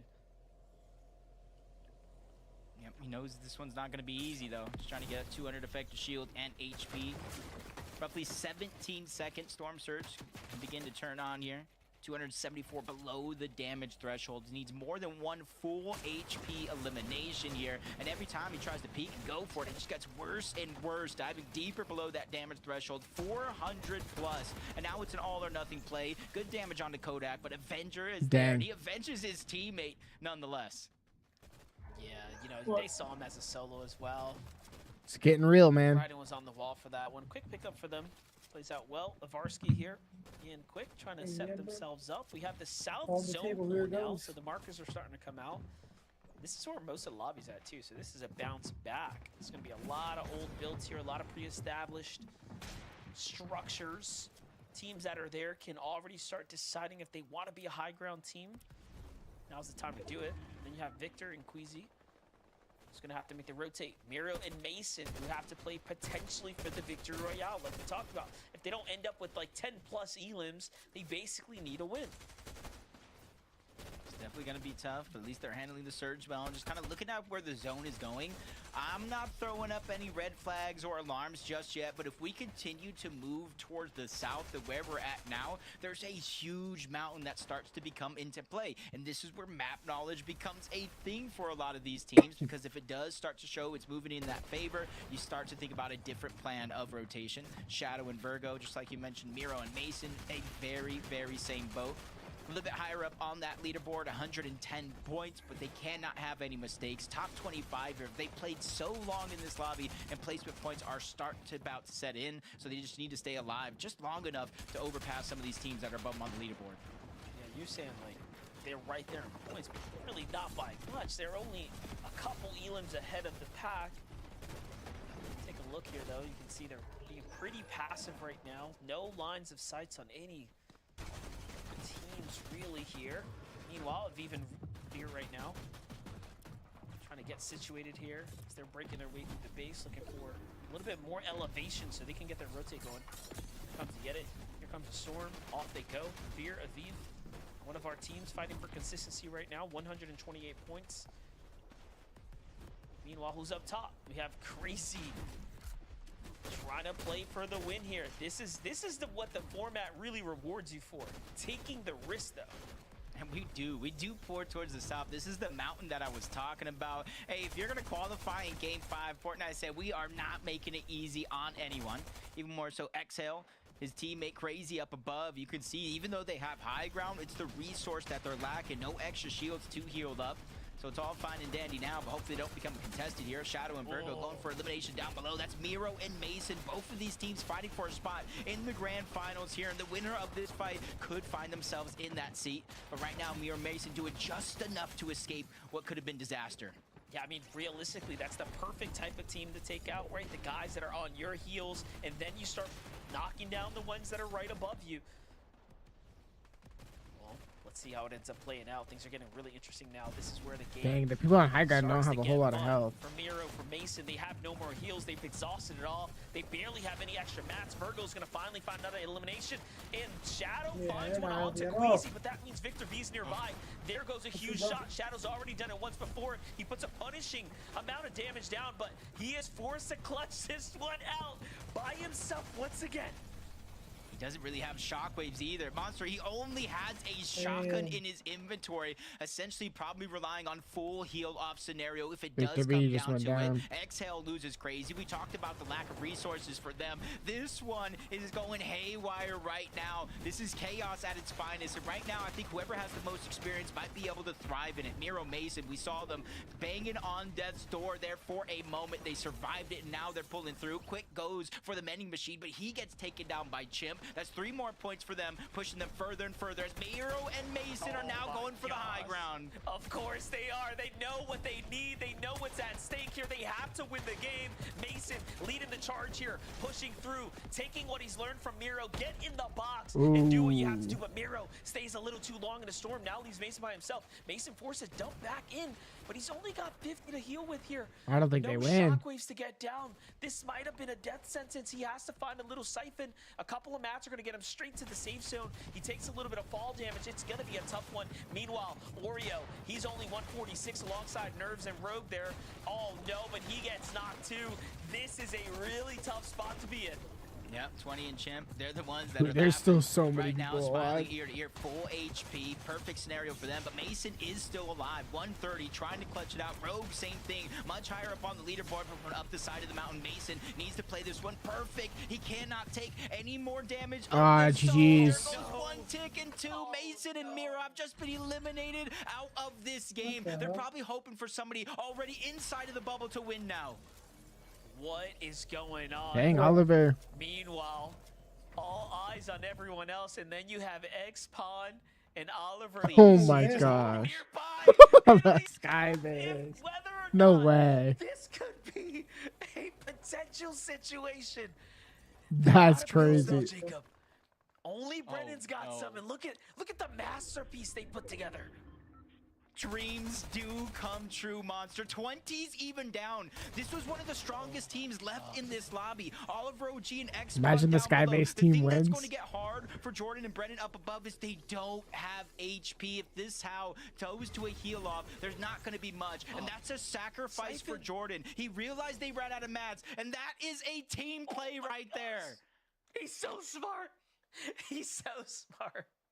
This Siphon Mats, look at him build, trying to get ahead, editing his builds, making the perfect little ramp to work with. Meanwhile, Oliver OG and Belly are probably thinking to themselves, oh my gosh, we can win this game. And in fact, they still can. But reality is going to set in when all these teams fight, that there might still be someone left, and it's Brennan with a med kit.